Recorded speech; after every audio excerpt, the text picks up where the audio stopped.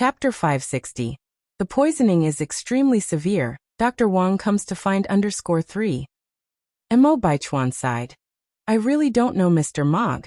The reason he sent a birthday gift to my grandmother is probably that he was somewhat acquainted with my grandfather. He was acquainted with old Master Mo?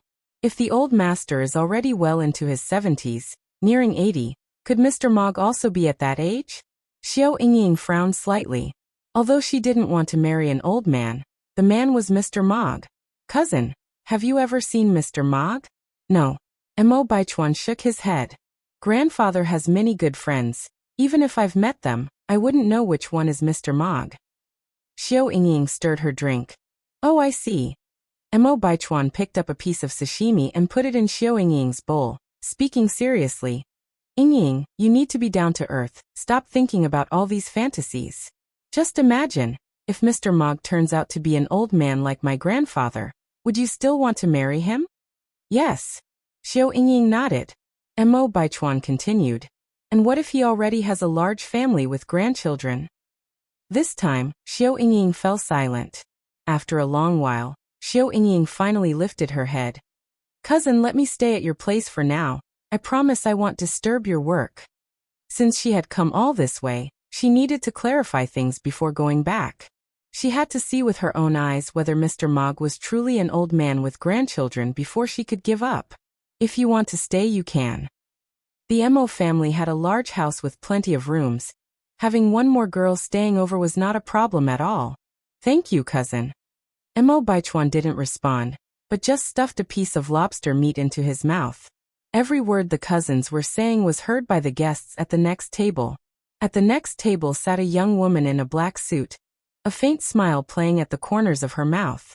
If Mo Baichuan turned around at that moment, he would definitely recognize that this woman was his ex-sixth aunt, Zhao Jingrong. Zhao Jingrong had divorced Mo Qishan in order to marry Mr. Mog in the past. But she never dreamed that Mr. Mog would turn out to be Mo Baichuan. Actually, she should have realized it a long time ago. Mr. Mog was extremely mysterious, never dealing with any families, yet he specifically sent a birthday present to old Mistress Mo. This was obviously a move to curry favor with the old mistress. With Mr. Mog's current status, he certainly didn't need to curry favor with a woman in her 70s or 80s. But the catch was, old Mistress Mo was his grandmother. Isn't it normal for a grandson to try to please his grandmother? Moreover, Mo Baichuan once studied abroad in F country, where Mr. Mog started his enterprise. All of these points were pointing towards Mo Baichuan being Mr. Mog. If she had known earlier that Mo Baichuan was Mr. Mog, she would have been more polite to old Master Mo and the old mistress when she called off the engagement. She shouldn't have made things so ugly. Now the impression those two old people must have of her would be extremely poor. What should she do now? Zhao Jingrong frowned slightly. Should she first try to win over Mo Baichuan? As long as she successfully wins over Mo Baichuan, even if old Master Mo and the old mistress disagree, what could they do? She needs to speed up her actions while not many people know that Mo Baichuan is Mr. Mog yet. Otherwise, if anyone gets a jump on her, it would be bad. Zhao Jingrong took a sip of sake and began to plan, wondering where to start. Half an hour after Yang had arrived at the Mo family, old Master Mo and the old mistress finally returned home. The old mistress grabbed Yang's hand excitedly. Yang is here. You've been waiting for a long time, haven't you? Why didn't you let us know in advance when you wanted to come over? If you had told us, we could have arranged for a driver to pick you up. Your aunt is right. Remember to tell us next time so we can have the driver pick you up. It's just a gas pedal away. Yang smiled. I just arrived. Uncle Mo, Auntie Mo, you don't have to be so polite. The old mistress laughed. We're all family, there's no need for such formalities. By the way, Yang, I heard that you went to M country with your mother recently. When did you guys come back? We got home yesterday morning. Yang continued. Oh yes, Aunt Mo, I brought you a gift from M country. Really? The old mistress looked somewhat surprised. Yes. Yang nodded, took out the gift box, and presented it to the old mistress. The gift that Yang had brought for the old mistress and old master was a massager that was not available domestically. When people reach a certain age, their immunity begins to weaken, often leading to weakness in the legs. Using this massager would provide significant relief. Chapter 561. The poisoning is tremendously severe, Dr. Wang comes to find _4. Since the instructions were all in English, Yang began teaching the two elders how to use the massager. In the afternoon, Yang proposed to leave. The lady and the master of the Mo family tried several times to persuade her to stay for dinner, but were rejected by Yang. Firstly, because she had other things to do, and secondly, because she was unwilling to face Mo Baichuan, especially when Mo Qixin was not around. With no other choice, the elderly couple from the Mo family could only see Yang to the door. Aunt Mo, Uncle Mo, please go back inside. The two elders nodded but didn't seem to want to go back inside. But it's funny how things work out. Yang, who desperately didn't want to see Mo Baichuan, ended up running into him. Just as she was about to mount her bicycle, a black jeep stopped by the road. Mo Baichuan and Xiao Yingying got out of it. Yang wouldn't waste her breath on them. She acted as though she hadn't seen Mo Baichuan and rode past him. Mo Baichuan frowned slightly. Xiao Yingying, pulling at Mo Baichuan's sleeve, sneered, "So she just rides a bicycle?" Seeing Yang in this pitiful state, Xiao Yingying felt a sense of inexplicable elation and superiority. As fellow girls, she was a pampered young lady doted upon since birth who had a chauffeur to attend to her. And Yang? What could Yang possibly have to offer other than her pretty face? Even her boyfriend was beneath her. Mo Baichuan didn't show any expression. She is just a sole proprietor. What else do you think she can ride? Xiao Yingying chuckled. Cousin, has the Mo family ever thought about getting her a car? After all, she did come knocking against the grain. Surely, you can't let her get the short end of the stick. Riding that kind of bicycle here is so embarrassing. Mo Baichuan remained silent, but a flicker of contempt clearly flashed in his eyes. The couple continued to walk towards the main entrance. Just then, as if Xiao Yingying had suddenly remembered something, she said, "Cousin, wait a minute. What happened?" Mo Baichuan looked back. Xiao Yingying continued, "I forgot to buy something. Cousin, can you accompany me to the mall?" Mo Baichuan frowned slightly. "Can't you buy it tomorrow?" "No. The Ice Skin Whitening and Moisturizing Cream has been increasing its monthly limit from 30 jars to 60 jars since last month. We release 30 jars on the 5th and 23rd of each month. And today is exactly the 23rd. Let's hurry up before they run out. My mom also asked me to get her a jar of wrinkle cream." Although Xiao Yingying had previously been a student in M country, she was well acquainted with the famous Ice Skin. Despite being a newcomer in the market last year, the brand has already taken several cities by storm. People have even flown in from other cities specifically to purchase its products. Ice Skin now has 3 branches, but its best-selling products are perpetually out of stock. Before Mo Baichuan could react, Xiao Yingying was already pulling him into the car. "Cousin, drive faster." Having no other choice, Mo Baichuan had to start the engine. On turning the corner, they ran into Yang. Yang was wearing a sky-blue vintage button-up shirt and a pair of black wide-leg pants. Her dark, lustrous hair was loose behind her, blowing elegantly in the breeze. From the side, she resembled a female university student from the Republican era. Innocent, beautiful, peaceful, untouched by the worldly hustle and bustle. "I must say, this Yang is rather attractive," Xiao Yingying remarked as she glanced out the window. "Otherwise, why would my 6th uncle be so smitten with her?" Mo Baichuan replied. In Mo Baichuan's eyes, Mo Qixin had fallen too deeply to listen to reason. No matter how many times Head tried to warn Mo Qixin, he wouldn't believe him. Moreover, he would even mock him. Perhaps this is what people mean by love is blind. Xiao Yingying laughed, bluntly commenting, "Your 6th uncle is a fool." "Indeed, he is quite a fool." Mo Baichuan narrowed his eyes but didn't vocalize the thought. After all, Mo Qixin was his uncle. The car was fast, and they arrived at the mall in about 15 minutes. Xiao Yingying dragged Mo Baichuan directly to the Ice Skin store on the 3rd floor. When they arrived at the entrance, they saw a long line inside and outside the store. Everyone in line was buying the whitening and moisturizing cream and wrinkle cream. Xiao Yingying dragged Mo Baichuan to the line. At this time, a sales associate in a green dress came out. May I ask if you two are lining up to buy the whitening and moisturizing cream and wrinkle cream?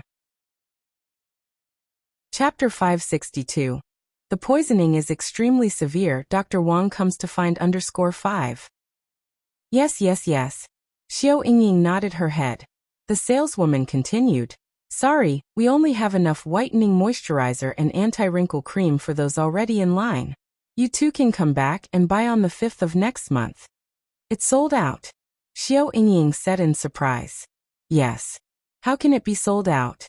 Miss, can you help us? We came from a long way away, and it's not easy for us to come all this way. Xiao Yingying pleaded with the saleswoman, hoping she might bend the rules a bit. The saleswoman had encountered many such customers. I'm sorry, but both the whitening moisturizer and anti-wrinkle cream are limited editions. I can't do anything about it. You work here, how can you not do anything about it? Can you make an exception for me, please? I'm willing to pay double to buy them. Ever since she started using the whitening moisturizer, Xiao Yingying's complexion had greatly improved. She did not want to suddenly stop using it and have her skin return to her previous state. Otherwise, given Xiao Yingying's proud personality, she would never plead with a mere saleswoman. Even if you offer 10 times the price or 100 times the price, I still can't help you. You may want to ask the other customers in line if they would be willing to sell at a high price. Upon hearing this, Xiao Yingying had no choice but to appeal to the others in line, even offering as much as 5 times the price, but no one agreed. After all, those who could afford the Ice Jade Skin product were not ordinary people. They wouldn't care about a few hundred yuan. Seeing this, Xiao Yingying, feeling defeated, grabbed Mo Baichuan's arm and walked back. Cousin, let's go. Just then, a gentle female voice broke through the air. Mo Baichuan. Mo Baichuan looked up and saw a young woman in her mid-20s. Yes, how may I help you? The woman was none other than Zhao Jingrong. However, as she had been studying abroad since childhood, and only met Mo Baichuan a few times. On top of that, Mo Baichuan was not at home the day she broke off the engagement, so it was quite normal that he did not recognize her. Zhao Jingrong said with a smile. I am Zhao Jingrong. Recognition dawned on Mo Baichuan. Miss Zhao.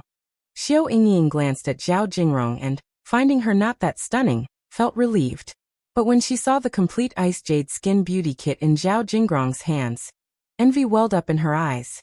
Zhao Jingrong had bought the whole set. Zhao Jingrong continued. Mo Baichuan, you don't hold any grudge against me for being your 6th uncle's ex-fiancé, do you? Mo Baichuan smiled. Even birds know to choose a tree for shelter. I don't blame you, Miss Zhao.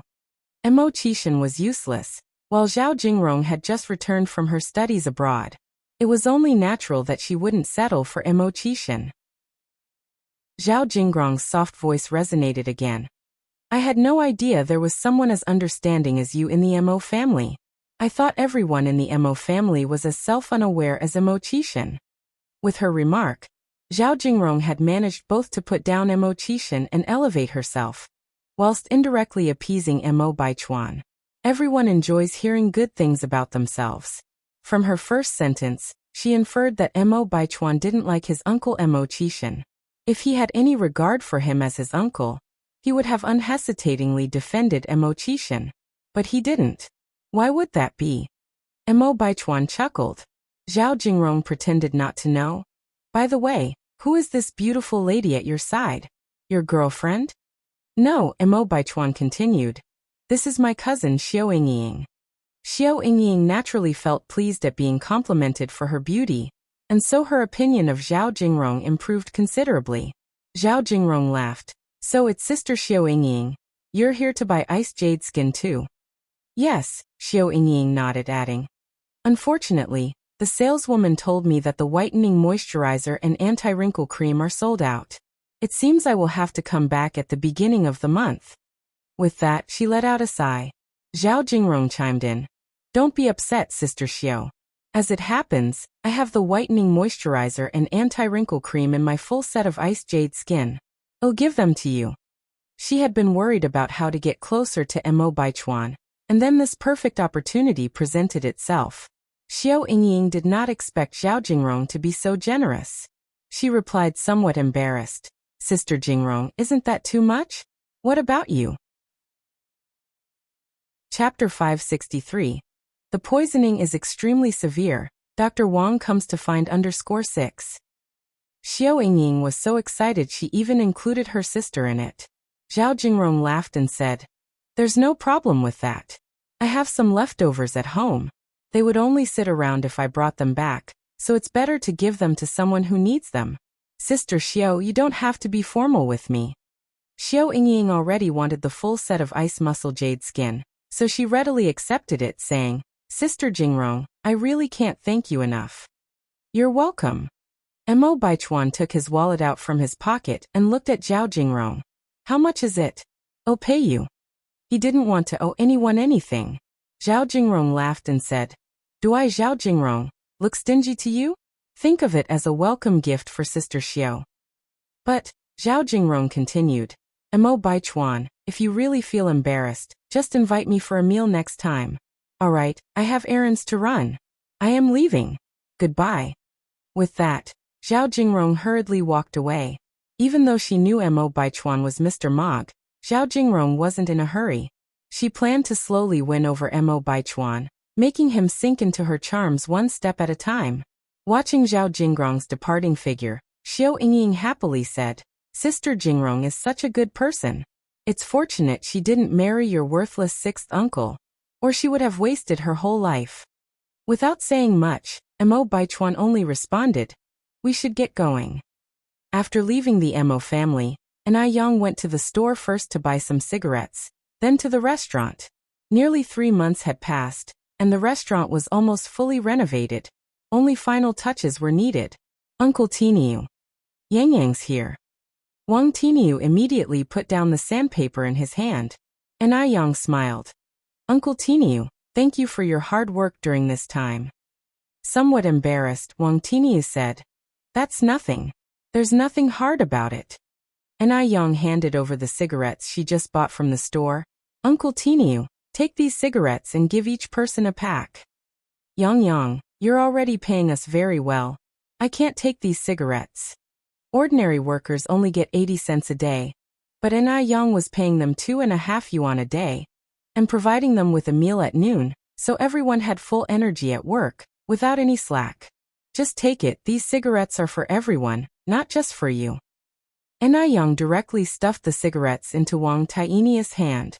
"Then let me thank you on everyone's behalf." Yang laughed and said, "There's nothing to thank. Everyone is doing manual labor. I should be the one to thank you all." "Oh right, Uncle Tiniu, the furniture factory should deliver the tables and chairs tomorrow. You just need to arrange them according to this design."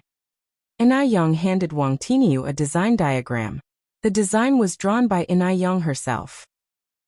She had good drawing skills, which made it very realistic and natural, so any ordinary person could understand it at a glance.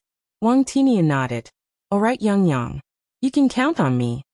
After Yang left, Wang Tiniu distributed the cigarettes Yang bought to everyone. Red peony cigarettes, with a retail price of 1 yuan per pack. Normally, everyone would hesitate to smoke such expensive cigarettes. Yang is such a polite girl. "I will save this cigarette and smoke it during the new year." The next morning, just as Yang opened her eyes, she heard Suehua knocking on the door. Yang, wake up, Dr. Wang is here. He said there's something urgent he needs to discuss with you. Chapter 564. Home medical treatment. Slapping G-Row_1. The urgency mentioned by the doctor usually pertains to matters of life and death. Upon hearing this, Yang rolled over in bed, sitting up immediately. "All right, Mom, I'm getting up now." Yang hurriedly got out of bed, randomly grabbing a cheongsam to put on, and after brushing her teeth and washing her face, she went to the front hall to meet Dr. Wang. All of this took less than 10 minutes in total. Not only Wang Yili had arrived, but also his younger brother Wang Yizhang. Yang, you're back at last." Upon seeing Yang, Wang Yili was particularly excited. "Grandpa Wang, did you come to see me because of some urgency?" Yang asked in response. Wang Yili continued. Yang, let me introduce you. This is my younger brother Wang Yizhong. Yizhong, this is the young divine doctor Yang I've told you about. Hello, second Grandpa Wang. Yang greeted politely. To be honest, upon seeing Yang, Wang Yizhong felt a bit disappointed. Even though Wang Yili had told him that Yang was young. But he never expected Yang to be this young. She looked no older than 20, right? Could such a young child really possess such extraordinary medical skills? At her age, he was just beginning to learn about traditional Chinese medicine. Even though he felt a bit disappointed, Wang Yizhong hid his feelings well. After all, this was the young divine doctor that his brother admired. He might as well try his luck. Nice to meet you, young divine doctor. Wang Yizhong nodded. Wang Yili continued. Yang, we came here today to ask for your help. What's the matter? Just tell me, Grandpa Wang. Wang Yili revealed Wang Yizhong's situation to her. Upon hearing this, Yang slightly furrowed her brows. From the description, I can't yet determine what's wrong with the patient. How about this? I'll go with you to see him. That would be great. Wang Yili continued. Yang, are you free today? Even if Yang didn't have time, she would make time in face of a life or death situation. The patient's condition is important, let's go now. All right. Wang Yili continued. Yizhong, let's go. Okay. Wang Yizhong nodded. The three of them walked out together when Suehua came out from the house.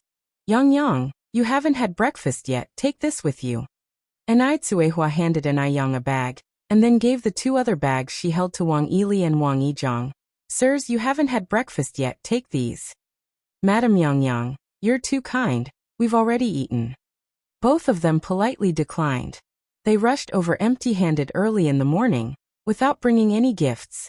Even if they really hadn't eaten, they felt embarrassed accepting the breakfast from Suehua. Suehua noticed that Wang Yili and Wang Yizhong hadn't eaten, and she continued, Sirs, don't be so polite, take it. Everything is homemade, not worth much. Hearing this, Wang Yili accepted it. Thank you, Madam Yang. You're welcome. The breakfast included a bottle of milk and a sandwich. Yang first finished the sandwich, and then started drinking the milk. The milk at this time was stored in glass bottles, which looked quite appetizing. The sandwich was taught to Suehua by Yang, with ingredients like fried eggs, meat slices, lettuce, pickles, and a layer of chili oil. It tasted sour and spicy, the lettuce and pickles effectively reducing the greasiness of the eggs and meat. Very appetizing. Both Wang Yili and Wang Yizhong had never eaten a sandwich before and found it very novel. Yang, what is this? A meat sandwich? It seemed like a meat sandwich, but it also didn't look like one. And it tasted much better than a meat sandwich. Yang laughed. This is called a sandwich. Sandwich. Wang Yili and Wang Yizhong looked at each other. They had never heard of such a strange name before. Yang nodded, then said, the sandwich is a foreign fast food dish, and I've adapted it according to the Chinese taste. Oh, I see. Wang Yili nodded, then said, this sandwich is really delicious. Yang smirked. Grandpa Wang, if you like it, you can always come to my house as a guest. Where Mr. Abner lived was downtown. About an hour later, their car arrived at the destination. Brother Yang, we have arrived. Wang Yizhong spoke first. Good, let's get out of the car. Wang Yili opened the car door. Chapter 565. Home Medical Treatment, Slapping G-2.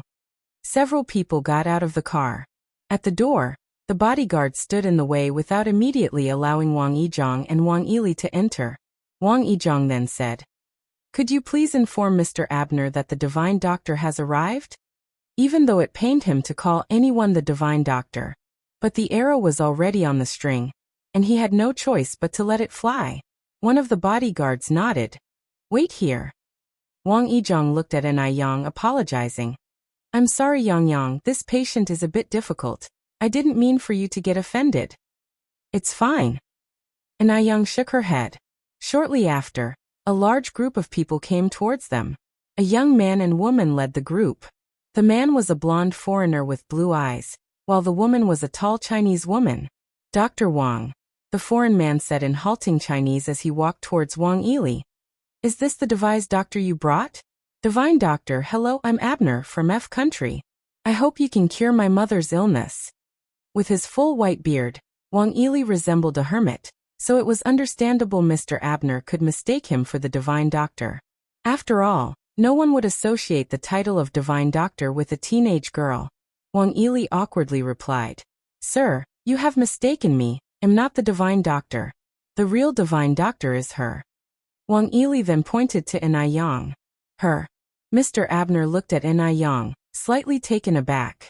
This young girl is too young. That was Mr. Abner's initial reaction. His second reaction was he felt like he had seen Anai Yang somewhere before, but he just couldn't recall where. This was truly strange. Wang Yizhang nodded. Yes, her. Mr. Abner, this young divine doctor might be able to cure your mother. Shall we give her a try? Before Mr. Abner could reply, a scoff sounded from the sidelines. Dr. Wang, have you gone senile? Who are you just bringing to see Mr. Abner?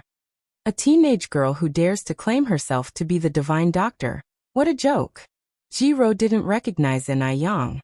After all, it had been a long time since their brief encounter on the street, and they were quite a distance apart then. Not remembering her would be normal. Young girl, do you know how to speak properly? Do you know there are some people you can't judge by appearance? Wang Ili spoke unpleased. Meanwhile, Wang Ili was guessing in his heart. This girl was probably the Miss Ji his brother had spoken of. No wonder Wang Yizhang detested her. Indeed, she was not a likable girl. Old man, I was speaking with Dr. Wang. Why are you so eager to interrupt? Do you know there is a saying in China that goes, dogs don't have a place in the human conversation? Ji Rao's words, seemingly polite with all the sirs and you, were actually barbed at every turn. Wang Ili's face turned a deep red, yet he was left with no retort. At this moment, a soft voice floated in the air. I wonder if this lady here has heard of another Chinese saying, respect your elders? Despite being younger than Ji Rao, Anai Yang's aura was superior. Her calm remark turned Ji Rao's face pale. Ji Rao had never been put down so harshly before. After all, respecting elders is a virtue that has been passed down in China for 5,000 years. Mr. Abner turned to look at Anai Yang, a sudden enthusiasm in his eyes. I remember now. You were the young girl who saved someone in the streets last time. Can you really cure my mom's illness? It was no coincidence Mr. Abner remembered Anai Yang. Anai Yang was so beautiful that he noticed her immediately in the crowd back then. He had never seen such a beautiful Eastern girl. Anai Yang was the first. When she heard this, Jiro instantaneously remembered, but she had no good impression of Anai Yang on the street. She thought Anai Yang was all about the limelight, mystifying things. This was a girl with a scheming heart, who had exhausted all means to get Wang Yizhang to bring her to see Mr. Abner. She was just trying to bewitch Mr. Abner with her face and gain power. What a disgrace. Instead of studying hard at such a young age, she was doing dishonorable things. Wasn't that shameful? Perhaps even what happened that day on the street was a setup by Anai Yang. She just wanted to attract Mr. Abner's attention and stage today's drama. Chapter 566. Home Medical Treatment, Slapping Ji Rao _3. Ji Rao's face grew increasingly grim, ready to expose Anai Yang's true face at any moment. Only Mr. Abner had seen Anai Yang that day. Anai Yang didn't notice him until then. She asked somewhat strangely, what street? Have we met before? At this, Jiro scoffed coldly. She's really putting on a good act. Jiro was curious to see just how long Anai Yang could keep the act going. Mr. Abner explained what he saw that day. Only then did Anai Yang get it. Oh, you're talking about that day. The elderly woman had a sudden heart attack that day, and I just administered some basic first aid measures to her. As for your mother's disease, I can only decide after I've seen her condition. I can't give you a definite answer on whether or not it can be cured right now. Mr. Abner immediately said, Divine Doctor, come with me. He had initially thought that Anai Yang failed to save the old lattice life last time, which was why she hastily left. To his surprise, Anai Yang actually managed to save the old lady. It seems that China does indeed have a divine doctor. Wait a moment. Ji Rao suddenly spoke. Miss Ji, what's wrong? Mr. Abner turned back with a puzzled look. Mr. Abner, please don't believe her. She's a liar. She doesn't know anything about medical skills. She's colluding with Dr. Wang to deceive you. I grew up in China, and I've never seen a teenage divine doctor. She's just trying to draw your attention by leveraging her good looks. Speaking fluently in French, Jiro continued, Mr. Abner, please, don't be fooled by her and cause unnecessary pain for your wife. At her words, Mr. Abner's expression changed. He trusted Jiro. And considering that Yang didn't offer any explanation after hearing Jiro's words, he began to question Yang's true intentions. What did she say? Wang Yili asked anxiously. Yizhang, can you understand it?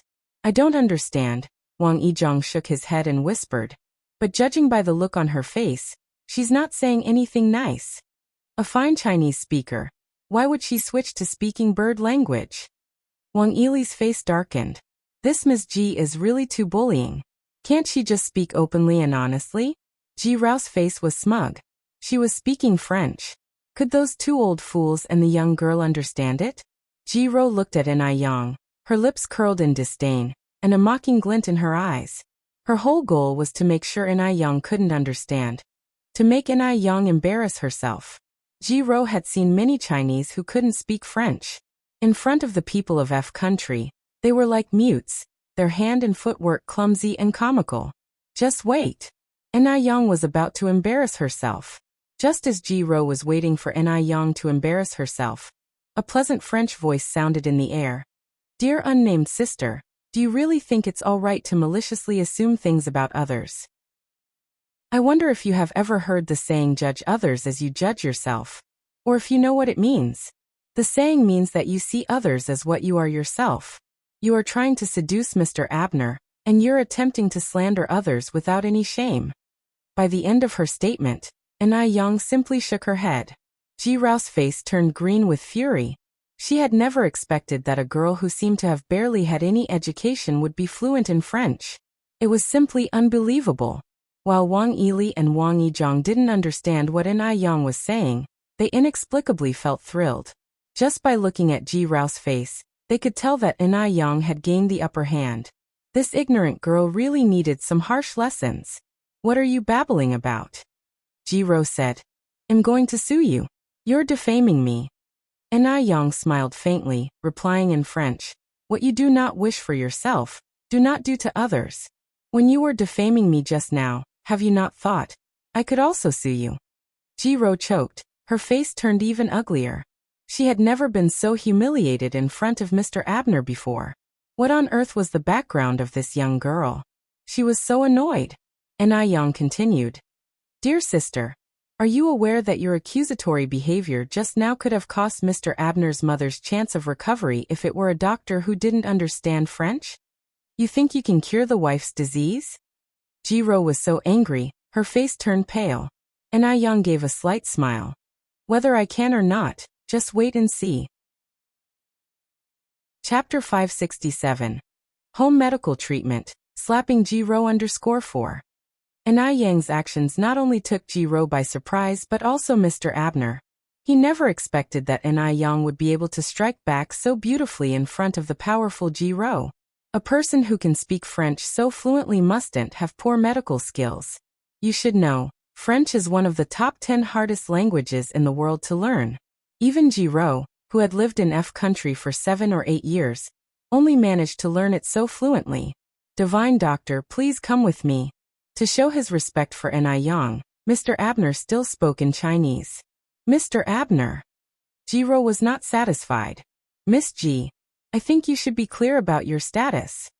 While saying this neutrally, Ji Rao shivered all over. What was her status? At best, she was just a senior assistant to Mr. Abner. Wang Yili glanced at Ji Rao with a cold hum, and walked straight past her. Wang Yizhang also showed no friendly face toward Ji Rao. Ji Rao's face was uglier than it ever had been before, but she had to suppress her anger and follow behind the group. She was eager to see what kind of abilities Yang actually had. Mr. Abner's mother was staying on the 3rd floor. The bedroom was large, well ventilated, and almost odorless. This is my mother, said Mr. Abner, pointing to the middle-aged woman lying on the bed. Mr. Abner's mother was 47 years old. Her name was Georgia. Georgia was covered in tubes for life support. She didn't look frail like a typical patient, but was rather radiant. If it weren't for the tubes in her body, anyone would think she was healthy. And I Young had never seen such a phenomenon.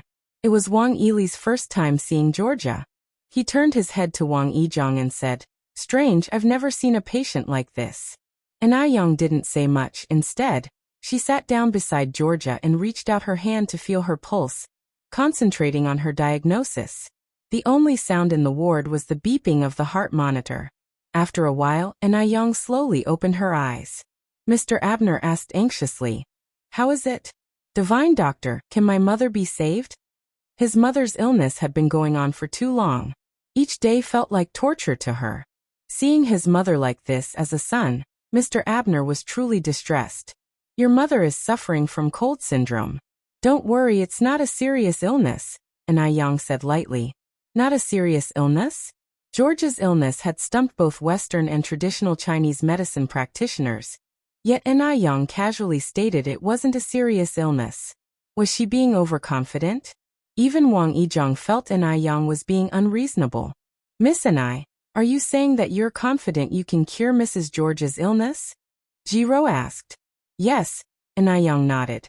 Even the professors of Western medicine in M country couldn't diagnose Mrs. Georgia's condition. And yet you say it's not a serious illness. Do you believe you have more authority than the professors? "Oh, I forgot to ask earlier, do you have a medical license? How many years have you been practicing medicine?" Jiro asked aggressively. I Young laughed and said, "It's not that I'm better than foreign professors. Sometimes some medical conditions can't be diagnosed with machines. Western medicine has its strengths, and so does traditional Chinese medicine. If traditional Chinese medicine was truly useless, it wouldn't have been passed down for 5,000 years in China, and you wouldn't be here." I Young didn't mean to belittle Western medicine. This statement was made with great confidence and poise. If this had been a Western doctor, they probably wouldn't have this kind of tolerance. This is the legacy of 5,000 years of traditional Chinese medicine. Jiro bit her lip. "Miss Anai, you're really good at avoiding the main point. I asked if you have a medical license." I Young laughed and said, "Of course I have a medical license. Otherwise, I wouldn't be practicing medicine." I Young pulled out a traditional Chinese medicine certification from her bag. Ever since she had successfully treated Mo Hudy, I Young had taken the time to obtain her traditional Chinese medicine certification. Now she is a certified traditional Chinese doctor.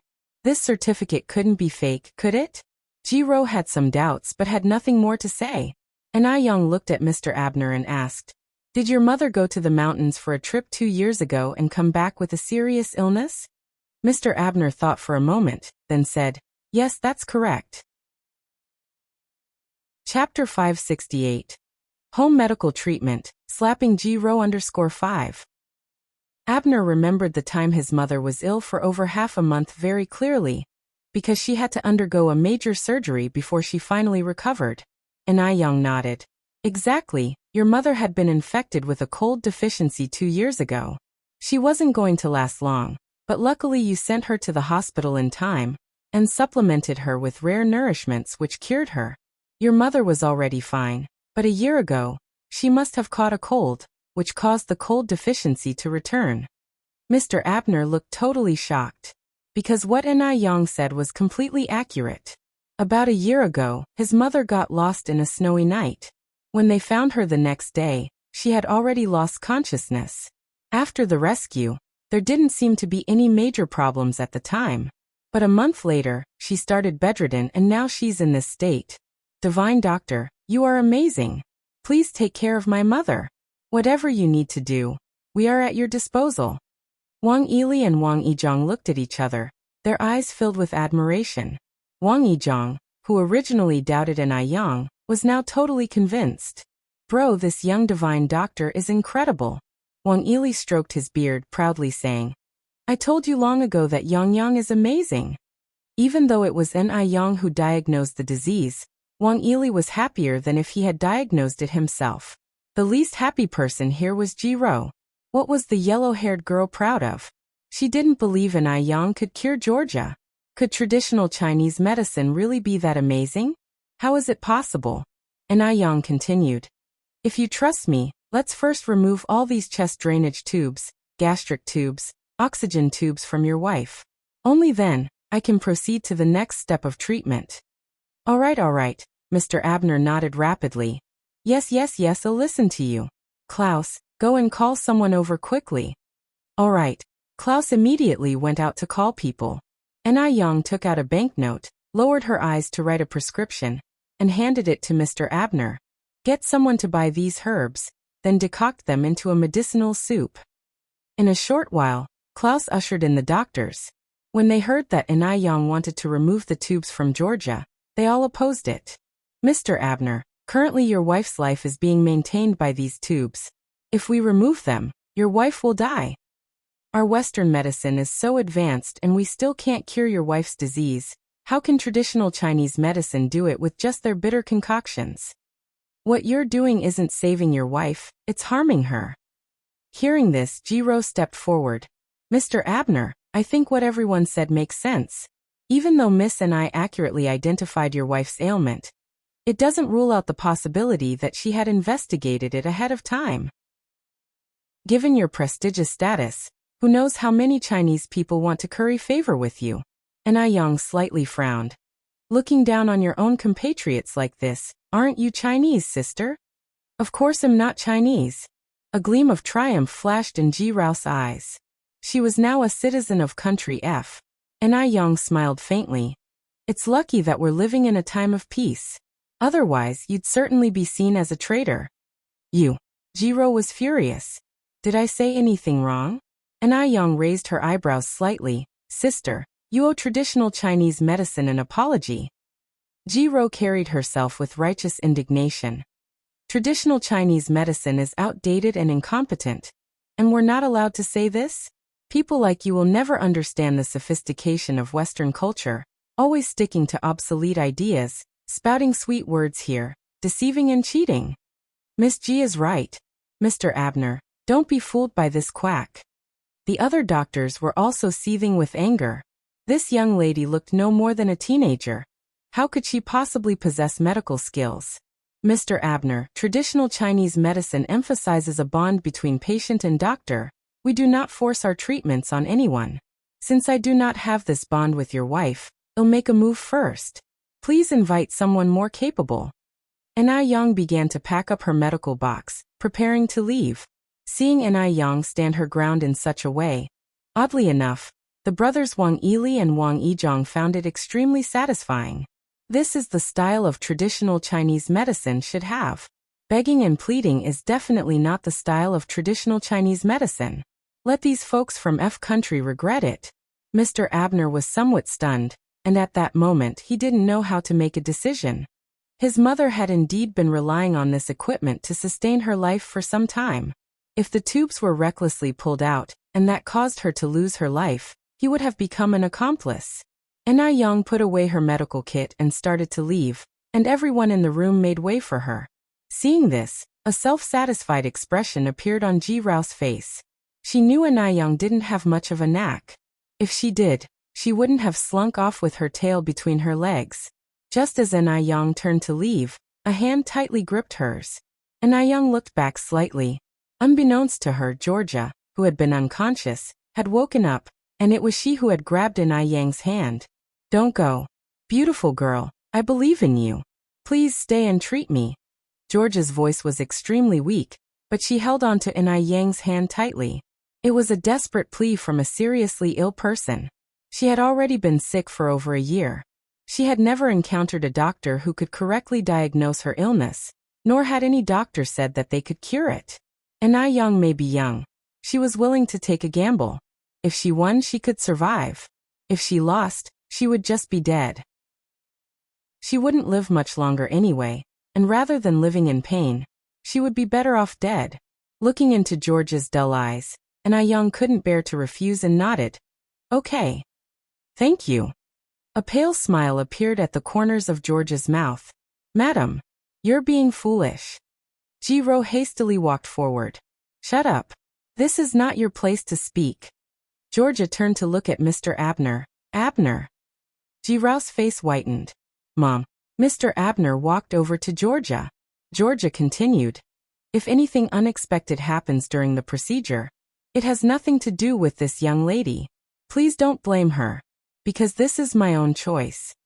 She was already a dying person, and she absolutely could not involve others in her troubles before her death. Seeing Mr. Abner remaining silent, Georgia continued. Abner, promise me quickly. Mr. Abner nodded with difficulty. All right. I promise you. Ji-Ro anxiously said. Mr. Abner. Madam has lost her ability to think clearly, but you must not be confused. Mr. Abner sighed. Stop talking. I respect my mother's wishes. He finished speaking and bowed deeply to En-Yang. Divine Doctor, we're counting on you. En-Yang didn't say much. She turned to look at Wang Yili and Wang Yizhang. Would the two of you mind assisting me? Of course. Wang Yili and Wang Yizhang immediately stepped forward.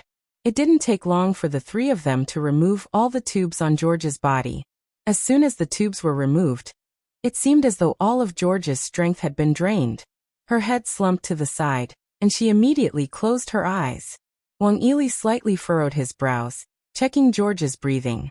Suddenly, his face turned white and he looked at En-Yang, whispering, She seems to have stopped breathing. Stopped breathing. Ji-Ro only wished to stir up trouble and shrieked. How can she stop breathing?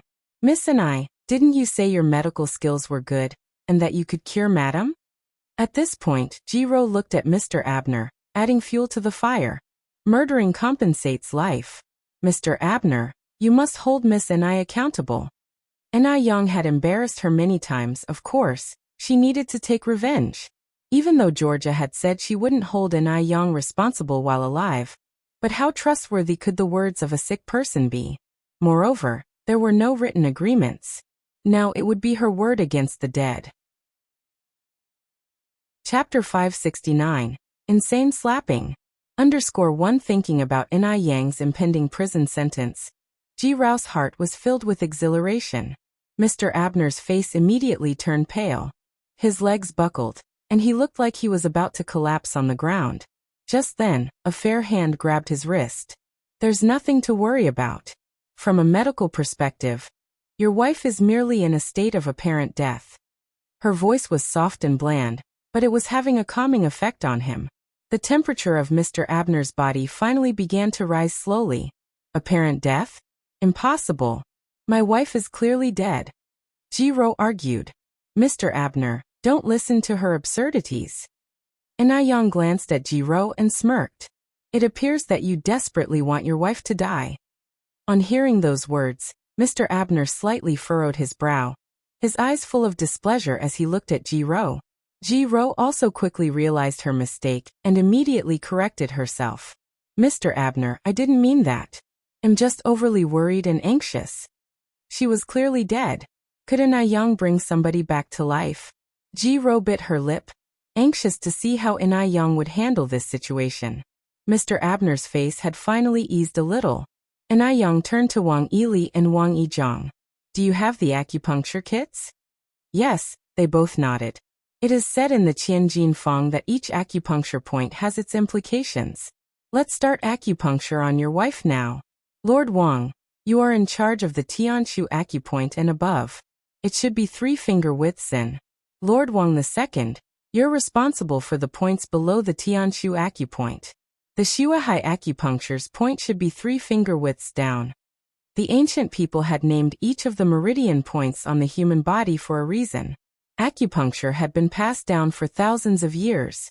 As long as the needle is inserted correctly, and the meridians are unblocked, the illness should be half cured. Hearing this, Wang Yili and Wang Yizhang proceeded with the acupuncture without any hesitation. If En-Yang said that Georgia was not dead, then there must be a reason for it.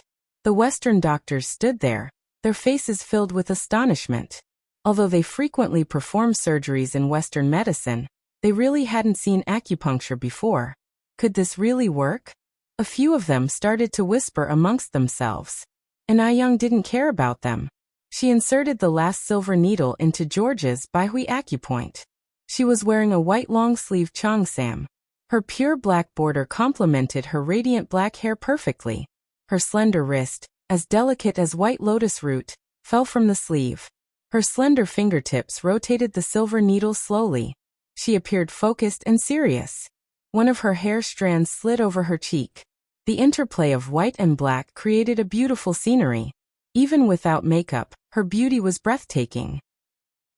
Ji-ro looked down at her own Cheongsam and felt a nameless inferiority complex. Ji-ro had a typical face for a woman from the water towns in the south of the Yangtze River, making her a perfect match for a Cheongsam. She never envisioned someone else would look better in a Cheongsam than her. It felt as if something that originally belonged to her had been stolen. If a girl like In Ai-yang were to get a chance to shine, she would soar high in the sky. Therefore, she could not allow In Ai-yang to turn her fortunes around today. Ji-ro clenched her fingers. Mr. Abner, you... Ji-ro was just about to say something but was interrupted by Mr. Abner. Miss Ji, you're tired. You should go rest. Is Mr. Abner intending to shield In Ai-yang? Ji-ro squinted her eyes. Although she was unhappy, she had no choice but to leave. In Ai-yang's treatment continued. The more Ji-ro thought about it, the more uncomfortable she got. She couldn't let In Ai-yang get away with such a crime. She walked out of the manor, arrived at the public phone booth, and dialed a number. Hello, is this the police station? A quack doctor has taken a life at Wanqing Manor. The detailed address is... After she hung up the phone, a satisfied smile curled up on Ji-ro's lips. There was no escape for In Ai-yang now. A life had been lost after all. The police were quick to arrive. In no time, one could hear the siren outside. Ji-ro adjusted her Cheongsam and hairstyle, and followed behind the police officers, heading to Georgia's room smugly. Just you wait. In Ai-yang was about to become a convict. The room was full of Western doctors who all made way for the police as they entered, casting sympathetic glances at In Ai-yang. The police had arrived. Mr. Abner wouldn't be able to shield her anymore. We received a call about a quack doctor who claimed a life here. Where is the deceased? Chapter 570. Insane Slapping. _2. Mr. Abner walked out and said, I am the lord of this manor, and there has been no murder here. Are you sure of your facts? Since his mother had already told him beforehand, he would not go back on his word. In any case, this was his mother's own choice. Upon seeing the police coming in, both Wang Yili and Wang Yizhang were slightly panicked. Although In Ai-yang had said that Georgia was only in a state of fake death, Georgia still hadn't breathed, and hadn't responded at all. They wouldn't really take In Ai-yang away, would they? Once associated with a homicide, then In Ai-yang's life would be ruined. Right then, Wang Yili somewhat regretted introducing In Ai-yang to Wang Yizhang. He was the one who had ruined In Ai-yang.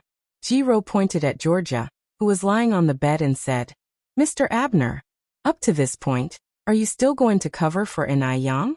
The victim is your own biological mother. Officer, the deceased is right here. Upon conclusion, Ji-ro pointed at In Ai-yang and said, And she is the killer. In Ai-yang didn't look panicked at all. She didn't even spare Ji-ro an extra glance. She bent down to help Georgia, saying, Take it slow, sit up and see if you're having trouble breathing. Georgia, who had been lying in bed with no signs of life, gradually opened her eyes and, with In Ai-yang's help, slowly sat up in bed. I feel a lot better. The most noticeable change was the absence of her headache, and the weight gone off her shoulders, feeling indescribably relieved. Seeing this, everyone in the room was stunned. Mr. Abner immediately rushed over, saying, Mom, are you okay? Are you really okay? Georgia had been lying in bed for over a year, unable to sit up because she couldn't use the muscles in her back. This was simply a miracle. Impossible. This is impossible. Ji-ro, who had been ready to enjoy a good laugh, turned pale on the spot. How could this be possible? How could worthless traditional Chinese medicine be so powerful? Didn't Georgia breathe her last? Why isn't Georgia dead? Ji-ro clenched her fists, breaking several fingernails in the process. Seeing Georgia awake and safe, the other Western doctors also marveled at this miracle. They knew Georgia had been pronounced dead by them. But now, she was miraculously cured by a traditional Chinese doctor that they had always looked down on. This was simply unimaginable. Could it be that traditional Chinese medicine is this powerful? The Western doctors' opinions of Yang were changing. Even Wang Yili and Wang Yizhang were somewhat shocked. Neither of them had expected Georgia to wake up abruptly. The police saw that it was all a misunderstanding, said a few words, and then turned to leave. "Please wait a moment, officer," said Yang lightly. "Young comrade, do you have any other matters?" Yang continued. What punishment would one receive for falsely reporting crimes, maliciously misleading, and seriously disrupting public order, and wasting public resources? The leading policeman replied, "According to the regulation on public order punishments, those who commit such crimes will be detained for up to 15 days. If they commit a crime, they will be prosecuted for criminal responsibility." Yang nodded, turned to look at Jiro and said, "So this lady who falsely reported a crime, maliciously misled the public, seriously disrupted public order, and wasted public resources, should be dealt with according to the law, right?" Yang was not someone who could be easily manipulated by Jiro. Since Jiro never intended to let her off in the first place, she would repay her with a 15-day police station tour. "Were you the one who reported the incident?" The policeman turned and asked Jiro. Jiro was dumbfounded, as if struck by the imposing aura of the officer. She turned pale and said, "It was me." Mr. Abner immediately cast a disappointed look at Jiro. The trust Jiro had built up in his heart was gradually disintegrating. Just as Jiro realized that she had misspoken and quickly covered her mouth, it was too late. She was escorted by the police into their vehicle.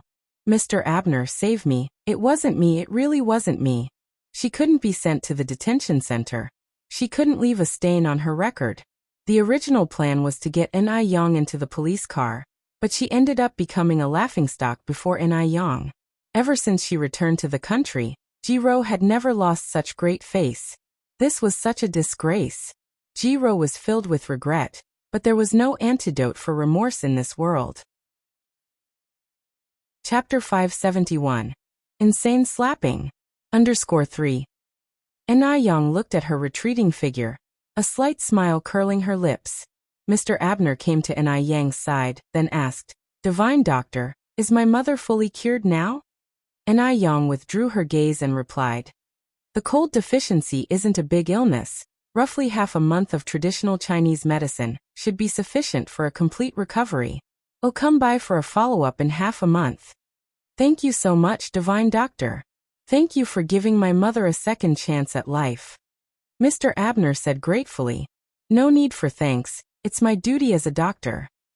"Divine Doctor, we were ignorant before. We are sorry for any inconvenience caused." Several Western doctors came forward and bowed their heads in apology to Yang. They had underestimated traditional Chinese medicine from the start. Yang responded straightforwardly, "Chinese and Western medicines each have their strengths. I only treat the diseases I am skilled to. I turn to you for advice when I encounter stubborn diseases. I believe the best approach integrates both Chinese and Western medicine, making good use of each other's strengths. We shouldn't stereotype different cultures." In her actions, she constantly embodied the essence of a great nation. The Western doctors couldn't help but hang their heads in shame, submitting under her words. Seeing the Western doctors apologize to Yang, Wang Yili and Wang Yizhang felt extremely proud. In an era dominated by Western medicine, finally, someone has turned the table for them. It's not easy to make these Western doctors bow their heads. And Yang's argument was valid. Chinese medicine has its advantages, and so does Western medicine. Neither is overlapping the other. If these two could be utilized in conjunction, it would surely benefit humanity even more. Mr. Abner's eyes filled with admiration. Although this young girl didn't seem aged, her understanding far surpassed her years. She emanated a kind of beauty refined by time itself. The Western doctors then asked, "Can we ask you a few questions?" "Of course." Yang nodded, delicately answering the questions posed by them. Wang Yili and Wang Yizhang unconsciously joined in, discussing medical knowledge, and they ended up sitting down together to discuss the details in the medical office of the manor. Georgia held Mr. Abner's hand and said, "You must properly thank the Divine Doctor." Mr. Abner nodded. "Don't worry, I will." At noon, Mr. Abner grandly entertained them. And I Yang made an agreement with him to come for a follow-up visit after 15 days. After the meal, and I Yang followed Wang Yizhang's car to the city center. Second grandfather Wang, you can drop me off here. Wang Yizhang was surprised. Yang, aren't you going home? And I Yang smiled lightly. I have some stuff to do. I won't be going home just yet. You and grandfather Wang can go first. All right then, Yang, take care, we'll go first. Wang Yizhang said. And I Yang waved goodbye to them. Goodbye, grandfathers. Goodbye. And I Yang arrived at the Xinhua bookstore, bought a few basic English textbooks, and picked up some English tapes, along with a tape recorder. At that time, the tape recorder was portable but bulky and extremely expensive. A tape recorder would cost 38 yuan, which was nearly a month's wage for some people. Most families couldn't afford it. After leaving Xinhua bookstore, and I Yang went to the vegetable market to buy some vegetables. She was a regular customer of the vegetable stall owner. This time she bought over 500 kilograms of vegetables, and the stall owner would directly deliver them to her doorstep. After all, 500 kilograms of vegetables cost 25 yuan. Usually, even half a month's sale wouldn't total up to that. Following this, and I Yang also bought some beef and mutton before heading home. When she arrived home, the vegetables had already been delivered by the stall owner. Enai Tsuehua and a few other village women were washing the vegetables. The vegetables were to make pickles, and Enai Tsuehua alone couldn't finish washing over 500 kilograms of it, so each time they bought vegetables for pickling, temporary laborers were hired from the village to help. Temporary labor cost 2 yuan a day, and everyone was very eager to work. After washing the vegetables, Enai Yang handed the tape recorder and English books she bought to Enai Tsuehua. Mom, these are for you. What's this? Enai Tsuehua was a bit curious. These are English textbooks and a tape recorder to help you learn English. Enai Yang responded. Enai Tsuehua was amazed. So this is a tape recorder. How do you use it? I'll show you. Enai Yang plugged in the recorder, inserted a tape, and soon a standard American English accent flowed from the recorder. Chapter 572. Insane Slapping. _4. You speak so well. Enai Tsuehua flipped open her English book to the first unit, starting to learn alongside. As Enai Tsuehua had spent some time in M country, her pronunciation was quite accurate, and the English book that Enai Yin bought contained Chinese explanations, which made learning easier for Enai Tsuehua. With a smile, Enai Yin said, Mom, your English is great. You don't need to worry about the household chores anymore, just focus on learning English. Learning another language was not a bad thing for Enai Tsuehua. Enai Tsuehua said, There's not much to do around the house. I can learn and work at the same time. Studying won't delay anything. When Enai Tsuehua was learning English, little Enai Yin was also mimicking behind her, making babbling sounds. Quite expressive indeed. Time flew quickly, and soon it was the beginning of the month. Today was the day when Li Ronghua was invited to her boyfriend's house. Her boyfriend's name was Zhou Wenhua. True to his name, he was a man of education. Although he had to retake university several times before finally getting in, at least he managed to graduate from a second-tier school. In this era, second-tier university graduates were rare, and they were guaranteed a stable job after graduation. Perhaps it was not exaggerating to consider him the golden phoenix in her family. Zhou Wenhua was always the pride of Li Ronghua. Though she didn't even graduate from junior high school, but her boyfriend was really something. Last week, Zhou Wenhua went to Guangguan for a trip. He was arriving today, so Li Ronghua purposely rode ahead to the train station, ready to pick him up. Li Ronghua had waited at the exit for a long time, but didn't see Zhou Wenhua. Suddenly, something caught her eye. If the man in the denim jacket and jeans wasn't her boyfriend, who else could it be? Wenhua. Over here. Over here. Li Ronghua waved her hands frantically, yelling excitedly. Perhaps it was Li Ronghua's overpowering shouts, or perhaps it was her overtly enthusiastic gestures that caused the girl walking beside Zhou Wenhua to subtly let go of Zhou's wrist and distance herself from him. The previously vibrant smile on Zhou Wenhua's face stiffened instantly. Why are you here? Zhou Wenhua asked as he approached Li Ronghua. Li Ronghua replied with a grin. I came specifically to pick you up. How is it? Are you surprised and touched? Zhou Wenhua frustratingly rubbed his temples. Li Ronghua, you're over 20. You're not a child anymore. Can you please stop acting so immature? Aren't you annoyed with yourself? In Zhou Wenhua's eyes, Li Ronghua was nothing but a nuisance. Not only was her education lacking, but her fiery temper was unbearable. She could quarrel for lengthy periods over 1 or 2 cents, arguing until she was red in the face. She was even more uncivilized than the uncouth. That wasn't even the worst part. What truly disappointed Zhou Wenhua was that, after a hard struggle, he finally managed to secure a factory job for Li Ronghua through a friend. But instead of taking it, Li Ronghua decided to work for an individual proprietor. Telling others about it was almost shameful. How could he have fallen for someone like this? Sorry, Wenhua, I didn't mean to cause you trouble. I just wanted to surprise you. It wasn't on purpose. In front of Zhou Wenhua, Li Ronghua held back her spirited nature, becoming as timid and awkward as a child. Because she truly loved Zhou Wenhua. Deeply loved him. A love that seemed beyond cure. Zhou Wenhua frowned in disgust. Never mind, just don't try to be smart next time. At his words, Li Ronghua immediately broke into a joyous smile. Okay, I promise. By the way, Wenhua, is that comrade a classmate of yours? Was she scared off by me just now? When Li Ronghua first spotted Zhou Wenhua, she was so excited that she didn't notice the two of them holding hands. Zhou Wenhua replied, her name is Su Ziqin, a university classmate of mine. As he said this, Zhou Wenhua waved towards Su Ziqin over here. Su Ziqin was a city girl with an extraordinary aura. Her hair was tied in 2 long braids. She wore a floral dress, and black high heels were on her feet. Ziqin, this is Li Ronghua, Zhou Wenhua introduced. Su Ziqin smiled at Li Ronghua, reaching out her hand. Hello, comrade Li Ronghua. I've heard about you from Wenhua. Today I finally meet you. You're even prettier than what Wenhua described. Indeed, Li Ronghua was pretty, but compared to Su Ziqin, she lacked self-confidence. She seemed very timid. Standing before university-educated Su Ziqin, Li Ronghua felt immensely inferior. She reached out and shook Su's hand. Hello. Wenhua told me you're a year older than me. Can I call you Sister Ronghua? Su Ziqin was more approachable than Li Ronghua had imagined. Chapter 573, Insane Slapping. _5. Sure. Li Ronghua nodded.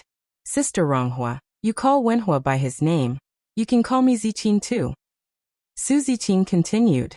Seeing Su Ziqin being so gentle, Li Ronghua relaxed quite a bit. What does she have to feel inferior about? Although she didn't go to college, but her boyfriend did, didn't he? The 3 of them walked out of the train station together. Zhou Wenhua handed their luggage to Li Ronghua. You go to my house by bike alone. We will go by taxi. Wenhua, I can take you on my bike. Li Ronghua hadn't grasped what was happening yet. Zhou Wenhua followed up with, Ziqin is also going. Oh, I see. Li Ronghua finally understood and gave Zhou Wenhua a knowing glance. Zhou Wenhua, who had been with Li Ronghua for such a long time, still had some mutual understanding. He walked over to Li Ronghua and impatiently said, What's wrong? Li Ronghua pulled Zhou Wenhua aside and whispered, Wenhua, do you have money for the taxi? How embarrassing it would be to ride with a female classmate and not have money. I have money. Stop worrying about me. Zhou Wenhua hated her bearing the look of offering alms. Perhaps he had forgotten that the money for the trip to Guangguan was quietly provided by Li Ronghua. Without Li Ronghua, he might not even have money for a repeater tuition. Wenhua, I know you're worried about me not having money to spend. Rest assured, I have money. Li Ronghua stuffed a big yuan note into Zhou Wenhua's pocket. Anger was evident in Zhou Wenhua's eyes. Right at this moment, Su Ziqin picked up a suitcase and spoke up. Wenhua, I just remembered, my mom is awaiting my return home. I'll have to visit your place next time. Having said that, Su Ziqin turned around with her suitcase and left. Zhou Wenhua instantly chased after her. Ziqin. Su Ziqin looked back and said, Wenhua, go home with Sister Ronghua first.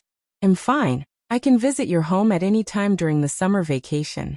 But I hope you can handle things with Sister Ronghua soon. So we'll be off. With no choice left, Zhou Wenhua had to let Su Ziqin leave first.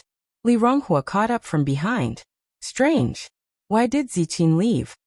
Zhou Wenhua frowned. This is all because of you. If not for Li Ronghua, would Su Ziqin have left?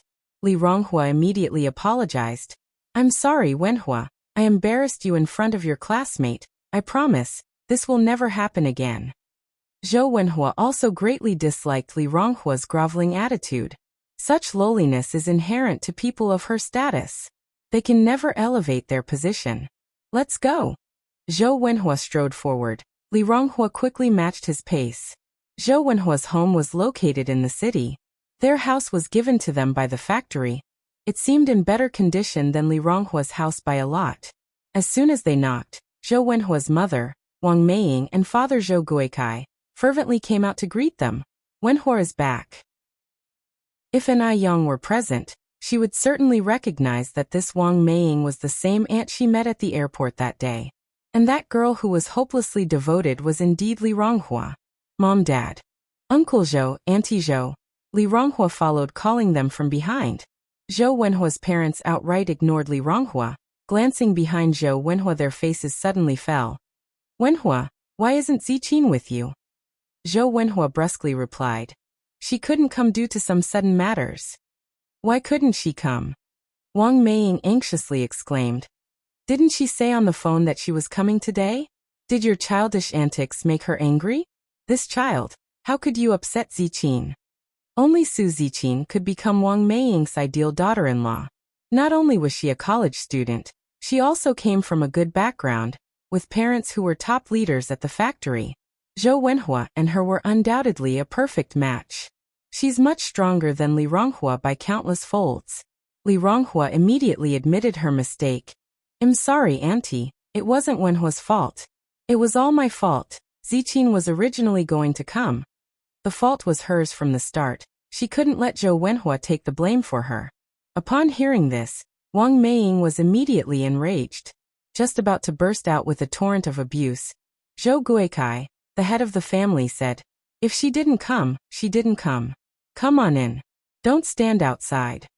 At the same time, Zhou Guikai subtly pulled Wang Meiying's hand. Only then did Wang Meiying suppress her anger. In the living room, the food was already set on the table. The dishes were very rich, with braised pork, roasted duck, and chicken soup, all filling the table.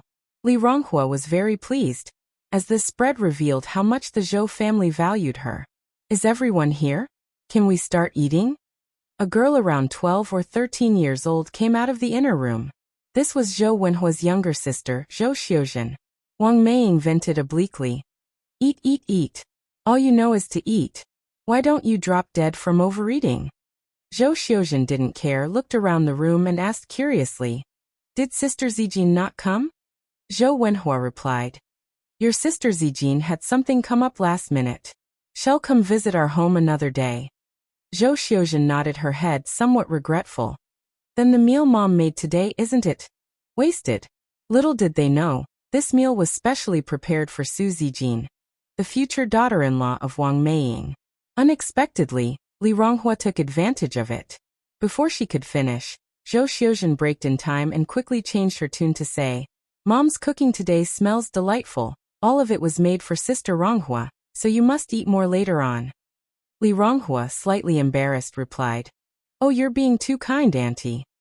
Inside, Zhou Xiuzhen secretly thought that Li Ronghua was being really foolish, but she said out loud, It's because you're an honored guest, Sister Ronghua. Her words left Li Ronghua flushing even more. As people gathered around to have a meal, Li Ronghua took a big chicken leg. Seeing Li Ronghua take the drumstick, Wang Meiying was seething inside. This glutton. Shameless. Always picking the best food. Showing no consideration at all. The next moment, Li Ronghua put the drumstick into Zhou Wenhua's bowl. Wenhua, you must be tired from studying so much. Have this drumstick to replenish your strength. Knowing that the Zhou family wasn't well off, each time she visited, Li Ronghua would eat pickles and left the delicious dishes for others whenever she could. After seeing this, Wang Meiying felt a bit relieved. After the meal, Li Ronghua quietly went to Zhou Wenhua's room. Zhou Wenhua, not knowing what she was working quietly on at the desk, was startled when he saw Li Ronghua come in. He chided her. How many times have I told you to knock first before entering? Do you even know what personal privacy means? That's just how Li Ronghua was. Uneducated, without worldly wisdom, it was all in vain telling her. Li Ronghua smiled. Wenhua, we are dating, why are you still talking about privacy? Besides, what were you writing just now? Because of love. She could tolerate all of Zhou Wenhua's shortcomings. Zhou Wenhua closed his notebook, repulsion evident in his eyes. Even if I told you, would you understand? An illiterate who hadn't even finished junior high school. Li Ronghua giggled. Wenhua, don't be mad. Look at this. It's a gift I specifically asked my boss to bring back from M country for you. Li Ronghua took out a black and white box. The box was marked with a line of English letters. Parker. Is this a Parker fountain pen? Zhou Wenhua seemed incredibly excited. A Parker fountain pen costs over 200 yuan. 2 students in his class already own one. If he could use one too, it would be such a display of prestige. Seeing Zhou Wenhua's delight, Li Ronghua was also overjoyed. Yes, it's a Parker fountain pen. Wenhua, do you like it? Chapter 574. You really are a good child. _1 Zhou Wenhua did not respond to Li Ronghua's words. Instead, he ripped open the box that contained the pen. It's a Parker pen. It's really a Parker pen. Zhou Wenhua was thrilled. He hugged Li Ronghua tightly, saying, Ronghua, thank you. I love you. Zhou Wenhua was only this enthusiastic towards Li Ronghua when he received a gift that he had been longing for. Li Ronghua, a bit embarrassed, pushed Zhou Wenhua away. Wenhua, what are you doing? Stop being cheeky. You should check out the pen first. I'm going to go see if Auntie needs any help. The couple had been seeing each other for a few years now, yet they hadn't engaged in any overly intimate behaviors. This made Li Ronghua feel a little uncomfortable. Upon entering the living room, Li Ronghua saw Wang Meiying sitting on the sofa, picking her teeth. Upon seeing Li Ronghua approach, she immediately yelled at Zhou Xiuzhen. You lazy bum. Why haven't you done the dishes yet? All you do is eat and laze around. Li Ronghua, seemingly oblivious to the hidden meaning in Wang Meiying's words, quickly replied, Auntie, Xiuzhen is still young, let me do the dishes. Wang Meiying forced a fake smile. Oh Ronghua, that would be such a nuisance for you. What a good child you are. It's no hassle. What's so hard about washing dishes?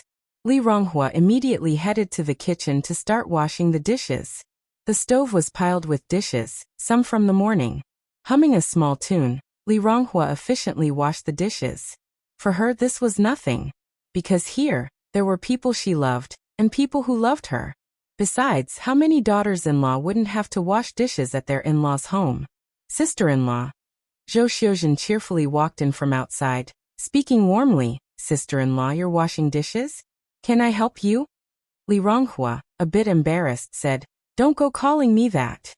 Zhou Xiuzhen replied, Anyway, you're going to be my sister-in-law sooner or later. Plus, I only call you that when others aren't around. Sister-in-law, let me help you. It's too much for you to do alone. Li Ronghua laughed. It's okay, you can go out and play. Zhou Xiuzhen looked at Li Ronghua, wanting to say something but stopping herself. Humming her tune, Li Ronghua didn't notice Zhou Xiuzhen's strange behavior. Zhou Xiuzhen pouted. What's going on with Li Ronghua today? Could it be that she didn't notice her unusual behavior? Since Li Ronghua remained silent, Zhou Xiuzhen had no choice but to speak up. Sister-in-law, I need your help with something. What is it? Li Ronghua glanced at her. Zhou Xiuzhen continued, Sister-in-law, could you lend me some money? To Zhou Xiuzhen, Li Ronghua was like a walking ATM. Just like a fool, she could be easily tricked every time. Of course. Li Ronghua wiped her hands on her apron and without hesitation, pulled out some coins from her pocket and gave them to Zhou Xiuzhen. Here you go. The coins were all pennies and dimes, the largest of which was only 3 cents. Added together, they didn't even amount to 30 cents. Zhou Xiuzhen complained somewhat contemptuously. Isn't this too little? Sister-in-law, could you give me some more? Li Ronghua said. What does a kid like you need so much money for? Sister-in-law, please, you're my own sister-in-law. I'm not asking for much, just 2 yuan will do. Zhou Xiuzhen was Zhou Wenhua's only sister, and her future sister-in-law. Naturally, she couldn't offend her future sister-in-law. Li Ronghua nodded. All right. I'll give it to you. You're the best sister-in-law. Zhou Xiuzhen was very happy. After taking the money, Zhou Xiuzhen ran out of the kitchen. Once Li Ronghua had finished the dishes and left the kitchen, Wang Meiying instructed Zhou Xiuzhen to do the laundry. In the end, the person doing the laundry turned out to be Li Ronghua. The laundry had been piling up for days. By the time Li Ronghua had finished washing the laundry, it was already past 5 in the afternoon. Uncle, Auntie, it's getting late, I should go home. Chapter 575. Extremely proud comparison. One more. _1 Wang Meiying feigned politeness and said, Ronghua, let Wenhua take you home. No need. Li Ronghua refused. Wenhua is reading. We better not disturb him. Wang Meiying smiled and said, Ronghua, you're such a good kid. Li Ronghua, slightly embarrassed, said, I'm just doing what I should do. With that said, Li Ronghua left on his bike. Watching Li Ronghua's retreating figure, Wang Meiying spat on the ground and muttered, Pa, what a piece of trash. A shameless beggar. After Li Ronghua left, Zhou Wenhua emerged from the room. He had been pretending to read to avoid Li Ronghua. Zhou Guikai and Wang Meiying were sitting at the table. Zhou Wenhua resumed, Mom, Dad, I want to break up with Li Ronghua as soon as possible. Why? Zhou Guikai asked, surprised. Impatient, Wang Meiying asked, Did Zijin ask you to break up as soon as possible? In reality, Su Ziqin was already with Zhou Wenhua. Zhou's parents were very pleased with their prospective daughter-in-law. Zhou Wenhua continued, Zijin understands me. She also sympathizes with Li Ronghua and agrees to give me time to handle this. But I just can't stand it anymore. Every minute with Li Ronghua is torture. He had nothing in common with Li Ronghua. When he said one thing, Li Ronghua could manage to twist it to something else. Sometimes her responses were entirely unrelated. He was really fed up. No way, you can't break up with Li Ronghua for the time being. Zhou Guikai spoke up. Right, I don't agree either. Why? Zhou Wenhua looked at his parents incredulously. Mom, Dad, don't you dislike Li Ronghua too? Yes, we certainly don't like Li Ronghua. Zhou Guikai nodded. Impatiently, Zhou Wenhua asked, Then why won't you let me break up with her? The sooner he broke up, the sooner he'd be free. Because of Li Ronghua, he couldn't openly introduce Su Zijin to others. He could only say that Su Zijin was his classmate, which resulted in Su Zijin suffering a lot. Wang Meiying continued, You and Zijin are dating, eating, going to the movies, buying clothes. Doesn't all of that cost money? You certainly can't use Zijin's money. Our income is not substantial, and with your brother and sister still studying, when you really break up with Li Ronghua, where will the money come from? To their family, Li Ronghua was like a free ATM. Without Li Ronghua, their life wouldn't be as comfortable. Regardless of the job Li Ronghua was doing, she gave all her money to their family without reserving a cent for herself. Sometimes Li Ronghua would even give money from her own parents to Zhou Wenhua. Zhou Wenhua frowned. Am I supposed to rely on a woman to support me? Zhou Wenhua was poor but proud. He didn't want to be tagged as one living off a woman. If his classmates heard about it, how would he save face? Zhou Guikai glanced at Zhou Wenhua. Now is not the time for you to act bravely. There are countless examples of men having multiple wives in ancient times. If a woman is willing to give you money, that's because of your own ability. Hearing this, Wang Meiying immediately echoed, Exactly. Your father is absolutely right. Does the guy next door, Guzi, have such ability? I've heard from the matchmaker, his mother introduced him to so many girls. Not one of them liked him. When Wang Meiying said this, she appeared extremely proud. Could she not be proud of having such a capable son? Not everyone had the fortune to have such a capable son. Zhou Wenhua's vanity was slowly filled by his parents' words. Yes. Li Ronghua willingly gave him money, but he had never asked her for a cent. As for the money that came unasked, why wouldn't he accept it? Zhou Wenhua nodded. Fine, I'll listen to you. But Mom and Dad, Dragging this on forever isn't viable either, it's not fair to Zijin. Su Ziqin was an innocent young girl. She couldn't just blindly follow him around. Like this. Wang Meiying's eyes twinkled. I'll think of a way for you. So you can have money to spend, and also break up with Li Ronghua. Deal. The courtyard of the Inai family. In the evening, the courtyard was filled with the rich aroma of food, and the house was filled with laughter. After these days of hard study, Suehua had managed to learn quite a lot of English. At the moment, she was practicing English conversation with Yang Yang. Chen Gui said with a smile. Yang Yang's mom, you're amazing. It seems that I should learn from you. Suehua humbly replied. Oh come on, I'm just doing it for fun. Chen Gui continued. I'm just joking around. If I actually had to do this, I definitely wouldn't have the patience. She was over 40.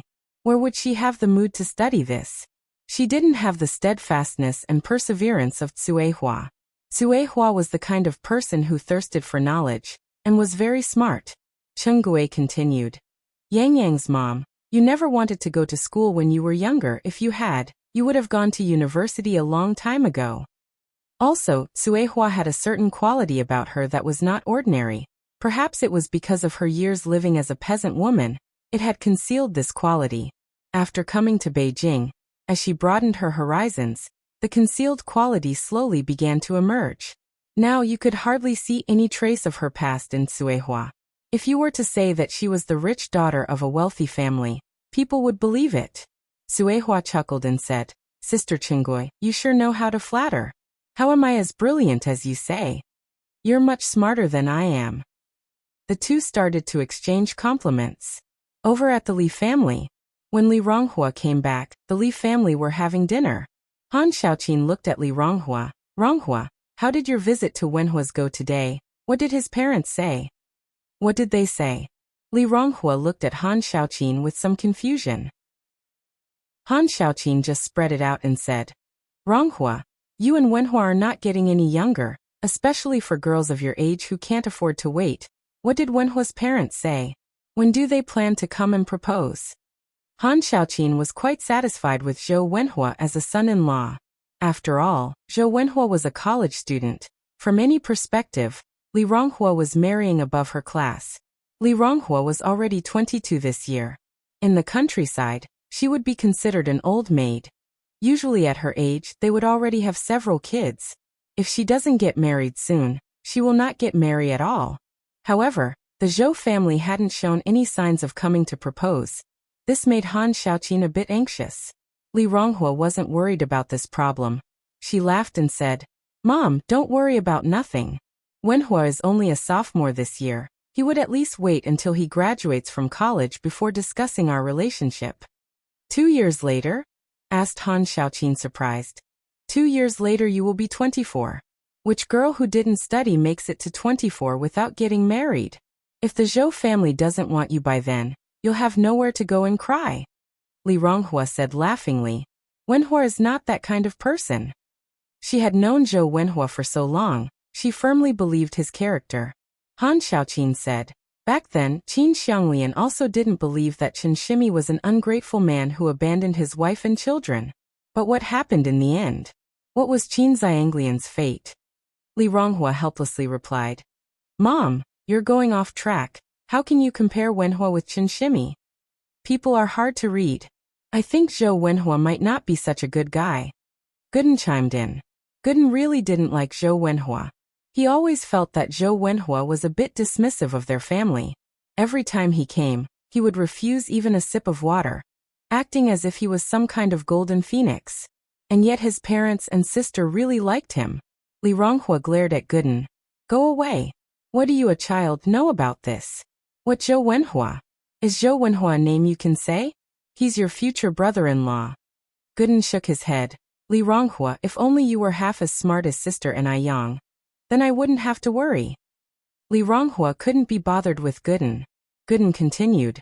Just look at the boyfriend that Sister and I Yang is dating, he's so good. Every time he comes, he does chores for her family, washing dishes, installing pipes, he even dug a ditch for her last time. But look at Zhou Wenhua, what has he ever done for us? Every time he comes he's so picky. Chapter 576. Can't lag behind. 2 more updates. _1 Gooden is a child. His perspective did not encompass the complexity and apprehensions that adults possess.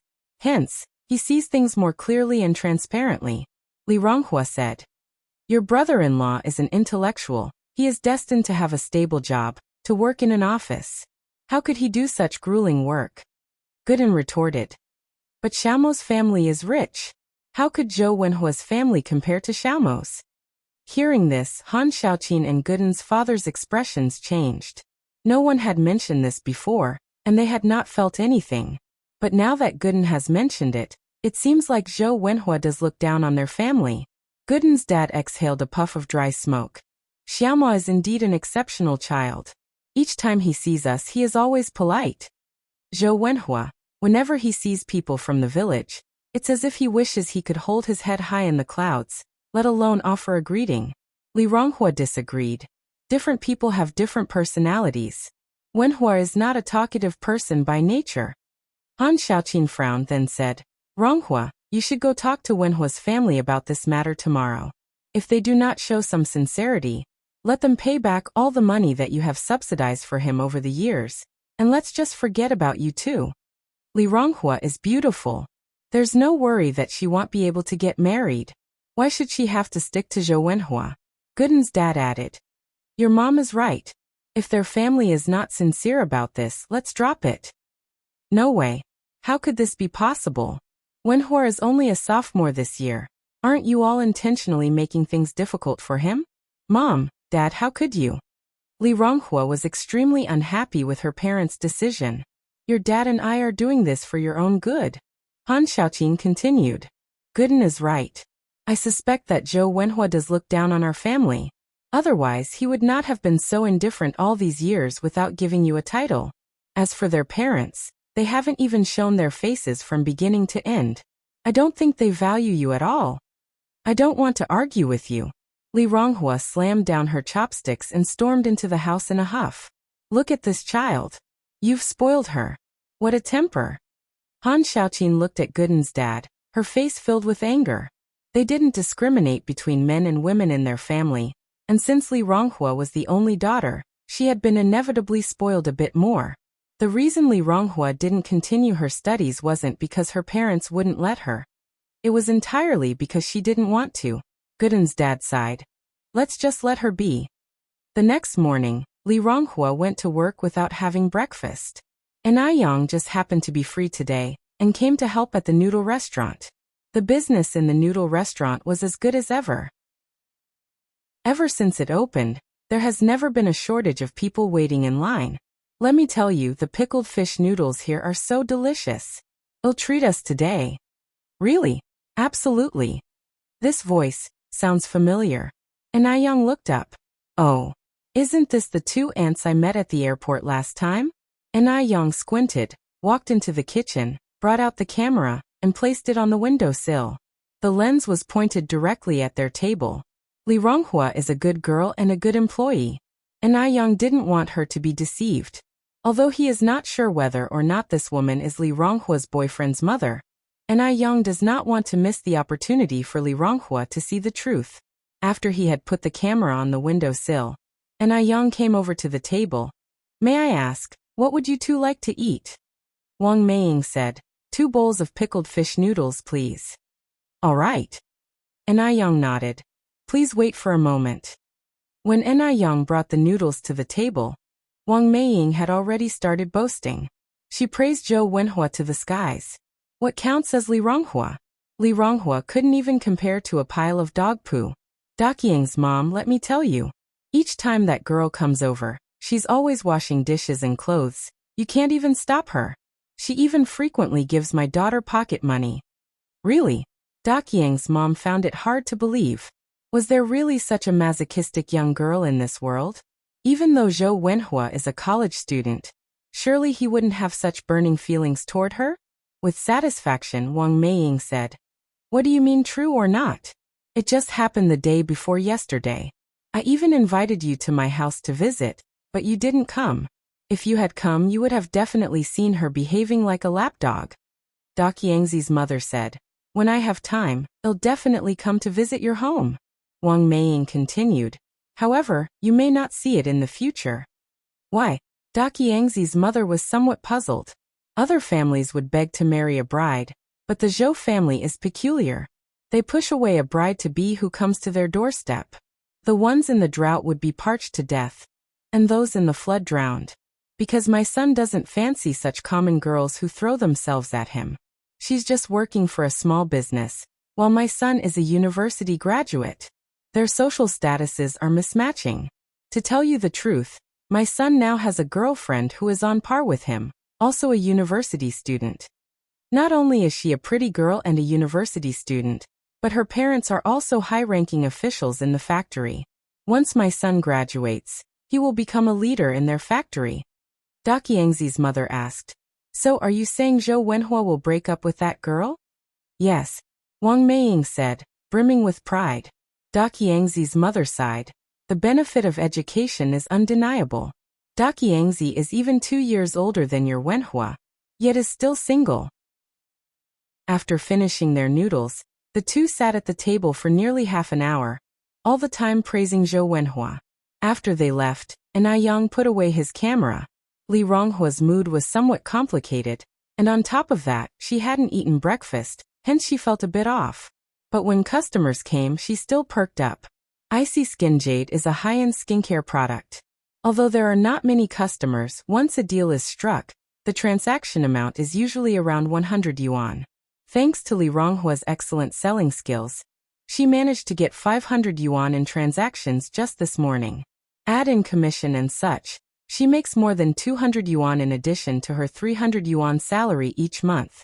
Sister Ronghua, there's a guy out there looking for you. Is he your boyfriend? One of the employees walked over to Li Ronghua. Another employee giggled. Sister Ronghua, your boyfriend is so handsome. Li Ronghua asked in surprise. Really? Really? Li Ronghua rushed to the entrance, and indeed saw Zhou Wenhua standing there. Wenhua! Li Ronghua was beyond joy and surprise. Zhou Wenhua is a university student, and has always looked down on her job, so Li Ronghua was surprised that Zhou Wenhua would actually come to see her. Perhaps that's what love is. Li Ronghua, this is for you. Zhou Wenhua handed Li Ronghua a paper bag. Wow! Stinky tofu! Li Ronghua thanked him joyfully. Thank you, Wenhua. Indeed. There were stinky tofu in the bag. Li Ronghua was keen on these things that most people found distasteful. Even the food she liked was lowbrow. Zhou Wenhua looked down on it, but smiled and said, You still have to thank me? By the way, when are you off work? Not for a while, Li Ronghua replied. Wenhua, you didn't come to pick me up from work, did you? Zhou Wenhua nodded and then asked, Is this shop selling skincare products? Yes. Zhou Wenhua continued. Does your shop have a special magical whitening moisturizer? Yes. Li Ronghua was touched. For her sake, Zhou Wenhua had paid such attention to her work. For a man to remember the skincare products a woman uses, it's truly not easy. Zhou Wenhua continued. Give me a bottle of whitening moisturizer. Li Ronghua paused, then asked. What would a man need whitening moisturizer for? Do you want to give it to your mother? If it's for Auntie, I think wrinkle cream would be better. It's for Zijin. Her birthday is the day after tomorrow. Earlier, when Zhou Wenhua was out shopping with Su Ziqin, they accidentally stumbled upon one of the branches of Icy Skin Jade. Zhou Wenhua had queued up with Su Ziqin for a long time at that time, but unfortunately, they didn't get the whitening moisturizer that Su Ziqin wanted. Therefore, Zhou Wenhua wanted to give Su Ziqin a surprise on her birthday. Li Ronghua trusted Zhou Wenhua completely. Hearing that he wanted to give Su Ziqin the whitening moisturizer, she didn't think too much of it, taking it as a normal social interaction. Even though she didn't go to university, she knew that it was very important to build connections in the university. She couldn't afford to be Zhou Wenhua's deadweight. Chapter 577. To buy whitening moisturizing cream, third update. _1 Li Ronghua continued. The whitening moisturizer for this month is sold out. If you want to buy it, you have to wait until the 5th. Wenhua, would you mind if I get it for you on the 5th? Zhou Wenhua did not directly answer Li Ronghua's words but instead asked. What date is the day after tomorrow? It's the 3rd. Li Ronghua replied. Zhou Wenhua countered. Then do you think it's acceptable for you to bring it to me on the 5th? Li Ronghua, do you think I can't afford it and are purposely trying to embarrass me? No, I'm not. Wenhua, how could you think that of me? Li Ronghua hurriedly explained. The whitening moisturizer is extremely popular. It's snatched up as soon as it hits the shelves each month. If you give me some time, I'll see if I can find a workaround. Really? Zhou Wenhua's expression slightly softened. Li Ronghua continued. Wait for me here. Then hurry up. Zhou Wenhua appeared impatient. Li Ronghua turned around and went inside the store. Xiaohe. What's wrong, Sister Ronghua? Xiaohe put down the aloe gel in her hand and walked over to Li Ronghua. Li Ronghua continued. Xiaohe, did you buy a bottle of whitening moisturizer last month? Yes, Xiaohe nodded. Why? Li Ronghua grabbed Ziahe's hand. Xiaohe, dear sister, can you do me a favor? Xiaohe was taken aback, then said, What favor? Sister Ronghua, just tell me directly. Li Ronghua continued. Dear, could you let your sister have that bottle of whitening moisturizer? I really need it. Well, Xiaohe hesitated. Although they are in-house employees, getting the whitening moisturizer is also quite difficult, requiring them to queue and reserve like regular customers. If every employee took advantage of their internal resources to stockpile goods and sell them at high prices, wouldn't that create chaos? Xiaohe, my dear sister, please help me? Li Ronghua pleaded. I'm willing to give you my entire month's commission. What was a mere month's commission to her when she was willing to give up everything for Zhou Wenhua? This proposal tempted Xiaohe. After all, Li Ronghua's monthly commission was quite considerable. And Li Ronghua was the store manager, essentially a leader. She didn't want to offend Li Ronghua. Xiaohe continued, Sister Ronghua, we're colleagues. If you really want it, just give me half a month's commission. Really? Li Ronghua asked, surprised. Yes. Xiaohe continued. I'll go get you the whitening moisturizer. Thank you, Xiaohe. You're really like my own sister. Li Ronghua was extremely excited. She was also overjoyed that she could help Zhou Wenhua. Shortly after, Xiaohe came out with the whitening moisturizer. Li Ronghua took the whitening moisturizer. Xiaohe, things are a bit tight for me this month. Can I pay you when I get my salary in the middle of the month? The whitening moisturizer costs 125 yuan a bottle. Li Ronghua had used all this month's salary to help Zhou Wenhua. She had just spent 200 yuan on a single fountain pen. Where would she get the money to pay Xiaohe? Xiaohe laughed. It's all right, wait till the middle of the month. I'm not dependent on this money. Li Ronghua was the store manager here, so she wasn't worried about her running away. Li Ronghua came back outside with the whitening moisturizer in hand. Zhou Wenhua impatiently said, Why did it take so long to come out? If you didn't want to do it, you should have just said so. There's no need to jerk me around like this. Li Ronghua immediately apologized. I'm sorry, Wenhua, it wasn't intentional. Erase your whitening moisturizer. Despite the groveling in front of Zhou Wenhua that felt deep to her bones, she didn't understand that a flower can never bloom out of dust. Zhou Wenhua took the moisturizer and asked, Do you have money on you right now? This was the first time Zhou Wenhua had asked Li Ronghua for money up front. In the past, it had always been Li Ronghua voluntarily offering money to Zhou Wenhua.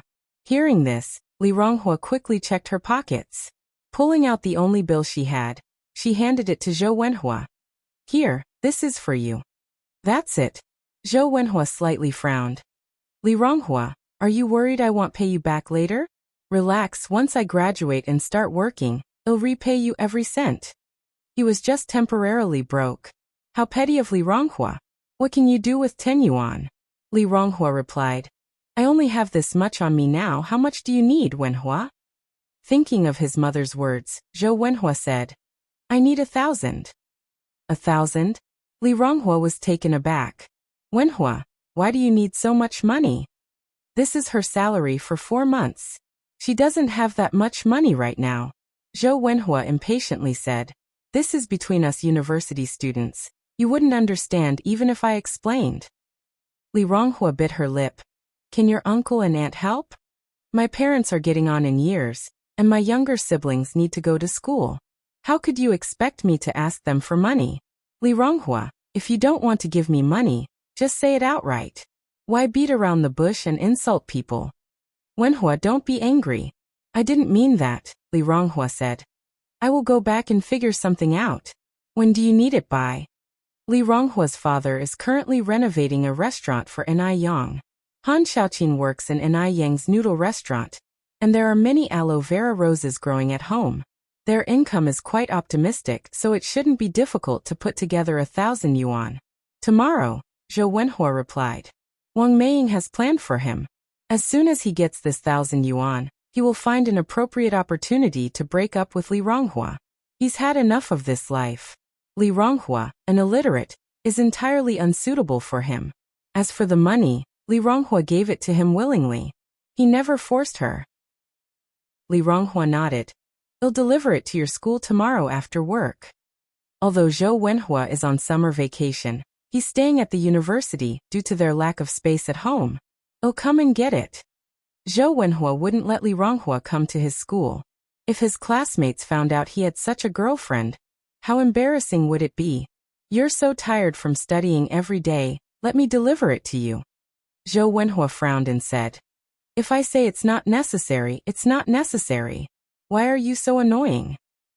Fearing that she would upset Zhou Wenhua further, Li Ronghua immediately said, Okay, I won't go. When a woman is in love, she won't think that Zhou Wenhua was afraid of being embarrassed by her. Instead, she felt that Zhou Wenhua was being considerate, not wanting her to make the trip.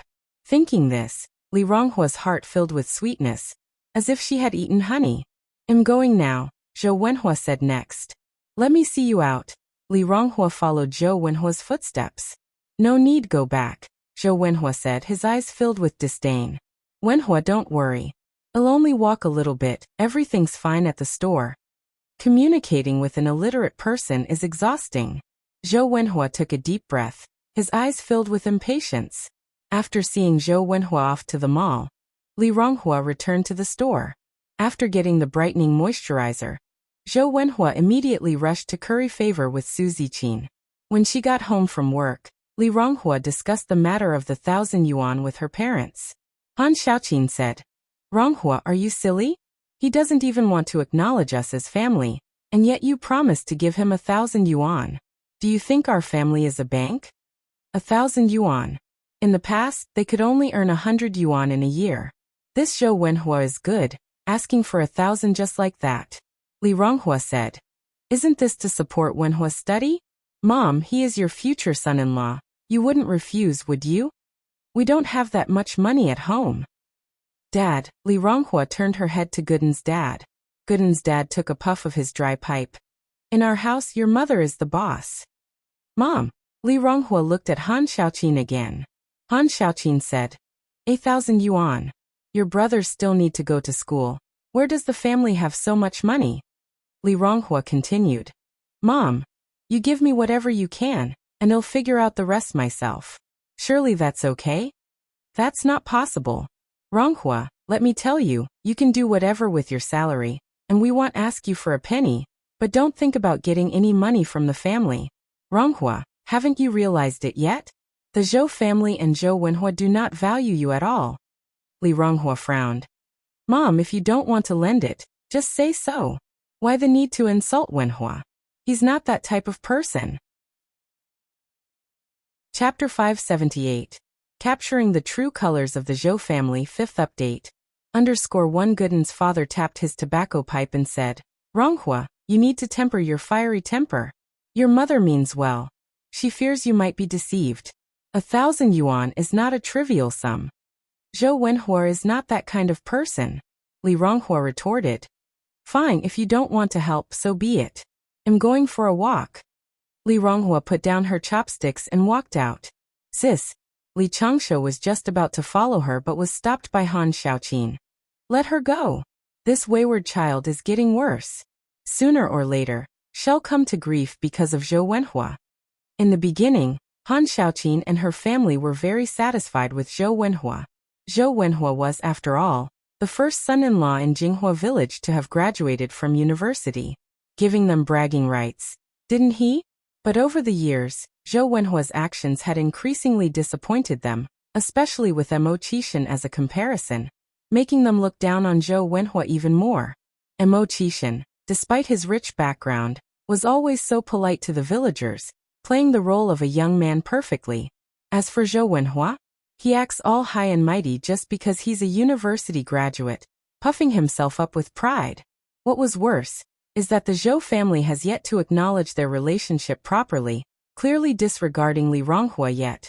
Li Ronghua still treats Zhou Wenhua like a treasure. Walking down the countryside road at dusk, Li Ronghua was in a gloomy mood, plucking flowers and plants along her way in frustration. Now that Zhou Wenhua had asked her for money for the first time, she couldn't let him down. Besides, Zhou Wenhua was a person with a strong sense of self-esteem. If he wasn't in trouble, he wouldn't actively ask for money. If she couldn't even fulfill this request of Zhou Wenhua's, could she still consider herself Zhou Wenhua's girlfriend? No way. She had to scrape together this 1,000 yuan. Ding ding ding. At this moment, the sound of a bicycle bell came from behind her. Li Ronghua turned back to find that the person on the bicycle was Ai Yang. Seeing Ai Yang was like seeing hope to Li Ronghua, so she immediately waved her hand. Yang Yang. Sister Ronghua. Yang Yang alighted from her bicycle. Li Ronghua asked, Yang Yang, did you just come back from the city? Yes, Ai Yang nodded slightly. Are you taking a walk, Sister Ronghua? Li Ronghua also nodded, hesitated for a moment, then said, Yang Yang, can you do me a favor? What do you need, Sister Ronghua? Yang Yang, can you lend me 1,000 yuan? Ai Yang was a big boss now. Lending her 1,000 yuan would not be a problem. Ai Yang asked with concern, Sister Ronghua, have you encountered some difficulties? Li Ronghua's family was not exactly poor. There was no reason for them to borrow money unless they had encountered a serious problem. Li Ronghua replied, It's not a big problem, just a bit of an emergency. Does it have anything to do with your boyfriend? Asked Ai Yang. Yes, Li Ronghua nodded. Ai Yang frowned slightly. Your boyfriend is a university student. What does he need so much money for? Li Ronghua replied, There are many expenses at university. Yang Yang, can you help me out for now? I'll pay you back from my salary. Recalling the footage she had taken in the morning, Ai Yang said, Let's talk about the money later. Sister Ronghua, come with me to my house.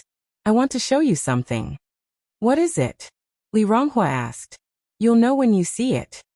Li Ronghua followed Ai Yang to the Ai family's house. Ai Yang immediately led Ronghua to their new house, and they entered the living room on the first floor. Even though they hadn't moved into the new house yet, all the furniture was already arranged. The retro-style decor, even the sofa was made of redwood, looked very pleasing to the eye. Li Ronghua visited Ai Yang's new house for the first time and expressed her surprise. Yang Yang, your home's renovation is beautiful. It looks just like the ones on TV. Ai Yang gave a faint smile. Sister Ronghua, please take a seat. Sure. Li Ronghua sat down on the sofa. Ai Yang walked to the TV, took out a camera from her bag, and connected it with a data cable. Soon enough, a picture appeared on the TV. Li Ronghua excitedly exclaimed, Hey Yang Yang, isn't this your noodle restaurant? Ai Yang nodded. Yes, it's my restaurant. Today, I accidentally recorded something quite interesting when I was filming there. I'd like to show it to you. Sure. This was Li Ronghua's first time watching a video recording. Soon, a familiar face appeared on the screen. Isn't this my aunt? Ai Yang asked in confusion. Do you know this person? Li Ronghua pointed at Wang Meiying and said, This is my boyfriend's mother. Oh, Ai Yang nodded slightly. Yang Yang, why are you showing me this? Li Ronghua was somewhat curious. Ai Yang continued, You'll understand, Sister Ronghua, just keep watching. At first, Wang Meiying had nothing but praise for Zhou Wenhua. Li Ronghua was very happy and proud. My boyfriend is really something. However, as she kept watching, Li Ronghua felt something was not quite right. Because Wang Meiying mentioned a shameless little girl who keeps throwing herself at her son, and constantly gives him gifts. At first, Li Ronghua didn't realize this shameless little girl was her. Not until Wang Meiying continued, That little girl even gave my son a pen the day before yesterday. I heard it's a brand from the USA. It costs over 200 yuan. In reality, my son wouldn't give her a second glance. My son already has a girlfriend from a family that matches ours. You haven't seen how she fawns over him. All those words struck a blow, slicing through Li Ronghua like a knife. She never thought that in the eyes of the elder she respected and loved, she was this kind of shameless person. Ironic. It was just too ironic. Her love for Zhou Wenhua was just a joke to her boyfriend's family. Li Ronghua didn't cry or make a fuss. She just sat quietly on the sofa, spacing out, wishing for a hole to stare at on the television. Sister Ronghua. An Yang approached and patted Li Ronghua on the shoulder. Li Ronghua's emotions exploded in that instant. She turned and hugged An Yang, crying loudly, "Yang Yang! Yang Yang!" An Yang comforted her. "It's okay, don't be upset. In life, who hasn't encountered a few jerks?" Li Ronghua continued to sob. She didn't understand why Zhou Wenhua and his family treated her like this. She loved Zhou Wenhua so much. Where did she go wrong? Was it just because she lacked education? Sister Ronghua, you should break up with that jerk as soon as possible. You are still young. You have a long life ahead of you. You don't need to hang yourself on a crooked tree. I love him. I love him so much. Yang Yang, do you know how much I love him? She met Zhou Wenhua when she was 16. It's been 6 years now. No one knew how deep her feelings for Zhou Wenhua ran. But he doesn't love you anymore, An Yang continued. He's two-timing you, and even wants to take your money, Sister Ronghua. He's not worth your love. No, Wenhua wouldn't lie to me. Wenhua wouldn't deceive me. Li Ronghua shook her head. She absolutely could not accept that Zhou Wenhua had betrayed her. An Yang sighed. Sister Ronghua, there's a saying, love makes people crazy. Now you are the crazy one. I hope you can calm down and think about it carefully. For instance, are there any suspiciously close female students around him? Since his mother said he already has a well-matched girlfriend, there must be some signs. Li Ronghua was stunned. Her first thought was of Su Ziqin, that extraordinary woman who was both a beauty and a university student. No, Wenhua would never betray me. Li Ronghua wiped the tears from her face and stood up. I'm going to find Wenhua. Unless Zhou Wenhua admitted it himself, Li Ronghua would never accept it. Sister Ronghua. An Yang kept up with Li Ronghua. Li Ronghua turned back and tried to keep her tone as calm as possible. Yang Yang, don't follow me. I want to handle this myself. An Yang was somewhat worried. But, don't worry, you'll be fine. Li Ronghua responded without turning back and left the place. Li Ronghua didn't know how she ended up at Zhou Wenhua's school. She had delivered sneakers to Zhou Wenhua here before, so she knew where his dormitory was. But Zhou Wenhua's roommate told her that Zhou Wenhua wasn't in, that he had gone out to watch a movie. As such, Li Ronghua stood at the entrance of the movie theater, waiting for him. She waited for a long time. Only then did she see Zhou Wenhua emerge from the cinema. Chapter 579. Hero Saves the Beauty, Update 6_1 to be precise. Zhou Wenhua and Su Ziqin were coming out of the cinema together. Seeing Li Ronghua waiting at the entrance of the theater, Zhou Wenhua walked over with a displeased face. Li Ronghua, why are you here? Did she already manage to raise the money so quickly? He didn't want Su Ziqin to see him asking a woman for money. Li Ronghua tried to smile. Wenhua, what are you doing here? Did you come to the movies with Ziqin? Yes, so what? Li Ronghua clung to Zhou Wenhua's arm. Wenhua, we've never watched a movie together. Will you watch one with me? Zhou Wenhua jerked his arm away disgustedly. Li Ronghua, what's gotten into you? Li Ronghua looked up at Zhou Wenhua. Wenhua, do you love me? At her words, Su Ziqin also looked up at Zhou Wenhua. At such a moment, of course, Zhou Wenhua could not speak against his conscience. What if Su Ziqin misunderstands? After all, he loved only Su Ziqin now. Li Ronghua, stop making a scene. Zhou Wenhua was caught between a rock and a hard place. He had no idea what Li Ronghua was playing at. Wenhua, you love me, don't you? Wenhua, you love me, don't you? The tears welled up in Li Ronghua's eyes and spilled down her cheeks. Her love was humble. As long as Zhou Wenhua nodded and said he loved her, she would believe it. Zhou Wenhua knew that if he nodded at this moment, he would lose Su Ziqin forever. Comparing Li Ronghua and Su Ziqin was, of course, more important. Li Ronghua, what on earth are you doing? Saying this, he grabbed Li Ronghua's arm and said in a low voice, "Go home first. Whatever happens, we'll talk about it tomorrow. Ziqin is still here. Let's not make a scene and give her something to laugh at."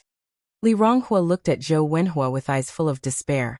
"I just have one question. Do you love me or not?" "Sister Ronghua, since things have come to this, let's lay it all out on the table. It's not fair to keep this from you." Su Ziqin came over and clung to Zhou Wenhua's arm. "Wenhua and I are already together." Li Ronghua stood there in a daze, seemingly unable to believe what was happening before her eyes. "You're lying, aren't you? You're just classmates." "No, I didn't lie to you." Su Ziqin continued. "Sister Ronghua, I know it's extremely unfair to you. After all, you and Wenhua have been together for so many years. However, feelings aren't something one can control. I hope to have your blessings." "Shut up. Shut up." Li Ronghua pointed at Su Ziqin angrily, then turned to Zhou Wenhua and implored. "Wenhua, tell her she's lying. You love me, don't you?" Seeing the look in Li Ronghua's eyes, Su Ziqin couldn't help but feel sympathetic. However, she could only shake her head helplessly. At the same time, she felt proud of having such an exceptional boyfriend. If Zhou Wenhua wasn't exceptional, would Li Ronghua be so persistent? The victor, of course, would feel proud. At this moment, Zhou Wenhua must stand by Su Ziqin's side. He didn't realize how things would escalate to this. In his plan, he would first get 1,000 yuan, then confront Li Ronghua. In this situation, he would just lose 1,000 yuan for nothing. After all, his life didn't depend on it. But if he lost Su Ziqin, he would lose his future with her. "Li Ronghua, Ziqin is right. She and I are already together." "No, I don't believe it. Wenhua, how could you do this to me?" Li Ronghua collapsed onto the ground in despair. Su Ziqin looked at Li Ronghua apologetically. "Sister Ronghua, I owe you an apology. But it's not all my fault. In love, matching backgrounds and shared language matter. You only finished elementary school, while Wenhua is a university student. You're simply not meant to be." Li Ronghua cried into her hands. She hated herself for not studying more. Su Ziqin continued. "Sister Ronghua, if you still have some dignity, stop pestering Wenhua. It's pointless. We wish you the best in finding your own happiness." The only response Su Ziqin got was a low sob. A sigh escaped Su Ziqin's lips. "Sister Ronghua, it's getting late. We're going to leave. You should take some time to think." After she finished speaking, Su Ziqin walked away, arm in arm with Zhou Wenhua. At that moment, Li Ronghua sprang up and caught Zhou Wenhua's arm. "Wenhua, don't leave. Don't abandon me." This sudden scene startled Su Ziqin. As a college student, coming from a privileged background, Su Ziqin had never met such a humble woman like Li Ronghua. Initially, she thought Li Ronghua would physically attack her out of anger. Zhou Wenhua violently pushed Li Ronghua away. "Li Ronghua, have you no shame?" At that moment, a pair of hands supported Li Ronghua. "Can you not be so aggressive towards women?" It was incomprehensible why such a man would even have a girlfriend. "Mind your own business." Zhou Wenhua grabbed Su Ziqin's arm. "Ziqin, let's go." "Comrade, are you okay? Do you need to call the police?" Wu Daming continued. "No need." Li Ronghua shook her head. In the light, Wu Daming finally got a clear look at Li Ronghua's face, exclaiming in surprise. You're that older sister, aren't you?" Wu Daming had a deep impression of Li Ronghua's fiery personality. Unexpectedly, Li Ronghua was also subject to bullying. "Who are you?" Li Ronghua seemed to have no memory of Wu Daming. "You may not know me, but you definitely know my sixth sister-in-law, Anai Yang, who lives in your Jinghua village," said Wu Daming. "What happened to you? Do you need any help?" "No need." Li Ronghua shook her head again. Observing Li Ronghua's terrible state, Wu Daming continued. "It's late. Let me drive you home." "No need." Li Ronghua shook her head, then looked at her bicycle. "I have a bike." Wu Daming said. "You can't ride a bike in this state. We're from the same village. Let me take you home." This was also a good chance to win some favor from Anai Yang. and hopefully get introduced to a pretty girlfriend. Moreover, Wu Daming was a very upright guy. Now that he had run into this situation, he couldn't let Li Ronghua be in danger. Without waiting for Li Ronghua's response, Wu Daming carried the bicycle to the trunk of his car, then helped Li Ronghua get on the back seat. Li Ronghua's despair had reached its peak. She felt drained, like a puppet on strings. Wu Daming, unaware of the situation, could only drive towards Jinghua village without asking more. "Sister, where is your house? I can only drive up to the entrance of the village." Li Ronghua didn't respond. "Sister, have you fallen asleep?" Wu Daming turned back to look at the back seat. Li Ronghua hadn't fallen asleep, she just didn't want to talk. "Sister." Wu Daming poked Li Ronghua's arm lightly with his finger. Li Ronghua still didn't respond. "Oh my God, sister, don't scare me." Wu Daming panicked. Women are really scary. He shouldn't look for a girlfriend. Li Ronghua remained silent, so Wu Daming had no choice but to seek help from Enai Yang. "Sister, stay in the car, don't go anywhere. I'll be right back." Wu Daming ran over to Enai Yang's house. Sixth sister-in-law. Enai Yang had just taken in her laundry and was preparing to take a shower. She was surprised to see Wu Daming and asked, "What brings you here, Wu Daming?" Wu Daming, gasping for breath, said, "I ran into one of your village's older sisters in town. Something seems to have happened to her. She's in my car right now. Could you quickly come and check?" "Okay." Enai Yang put down the laundry basket, without even having time to greet Enai Tsuehua. She followed Wu Daming to the entrance of the village. Sixth sister-in-law, it's this sister. When Enai Yang looked, it wasn't just any older sister. It was Li Ronghua. "Sister Ronghua?" Enai Yang started in a gentle voice. "Yang Yang." Li Ronghua lifted her head to look at Enai Yang. With Li Ronghua finally talking, Wu Daming breathed a sigh of relief. "Sister Ronghua, what's happened to you?" Li Ronghua wept silently as she hugged Enai Yang. Wenhua doesn't want me. He really doesn't want me." Enai Yang continued. "Sister Ronghua, stop crying. Would you like to come home with me?"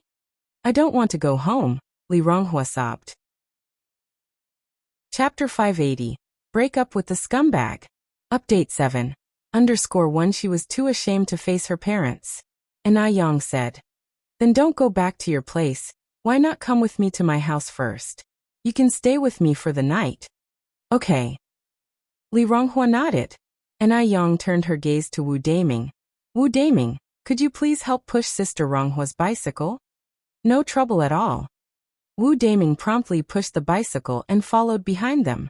Once they arrived at the Enai family's residence, Wu Daming parked the bicycle in the yard and bid Enai Yang goodbye. Enai Yang said, "Wu Daming, thanks for your help tonight. I appreciate you bringing Sister Ronghua back." "Sister-in-law, you needn't be so formal with me. I'll be on my way then." Enai Yang nodded. "Be careful on the road." After Wu Daming left, Enai Yang led Li Ronghua into her own room, and then she went to inform Enai Tsuehua. Enai Tsuehua, being a kind-hearted person, asked with concern as soon as she heard about the situation, "Is Ronghua okay now?" "No serious matter. Mom, could you do me a favor and visit Gooden's house? You can tell Gooden's parents not to worry." Enai Tsuehua immediately put down her English book. "I'll go right away." "Okay." Enai Yang nodded. By the time Enai Tsuehua got there, Gooden's parents were already getting anxious and about to go out in search of her. Upon hearing that she was at Enai Kuihua's house, they finally breathed a sigh of relief. Since stepping into Enai Yang's room, Li Ronghua had begun to weep silently. Apart from crying, she didn't know what else to do. Enai Yang sat by her side, comforting her. "Sister Ronghua, recognizing the true colors of a scumbag like Zhou Wenhua is actually a good thing. If you didn't see it until after you were married and had children, it would be too late for regrets. You're so young and beautiful. What kind of man can't you find? Zhou Wenhua is not worthy of you at all." Li Ronghua couldn't listen to these comforting words at all right now. She just kept on crying heartbrokenly. Enai Yang intensified her tone. "Sister Ronghua, do you really plan to continue being dejected like this?" It was only then that Li Ronghua raised her head to look at Enai Yang. "Then what should I do? I've lost everything. Zhou Wenhua was her everything. Now that Zhou Wenhua didn't want her anymore, what did she have left? You still have family. You have grandparents, parents, and 2 younger brothers. Do you really think they, combined, are not as important as a man like Chen Shimi? Do you realize how upset your family would be if they heard you say this? Especially Aunt Han, who worked so hard to raise you. Surely she didn't do it just so you could throw yourself away like this? Li Ronghua was taken aback. No one had ever said such things to her before. Everyone always said that the fate of a girl was like a seed. If it lands on fertile soil, it can enjoy a life of happiness. If it lands on barren soil, then it can only experience a life of hardship. That's why she was always dreaming about finding an exceptional boyfriend and marrying into a good family. And then she met Zhou Wenhua. When they first met, Zhou Wenhua was a high school senior. It was she who had accompanied him through failure after failure, until he rose again, because she believed Zhou Wenhua would certainly succeed one day. And indeed she was right. After 3 years of studying for the college entrance exam again, Zhou Wenhua was finally admitted to a second-tier university. Thanks to this, Li Ronghua was able to hold her head high in front of all her relatives. Li Ronghua loved Zhou Wenhua so much that she didn't even notice when he began to change. And Yang sighed and then said, "Sister Ronghua, a man is not everything. You should cheer up and strive to better yourself. Have you ever heard this saying?" "What saying?" Li Ronghua asked. "If today you look down on me, there will come a day when you might not be able to reach me." This simple, plain sentence carries an unexplained power. Most of the sadness in Li Ronghua's heart suddenly disappeared. Yes, she should cheer up. She would make Zhou Wenhua regret what he did today. She would become someone Zhou Wenhua could never dream of being with. And Yang continued. Even the chairman said that women are now holding up half the sky. You absolutely must not bemoan or pity yourself, or even abandon yourself. Doing so will only give satisfaction to your enemies and pain to your loved ones. Li Ronghua wiped her eyes and looked at Yang. Yang, you're right. I should cheer up. Yang smiled and said, Sister Ronghua, as long as you've come to your senses, that's good. She was afraid that Li Ronghua would descend into her own world and never be able to return. I will make Zhou Wenhua regret. Yin continued, making Zhou Wenhua regret is only secondary. Your main task is to become better yourself. Only when you yourself become better, can you meet better people. Don't let jerks get in your way. Li Ronghua nodded. Thank you, Yang. Yin was like a wake-up call. After that, Li Ronghua asked, what does jerk mean? This word was quite fresh, she seemed to have never heard it before. Yin explained, it simply means scum. Oh, Li Ronghua continued. Yang, I won't bother you anymore, I'll go back first. She had figured it out now and wouldn't be foolish anymore. Yin said, just stay here for tonight. My mom has already informed your family. Tomorrow, I'll give you a day off and we can have a good wander around the city together. Li Ronghua quickly declined. No need, Yang, I'm really fine now, you don't have to give me a day off. Yin smiled lightly. Don't misunderstand, it's not just for you. I just want to go out for some fun myself. Sister Ronghua, keep me company, otherwise it'll be so boring for me alone. Li Ronghua knew that Yin was comforting her. How fortunate she was to have met such a good leader and friend like Yin in her life. Yin then took a set of pajamas from the cabinet. Sister Ronghua, you can wear my pajamas tonight. That night, the two chatted for a very long time. In the middle of the night, Yin asked, Sister Ronghua, what's your dream? What is her dream? Before, Li Ronghua's dream was to marry Zhou Wenhua and become a qualified wife. Now her dream is to become better and make Zhou Wenhua regret. Li Ronghua answered as such, then counter-questioned. Yang, what is your dream? Yin said, my dream is to make a lot of money, then buy a villa, car, yacht and travel the world. She is a simple person with no lofty dreams. She just wants to quietly be a rich person, living a comfortable life with someone she loves. As they talked, they fell asleep unknowingly. The next day, when Li Ronghua woke up, Yin was already out of bed. As she stepped out of the room, she saw Yin walking out of the yard with a cup and toothbrush. The sunlight shone on her face. Sister Ronghua, you're up. Hurry and brush your teeth and wash up, it's time for breakfast. At that moment, Li Ronghua forgot all about the incidents of yesterday, smiling and saying, "All right. Yes, life is so wonderful, why should she keep thinking about a jerk?" After breakfast, Li Ronghua went shopping with An Yen. They took a tram to get there.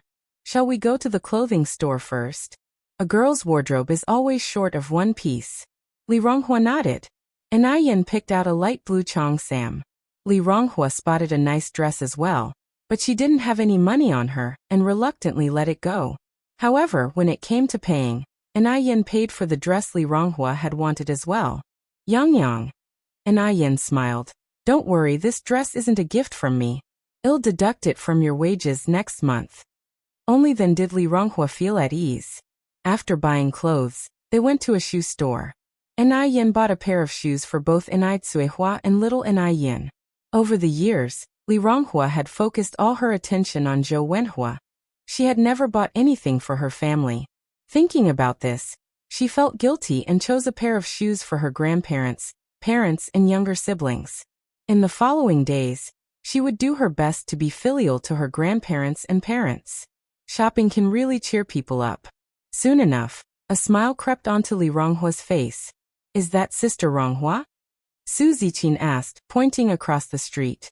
Hearing this, Zhou Wenhua, who was next to him, grimaced in disgust. "Why is she here again? Didn't I make myself clear last night?" "Well, you are so accomplished, it's normal for Sister Ronghua to not let go." Su Ziqin reasoned. "Wenhua, let's say hi to Sister Ronghua." Chapter 581. Scum Men and Women Seeking Abuse at Home. Update 8_1 Why bother greeting her? What if she clings on to us? Zhou Wenhua didn't want to see Li Ronghua at all right now. Su Zijin said, "That won't happen. I believe Sister Ronghua is not that type of person. Nowadays, men's and women's relationships are so open that it's possible to stay friends after breaking up." The more Li Ronghua clung to him, the more it highlighted her understanding nature. Without the green leaves, how can we highlight the red flowers? Under Su Zijin's persuasion, Zhou Wenhua reluctantly agreed to meet Li Ronghua. An Yang was discussing skincare with Li Ronghua when a young man and woman suddenly walked by. The woman enthusiastically greeted Sister Ronghua. Li Ronghua was stunned. After all, she had just experienced betrayal last night, and seeing this shameless couple so soon took her by surprise. "Sister Ronghua, you're not still mad at Wenhua and me, are you? It's all in the past now. I hope you can let it go. After all, there are many good men out there besides Wenhua." Su Zijin's voice was so soft that it made Li Ronghua shiver all over. Even though she had decided to be strong, facing the aggressive Su Zijin, she still lacked a bit of confidence. The illiterate elementary school graduate left an invisible tight hoop of shame around her head, making her feel inferior in front of this legitimate college student. An Yang slightly raised her eyebrow. "So you are that third wheel, Su Zijin. Then you must be that freeloading, heart-stealing Chen Shimi, Zhou Wenhua, right?" As she said this, An Yang glanced at Zhou Wenhua. Zhou Wenhua had a face that fit the image of a scumbag. No wonder he was able to juggle women. Caught by An Yang's sudden gaze, Zhou Wenhua was stunned, unable to respond to An Yang's insults. This girl is too beautiful. Is she Li Ronghua's relative or friend? How come he didn't know that Li Ronghua has such a beautiful girl around her? He used to think that Su Zijin was the most beautiful girl in the world, but standing in front of An Yang, Su Zijin seemed invisible. "How could you talk like that? Don't you have any manners?" Su Zijin argued indignantly. "Oh really? So stealing someone else's boyfriend shows good manners?" An Yang responded with a faint smile. The mall was crowded. Hearing An Yang's words, many people chose to stop in their tracks and stay to watch the drama unfold. "TSK, TSK, TSK. This girl is really shameless. She actually stole someone else's boyfriend." The onlookers pointed at Su Zijin and mumbled amongst themselves. Su Zijin, a simple college girl, had never been through anything like this. "That's not true. I didn't. You're just spouting nonsense." Zhou Wenhua finally snapped out of it and shielded Su Zijin behind him. "Comrade, I know you're trying to speak up for Li Ronghua, but this situation has nothing to do with Zijin. We're together because of love. And Yang retorted, what about Sister Ronghua? When you were double-timing Sister Ronghua with Su Zijin, have you ever thought about how she felt? And you, Su Zijin, you knew Zhou Wenhua had a girlfriend but still got involved with him. Do you have any shame at all? And Yang's words were hard-hitting. She ripped off the glamorous facade of Zhou Wenhua and Su Zijin, exposing their ugly sides to everyone, leaving them with no dignity at all. Su Zijin turned pale, without any strength to fight back. She could be arrogant in front of Li Ronghua, looking at Li Ronghua as if she were a pitiful creature. But now the one standing in front of her was Yang. What a disgrace to our Zhou family. That woman's surname is Su? My surname is also Su. She embarrasses us. Su Zijin? What an ugly name. And Zhou Wenhua's name isn't much better. He's a cultured person, but he could do such a shameless thing. The crowd around them pointed fingers and whispered. Zhou Wenhua's face changed colors as he said, there was no love between Li Ronghua and me. We now have the freedom to love, and love can't be forced. You shouldn't still be clinging on to me. Zhou Wenhua wanted to put all the blame on Li Ronghua. How could Yang let him succeed? Clinging on to you? That's a joke. Think about who was clinging on to whom. And who came here first to pick a fight. You're a freeloader, and now you want to bite back? Do you think Sister Ronghua is easy to bully? Zhou Wenhua had never argued with anyone before. At this moment, his face was flushed with exasperation. Unable to outtalk Yang, he turned to Li Ronghua and said indignantly, Li Ronghua, we have broken up. Can you please stop this? Can't we part on good terms? Li Ronghua couldn't utter a word. She would have collapsed to the ground if it wasn't for Yang's support. Yang gave a faint smile, looked at Zhou Wenhua and said, since you have broken up, you should return what Sister Ronghua has given you, right? The Parker pen you keep in your jacket pocket was a gift from her, as were the branded sneakers on your feet. Over the years, your tuition, miscellaneous fees, and living expenses have all been paid by Sister Ronghua. You are not planning to welsh on your debts, are you?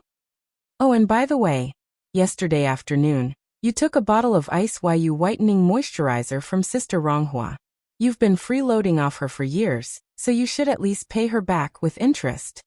The onlookers became very excited at this point. My goodness, this guy is so shameless, taking so much from the girl without a second thought. He's practically a real-life Chin Shimmy. And he's a college student. Seems like he fed all his books to a dog. The girl was so kind to him, and he dared to cheat. Listening to the surrounding chatter, Zhou Wenhua's face turned from pale to green and then red, as if it was a color palette. It made for a rather amusing sight. He felt his manly dignity being stepped on and ruthlessly trampled upon. Indeed, he had been funded by Li Ronghua over the years. But that was Li Ronghua's choice all along. Why should he tolerate this humiliation because of her now? Su Zikin's face darkened as well. She had never dealt with such humiliation before. And Yang continued, Zhou Wenhua, you're not planning to ditch your debts as a college student, are you?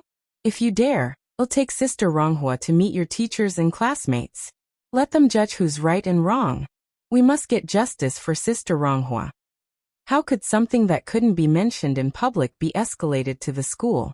Out of mortification and rage, Zhou Wenhua removed the pen from his chest pocket. Take this back. And Yang glanced at his feet. What about that one? Zhou Wenhua took off his shoes. And Yang looked at the shoes on the ground, kicked them casually, and before anyone could react, the shoes ended up in a trash can 10 meters away. Bang! There was a collective gasp from the crowd. That was amazing. Rather toss the shoes in the trash than give them back to this freeloader. What a spirit of vengeance. Can I leave now? Zhou Wenhua wanted nothing more than to leave this humiliating place immediately. And Yang spoke casually. What about the money? Or have you decided not to pay back what you owe Sister Ronghua? Zhou Wenhua emptied all the cash from his pockets and handed it to Yang, eager to cut all ties with Li Ronghua immediately. Yang counted the money, clicking her tongue. Only 50 yuan? Sister Ronghua supported you for 5 years, which would be around 1,000 yuan at 200 yuan per year. 50 yuan can barely cover the interest. Don't go too far. Zhou Wenhua gritted his teeth. Li Ronghua, if you continue this way, be careful that I will never forgive you in my life.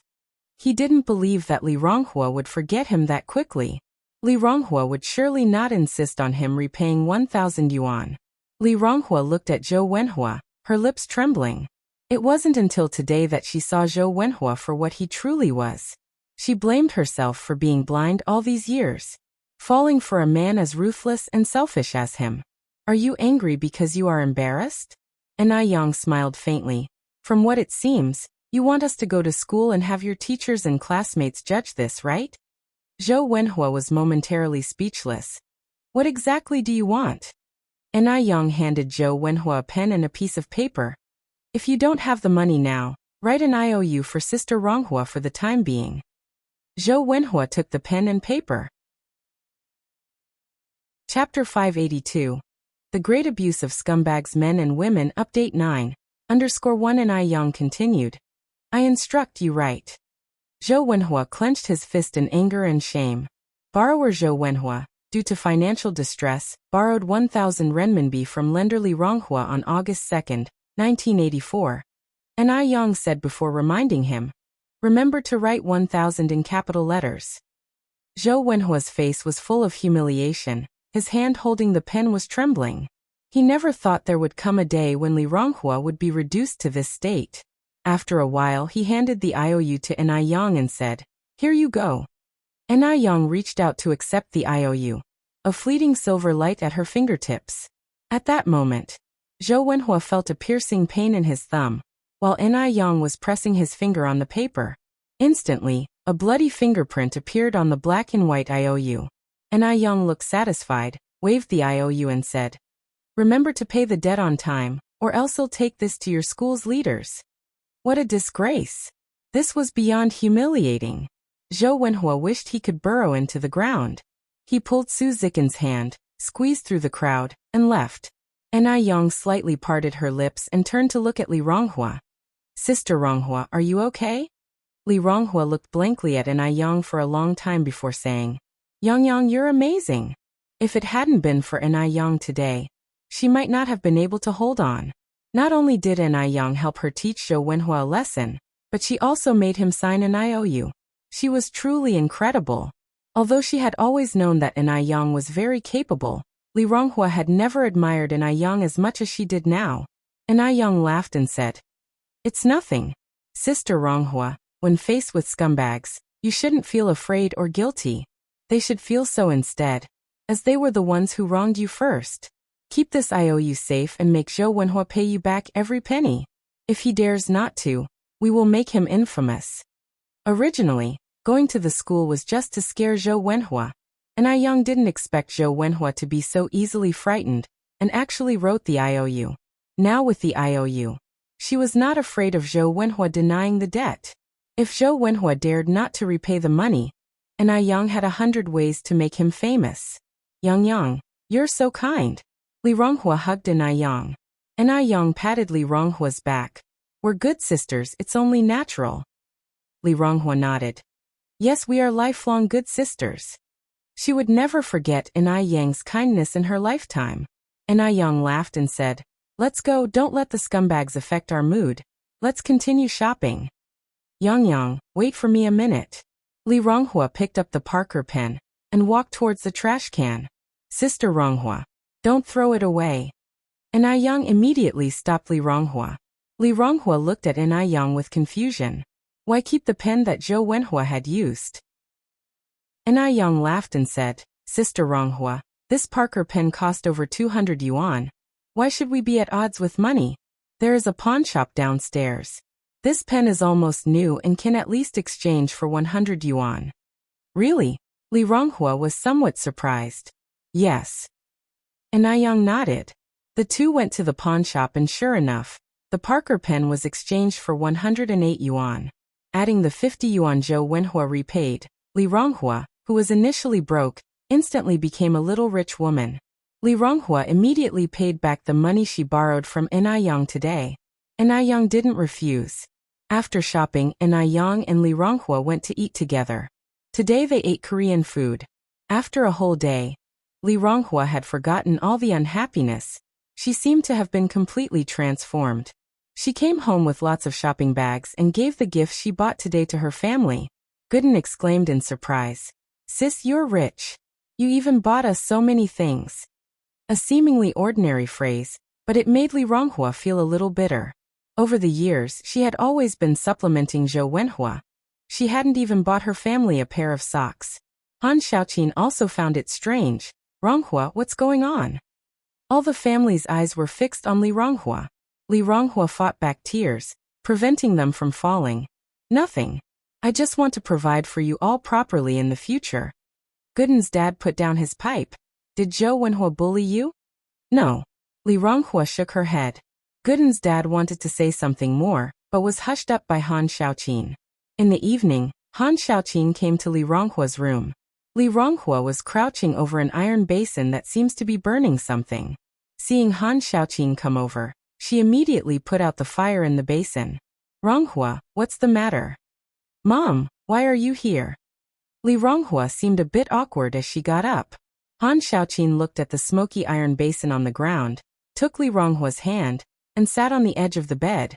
Ronghua, please tell me, is it true that you had a fight with Wenhua?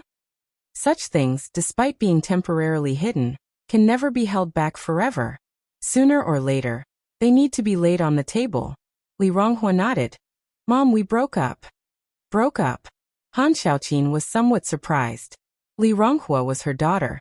She knew how much Li Ronghua liked Zhou Wenhua, and the many sacrifices she had made over the years for him. Li Ronghua affirmed with a nod. Han Xiaoqin then asked, what happened exactly? Why would you break up? What about all the sacrifices you've made over these years? Are they wasted? Just like that? Although she had an unfavorable view of Zhou Wenhua now, she still felt sorry for her daughter. Li Ronghua went through the entire story. Han Xiaoqin began by cursing Zhou Wenhua. She then expressed her relief. Thank goodness Yang Yang was there. Otherwise, you would have suffered a terrible loss. You'll learn from this experience. Be more careful when you choose your next boyfriend. 1,000 yuan was a large sum during this period. At least Li Ronghua didn't lose everything, which was somewhat comforting. Li Ronghua nodded. I understand, Mom. Han Xiaoqin glanced out the window and continued. Then I'll go back to my room. Mom. Li Ronghua stretched out her hand and grabbed Han Xiaoqin's hand. What's wrong? Han Xiaoqin turned back to her. Li Ronghua then said, Mom, would you sleep with me tonight? Okay, Han Xiaoqin nodded in agreement. This was the first time since she was grown up that Li Ronghua had shared a bed with her mother. Li Ronghua felt like she had returned to her childhood. The mother and daughter lay in bed, chatting about lots of intimate matters. At Anai families. After Anai Yang returned, Anai Tsuehua couldn't wait to inquire about Li Ronghua. Anai Yang smiled and said, Don't worry, Sister Ronghua is okay. That's good. Anai Tsuehua nodded. Ronghua is a good girl, a bit naive. I didn't expect that she would encounter such a man. It's fortunate she didn't marry him. If they had married, it would have ruined the life of Li Ronghua. Half a month flew by in a blink of an eye. In M country, the condition of Caroline's skin had been improving recently. The most noticeable changes were that her crow's feet and forehead creases had faded, and even her skin had become whiter. She looked more than 10 years younger. Wherever she went, people would ask her which skincare products she used. Caroline smiled and said, This skincare product is called Ice's Jade Skin. However, you can't buy it here. You need to go China to get it. Is it a skincare product produced in China? Yes. Caroline nodded. She absolutely trusted Ice's Jade Skin now. So where did you buy it? Can you help me get a set? Caroline regretfully said, That may not be possible. Someone else gave this to me as a gift. Oh, I see. Seeing that there was not much wrinkle cream left in the bottle, which was enough for only 3 months, Caroline immediately went to find Annie. When Annie saw Caroline, she was also taken aback. Oh my dear, you look so much younger. Caroline smiled and said, Thanks to the bottle of wrinkle cream you gave me. Dear, would you help me buy a few more bottles? Money is not a problem. This product was so good that she would willingly spend all her fortune on it. Annie was surprised. Is that wrinkle cream really that amazing? Caroline pulled Annie towards the mirror.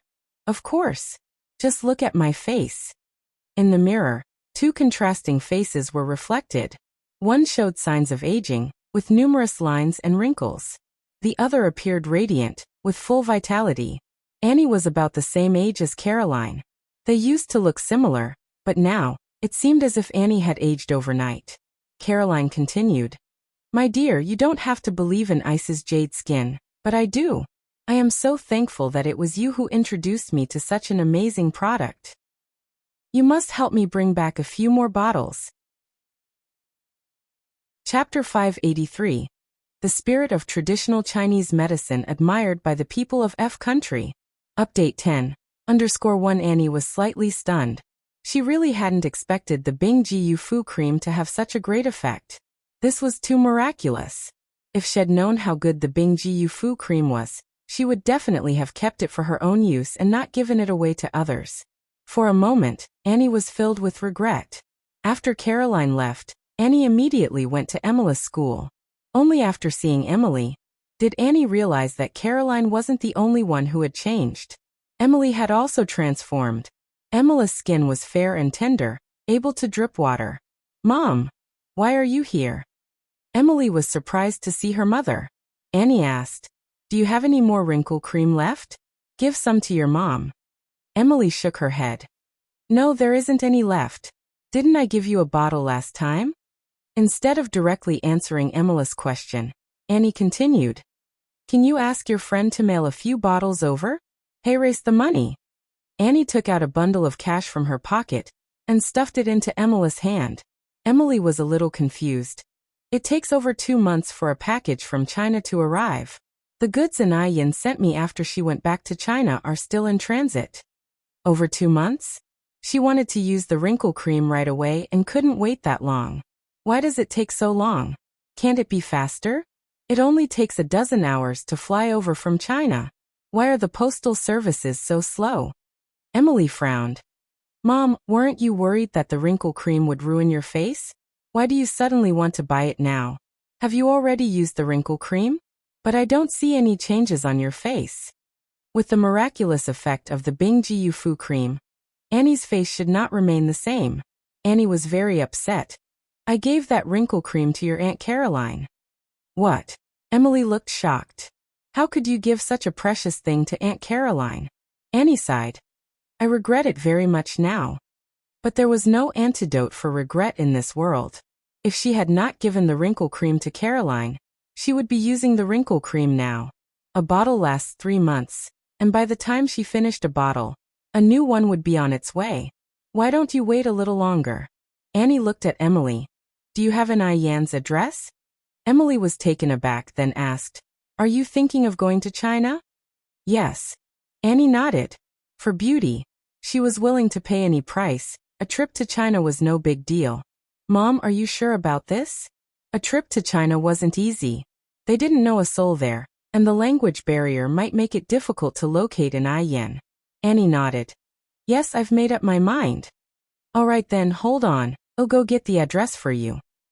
The last time an Yan had left, she had given Caroline an address. Annie took the note. I might be going to China soon. You will be alone at school, so be careful. Yes. Emily nodded. Mom, remember to bring me some Chinese specialties. I heard from an Yan that China has a lot of delicious food. Sure. Annie gave her daughter a hug before leaving. China. Today was the day for an Yan to follow up with Georgia. Lying semi-recumbent in bed, Georgia spoke in her not-so-fluent Chinese. Divine doctor, you came. Madam. An Yan walked over, placed her medical box on the cabinet in front of the bed, and asked, Have you been feeling unwell recently? Georgia smiled. Not at all. I feel very good. For the first time in over a year, Georgia had laughed so heartily. She too could feel that she was improving day by day. That's good. An Yan rolled up Georgia's sleeve and began to take her pulse. Georgia looked at an Yan, her eyes twinkling with a smile. Just like when she first saw her. An Yan, dressed in a plain white cheongsam, sat quietly. Without doing much, she managed to pull Georgia back from the brink of death. An Yan had an extraordinarily beautiful face. as if kissed by God himself. Her enchanting peach blossom eyes could capture one's soul with every flirtatious twinkle.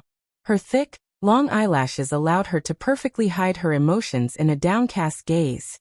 The high, well-proportioned bridge of her nose, her ruby-hued lips, and her smooth, luminous skin made her even more enchanting than the blooming muten flower in the room.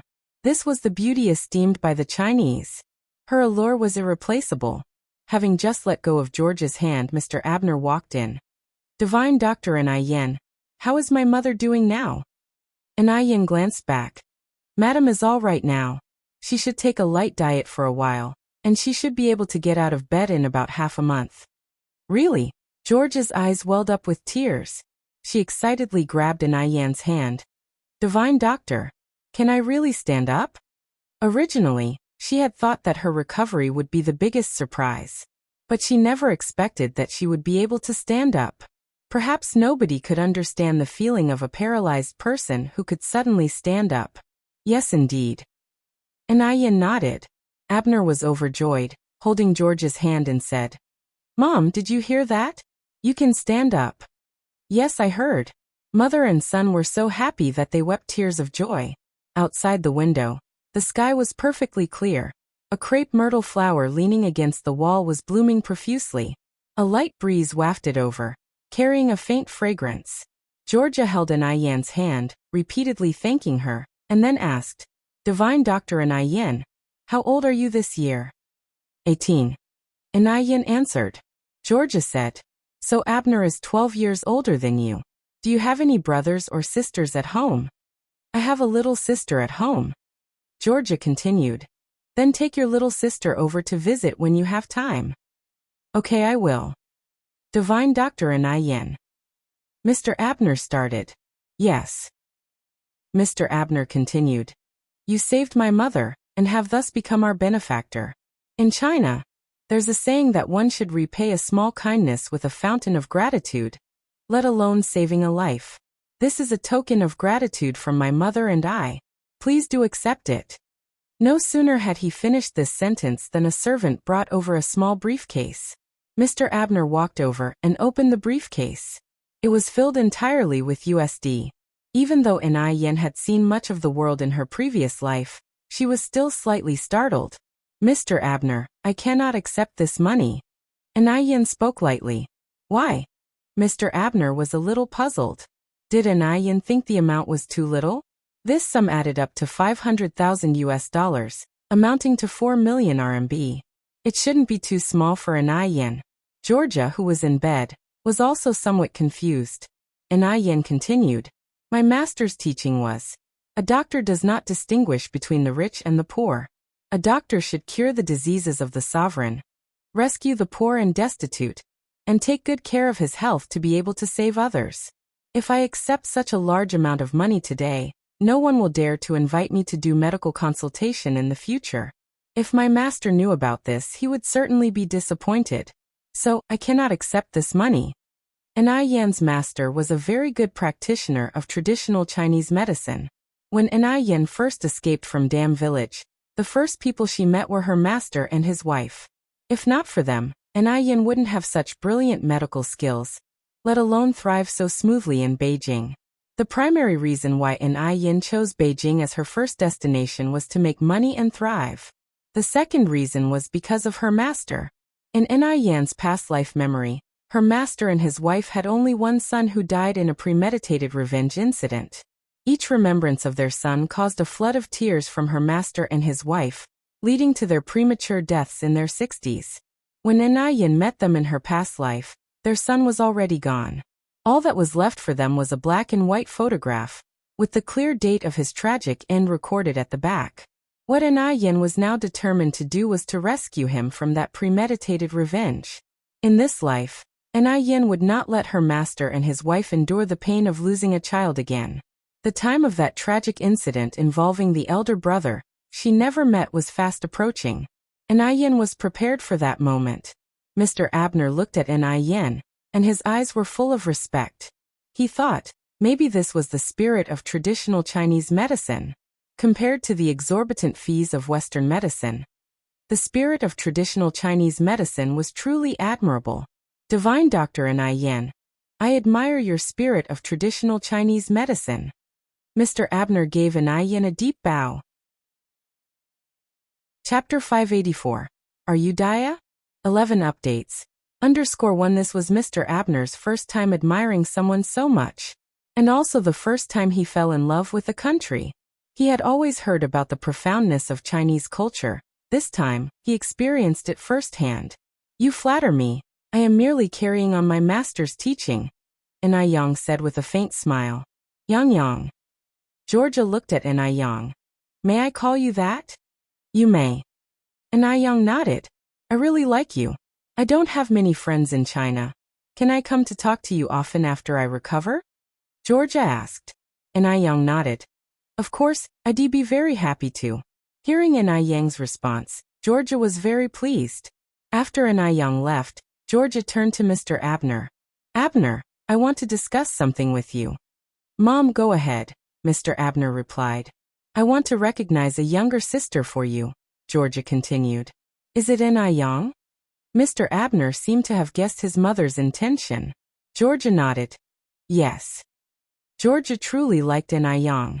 Hearing that it was customary in China to recognize goddaughters, she had this idea in mind. If such a pretty girl could become her goddaughter, she would wake up laughing even in her dreams. Of course, she would need to get her son's consent before proceeding. Abner, would you mind? Georgia continued to ask.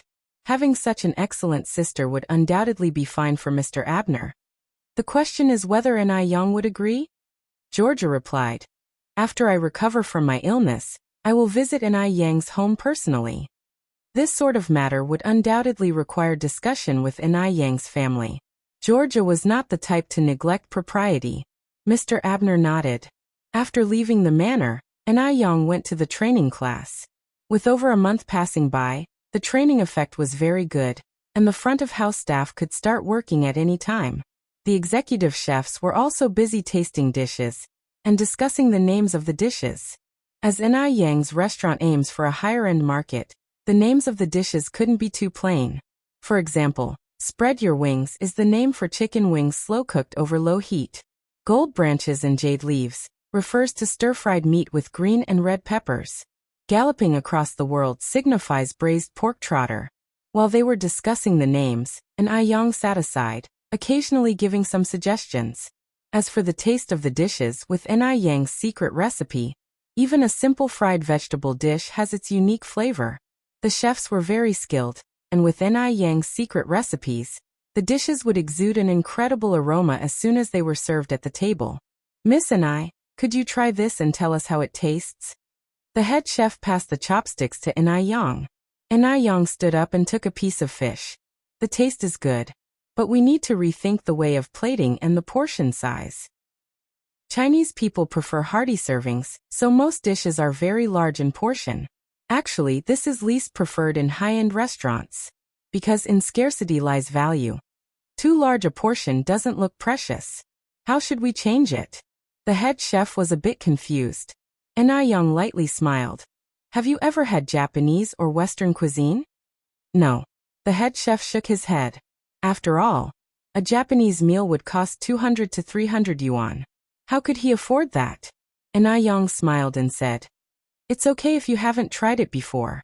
I can show you now. After saying that, Anai Yang took out a dozen photos from her bag and distributed them to the cooks present. These photos were taken while having Japanese and Western cuisine previously. Anai Yang continued, This is plating. Both Japanese and Western cuisines pay great attention to plating. A perfect dish not only tastes good but also looks good. It triggers both the appetite and the feeling of high quality. Hearing this, the chefs frowned. It sounds simple, but it's not that easy to do. That's true. Are the flowers on this Japanese dish fake? Who can make a dish look this good?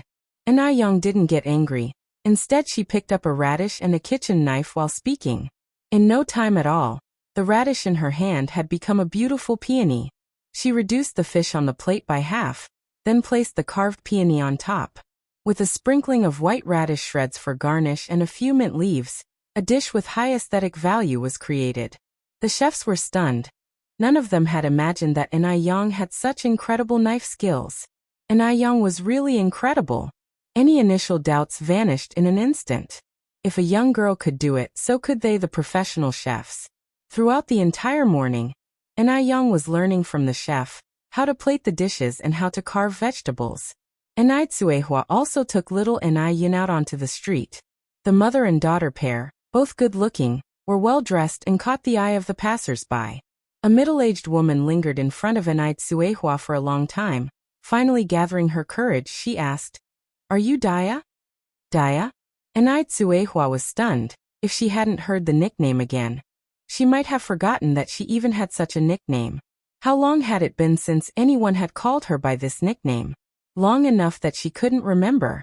Tsuehua looked up at the middle-aged woman, thought hard for a long time, but couldn't remember who she was. "Sorry, may I ask who you are?" "Daya, it's me, Danny, who grew up with you. Don't you remember me?" This woman was Zhou Danny, who had grown up with Tsuehua. They were very close in the past, but after Tsuehua left, Zhou Danny got married, and they lost touch. Only then did Tsuehua remember her childhood friend. She became so excited that her eyes welled up with tears. "Danny! Is it really you, Danny?" She remembered that Zhou Danny had a small mole in the middle of her forehead.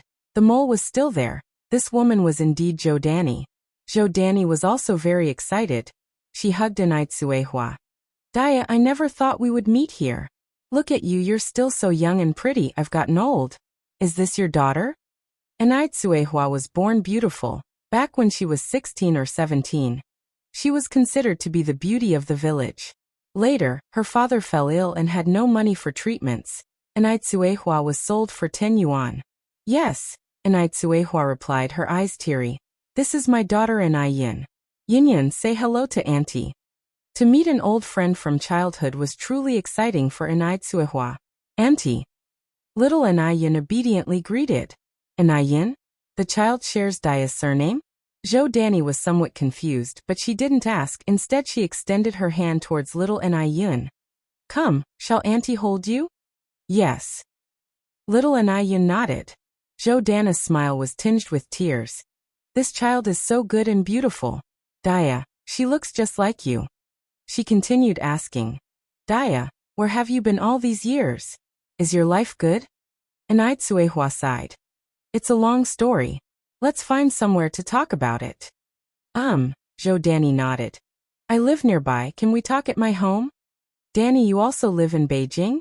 Tsuehua expressed surprise.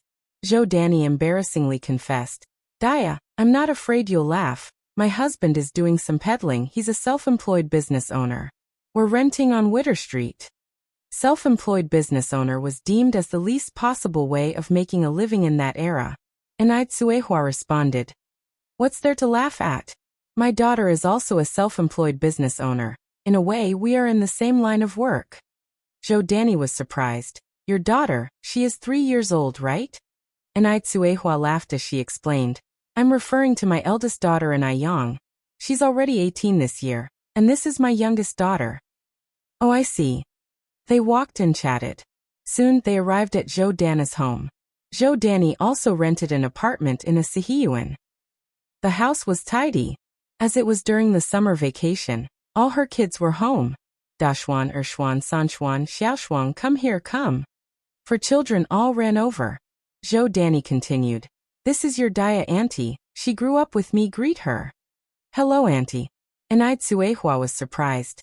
"Danny, are these all your children?" Zhou Danny nodded and went on, "This is Dashuan, he's 16 this year. This is Ershuan, now 15 years old. This is Sanchuan, he's 14 this year. And this is Xiaoshuang, she's 8 this year."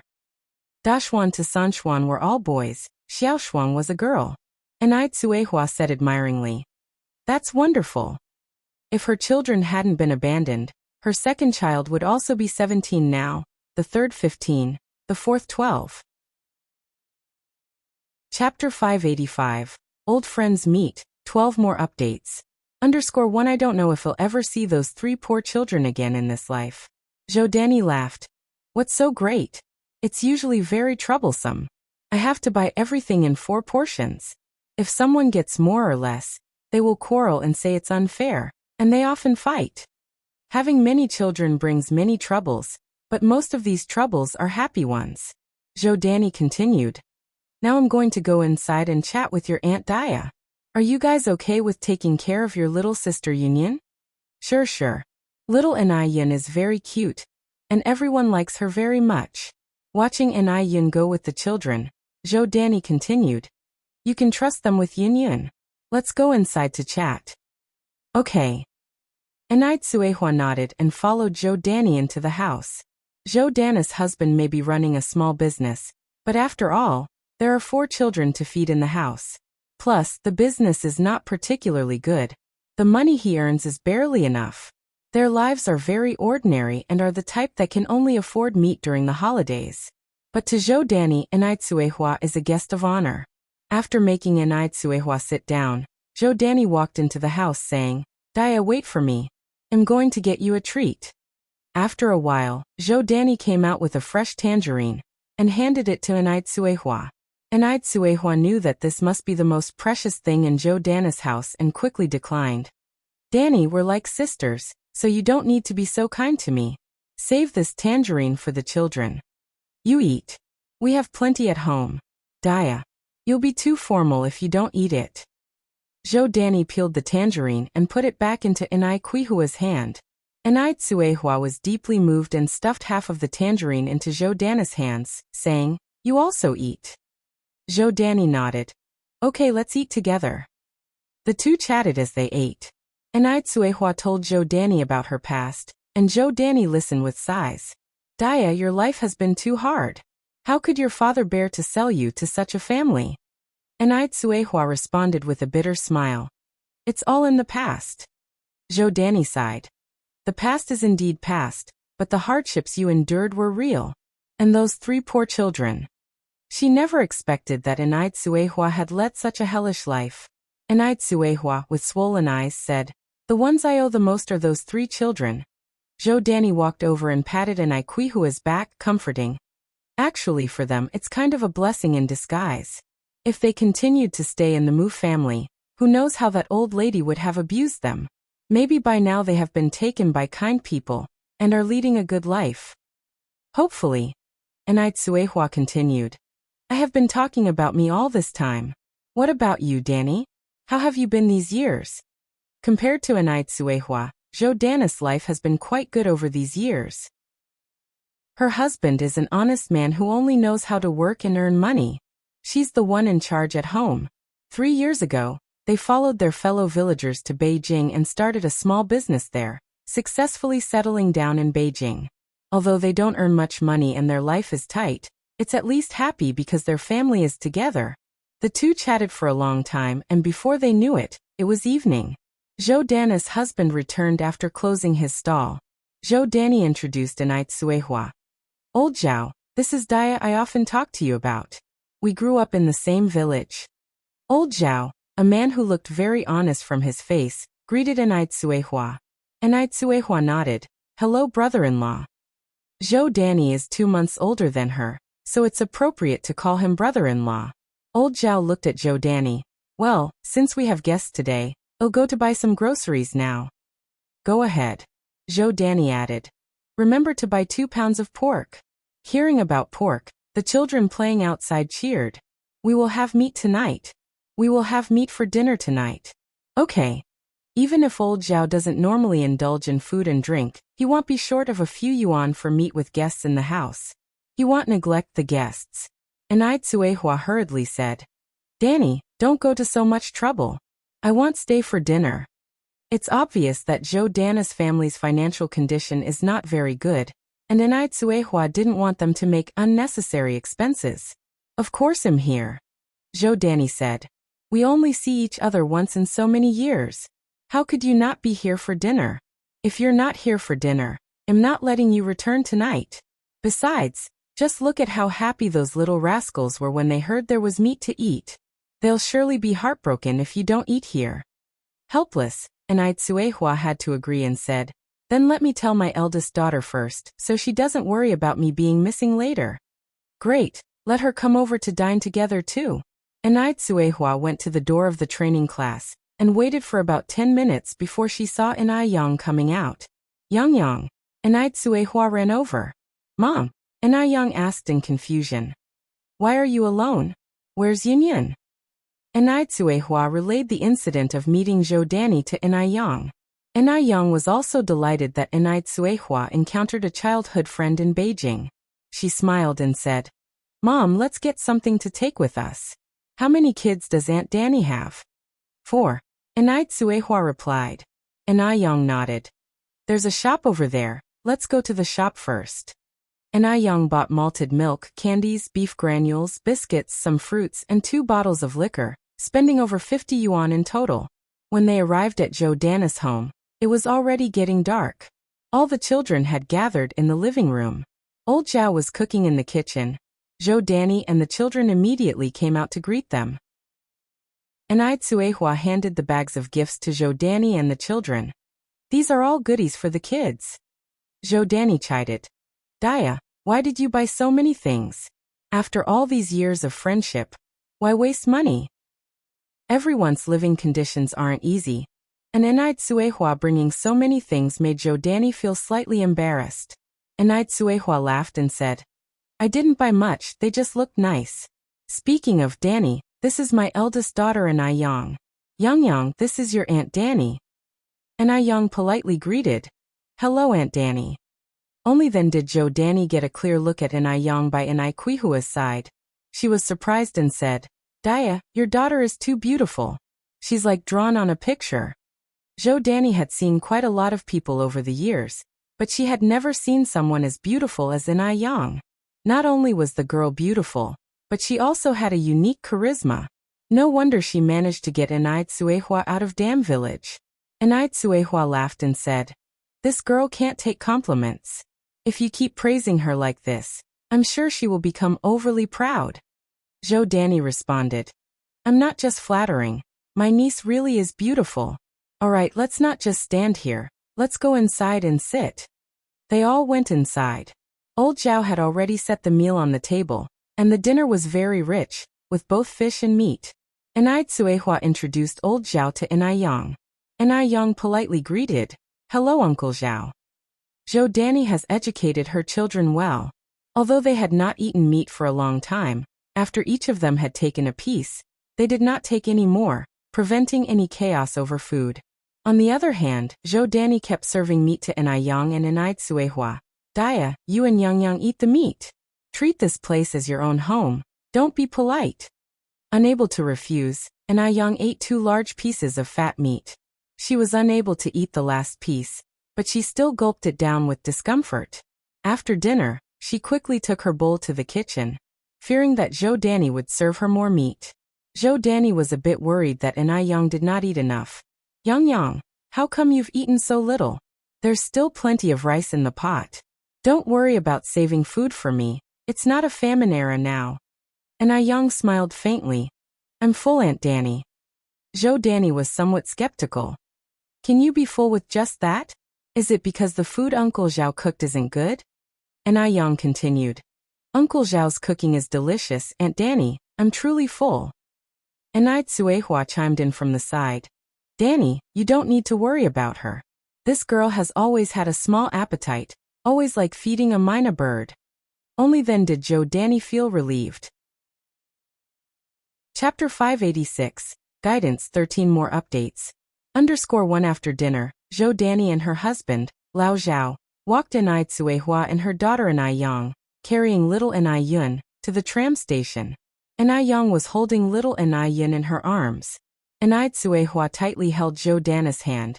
Danny, whenever you have time, you need to come over with your brother-in-law and the children. You can take the number 9 tram and get off at Jinghua Village. Give us a call when you're on your way, and I'll meet you at the village entrance. Zhou Danny nodded. We're a bit occupied at the moment, but we're definitely coming as soon as we get some free time. I'll be waiting at home for you all.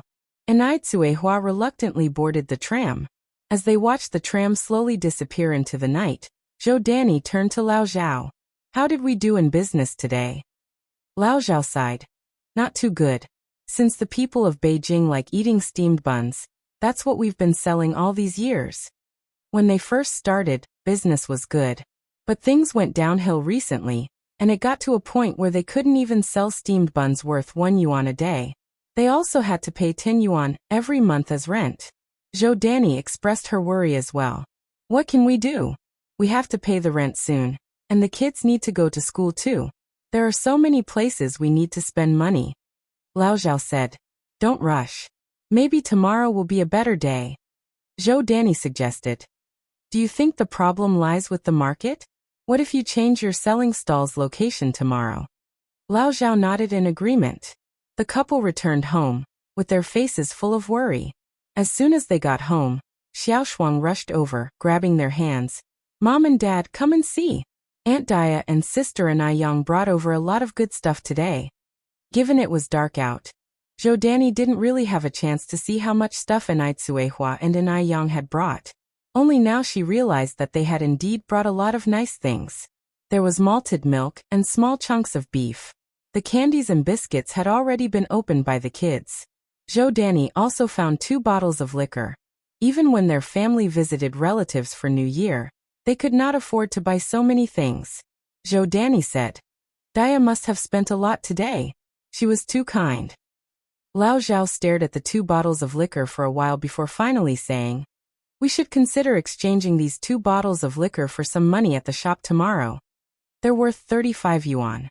We don't need a big profit. 30 yuan should be enough to pay the school fees and the rent. Even though this was slightly inappropriate, they had no other alternatives. If they didn't sell the liquor, their family of 6 would end up on the streets with the kids unable to afford school. Zhou Danny was silent for a moment then nodded. All right. When we have money, we must thank Dia and her family properly. Lao Zhao nodded, definitely. The next day, Zhou Danny went to the shop and exchanged the 2 bottles of liquor for 30 yuan. The regular selling price for these 2 bottles of liquor was 35 yuan. The shopkeeper was more than happy to make this deal for 30 yuan. They were relieved to finally have the money for the school fees and rent. Zhou Danny let out a sigh of relief. After hearing Zhou Danny's idea, Lao Zhao changed his selling spot today, continuing to sell from his stall. As it was the inaugural day of the restaurant, at 11:30 a.m., Anai Yang arrived at the city market. She bought cigarettes, liquor, and prepared dishes, ready to treat everyone to a good meal. She bought various meat dishes including braised beef, pig's head meat, and tiger skin chicken feet. People were in dire need of some decent nourishment at this point. Even if they ate a lot of meat, they wouldn't feel greasy. Moreover, they were all performing manual labor and needed to restore their energy. After buying the dishes, all she needed were the staple foods. Just then, Anai Yang spotted a vendor selling steamed buns. Beijing people generally prefer wheat food, so Anai Yang steered her cart over and ordered, "Vendor, could I get 50 steamed buns please?" There were 18 workers in the restaurant. A grown man could easily eat 2 to 3 steamed buns, so 50 steamed buns was really not that many. 50 steamed buns. The old Zhao, who had been originally hunched over eating his steamed bun, perked up upon hearing those words. He quickly put down the bun and picked up a bag. "All right, please wait a moment." Anai Yang clearly saw old Zhao at this point and exclaimed, "Uncle Zhao." Old Zhao also looked surprised. Yang." Anai Yang chuckled and said, "Uncle Zhao, so you've been selling steamed buns here?" Old Zhao nodded. "Yes, but Yang, are you sure you can finish off all these buns? They'll go bad if you don't finish them quickly in this weather." Anai Yang assured him, "Don't worry, we have more than a dozen people for dinner."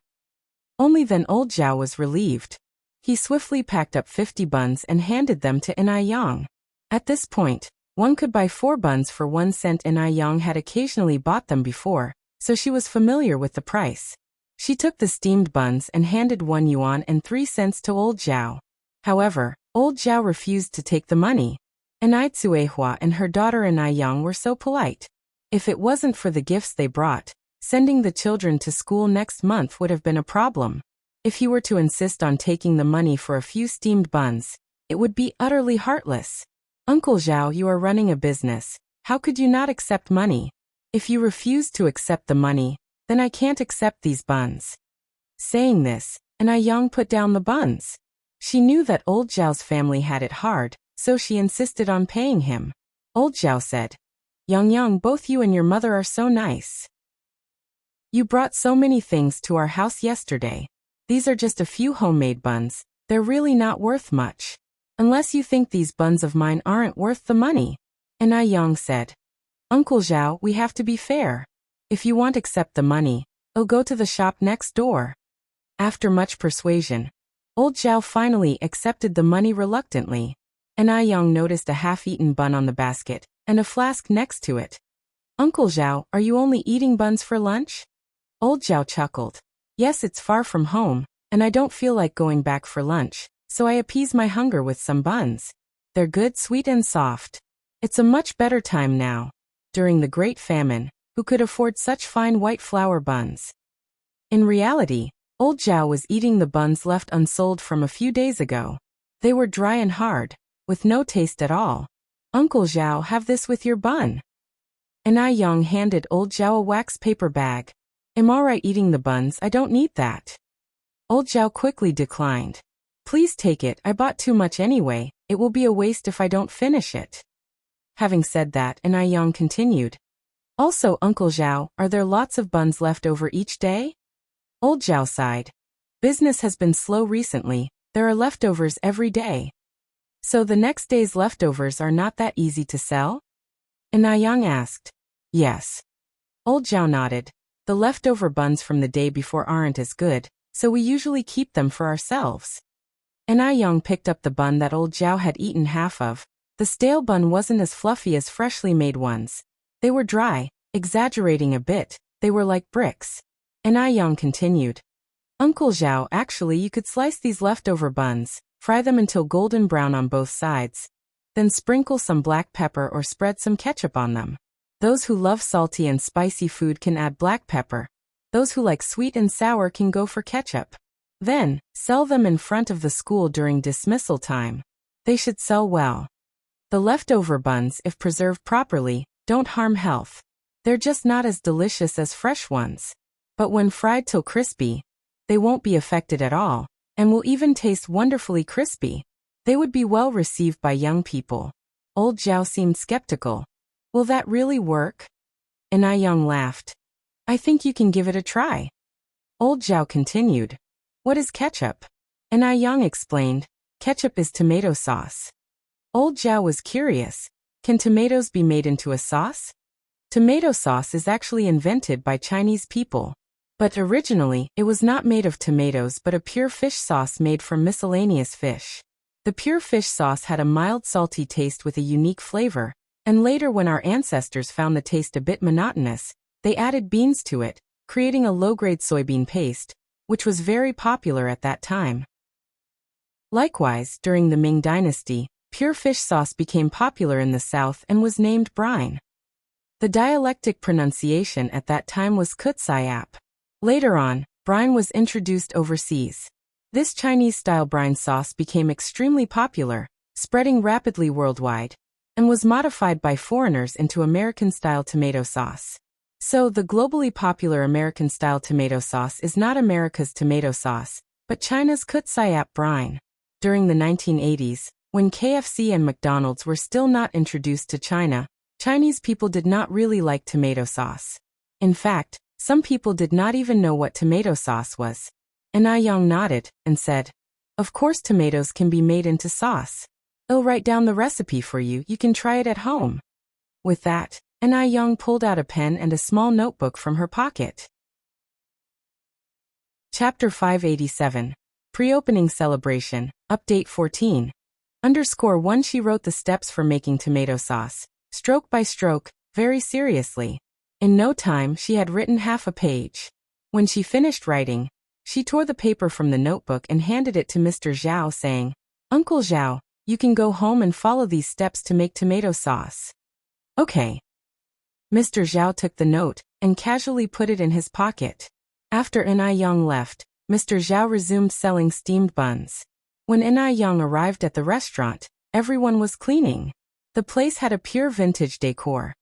Even the ornate frames of the ceiling lights were crafted in traditional style. Wooden screens separated the tables, and the carvings on them depicted Tang poems and Song dynasty lyrics, radiating an elegant aura. Even doing nothing in such an environment would make one feel relaxed and joyful. Yang is here. This is the sample clothes delivered by the clothing factory this morning, said Wang Tiniu, handing over a small bag. Yang put the large and small bags of food she had on the table, surprised. They arrived so quickly? Having adopted a vintage theme. Even the waitstaff's uniforms were designed by her, reflecting Han cultural elements. The men's were black, and the women's were red. Yang had just taken out the clothes when Wang Tiniu remarked, "Isn't this a historical costume? It's so beautiful. I've also seen it on TV." Yang laughed and clarified, "This isn't a historical costume. It's Hanfu, the traditional clothing of the Han people, which originated from the Yellow Emperor and thrived during the reigns of Yao and Shun." "Oh." Wang Tiniu nodded, seemingly understanding. Yang put the clothes back and continued, "Uncle Tiniu, has everyone finished their tasks? We can have dinner once everyone is done. I'll go call them." Yang nodded, starting to tidy up the table. By the time everyone had come downstairs, the large round table was already full of dishes, or to be precise, full of meat. A pack of cigarettes was placed on each seat, and 3 crates of beer were placed on the side of the table, with baijiu displayed on top of the beer. Eating meat and drinking heavily, what a blissful life. Yang called everyone to sit down. "Everyone has worked hard recently. Tonight everyone must drink to your heart's content." "It's not hard at all. Yang, you're too kind. You must have spent a lot on these cigarettes and alcohol, right?" They had never been treated this well anywhere they had worked. Nowadays, if a typical family could provide lunch every day, it was considered very good. But Yang not only provides lunch every day, she ensures meat is available in every meal. Working for her, everyone was full of energy and did not allow themselves to make any mistakes. Even if there were minor defects in their work, they would redo it. That's why the restaurant was so beautifully decorated. Yang laughed. "It didn't cost much. Uncles, please sit down." Under the warm invitation of Yang, everyone finally sat down. Though Yang could drink alcohol, she was only 18 and wanted to take care of her health, so she toasted everybody with tea instead of alcohol. Everyone enjoyed this meal immensely. The day passed quickly. Though Mr. Zhao changed his stall today, business was still not very good. Including the 50 steamed buns Yang bought, he only sold 100 steamed buns in total, and had over 100 left unsold. As soon as he returned home, Zhou Danny come forward and asked, "How was business today?" "Not very good." Mr. Zhao handed all the money he had earned from selling steamed buns that day to Zhou Danny. Zhou Danny took the money and exclaimed in surprise, "You earned all this today?" Mr. Zhao nodded. "There's 2 yuan and 5 jiao. That's impressive. A caddy of flour costs 5 cents. A caddy of flour can be made into 10 steamed buns. 2 caddies of flour can be made into 20. There isn't much overhead, so if you can earn 2 yuan and 5 jiao every day, you could earn 75 yuan in a month. That's 900 yuan a year, so there's no need to worry about the children's schooling and rent anymore," Mr. Zhao added. Another 1 yuan and 5 jiao is from Yang, who bought 50 steamed buns all at once. Yang. Mr. Zhao nodded and took out a paper bag from the stall. "This is what Yang gave to me to eat at noon. You warm it up and let the children have a taste." He could eat less meat, after all, he was already old. But the children were growing, so if there was any meat, he would save it for them. "What is this?" Zhou Danny looked down at it in surprise. "It's meat. Did Yang give this to you?" Mr. Zhao nodded. Yang is a good child. Not only did she look after my business, but when she saw me eating buns without any food at noon, she gave me this. Zhou Danny sighed and said, Yang is really talented. Not only did she take Daya and her sister out, but she also managed to thrive. I wonder what good deed Daya did in her past life. If it wasn't for Yang, Tsuehua would still be stuck in Dam Village now. Old Zhao added. Yang talked about a way to make money today. I wonder if it will work. What's the plan? Zhou Danny asked. Old Zhao discussed the idea of grilled bun pieces with Zhou Danny. Upon hearing this, Zhou Danny said, it should consume a lot of oil, right? They couldn't even afford to use oil for cooking. Where would they get the oil for frying bun slices? What if they grilled them and couldn't sell it? Wouldn't they have wasted the oil? Joe Danny continued. We can't sell white steamed buns. How can we sell them if they're grilled? The more we fuss, the poorer we get. Let's not fuss about it. Rich households can afford the toss. Poor households simply can't afford it. Old Zhao scratched his head. That's true. Maybe we should make fewer buns tonight to avoid leftovers. Yes, Joe Danny nodded. We can't keep failing to sell the buns. Should we think of more ideas? Old Zhao sighed. The times are tough this year, but maybe things will get better next year. Let's get by the second half of this year first. Joe Danny smiled. Yes, let's not lose heart yet. Perhaps business will pick up tomorrow? Right. Although the couple had lost faith in the future, they were still full of hope. After Anai got home, she tried on the hanfu. She walked in front of Anai Tsuehua and asked, Mom, do you think this dress looks good? It's a Chiru-style hanfu, unlike traditional hanfu. It has been modified so that the sleeves are narrow, and the skirt just reaches the ankles. This makes it easy to serve dishes and walk without getting caught or tripped. The top is white, the skirt and ties are red. Anai, with her slender and tall stature, looked stunning in the hanfu, which perfectly accentuated her figure. The interweaving of red and white made her radiant and striking, as if she had stepped out of a classical beauty painting, captivating everyone's attention. Anai Tsuehua nodded. Beautiful. Even more beautiful than a fairy. Anai happily twirled around. Really? Would your mom lie to you? Anai Tsuehua replied with a smile. Little Anai excitedly clapped her hands on the side. Beautiful. Sister, beautiful. Even Duo flew to Anai Yang's side, chirping non-stop. By the way, Yang am going to the mountain. Take care of Yunyan at home. Anai Tsuehua picked up the basket. What are you going to do on the mountain? Anai asked. Anai Tsuehua replied. It rained last night. There should be plenty of matsutake on the mountain. I'm going to pick some, and we can stir-fry them for dinner. Matsutake can be stir-fried, and even added to flour to make spicy strips. Spicy strips with matsutake sell better than regular ones. Wild matsutake is sold at sky-high prices in later years, but in this unpolluted era, they are everywhere and worthless. Ordinary families are too busy with farming to pick matsutake. Anai nodded. All right, take care. Okay. Anai Tsuehua walked out with her basket. Just as she reached the door, she turned back. What's wrong? Anai Tsuehua said. I'll bring my English book for a read. She would read English whenever she was free.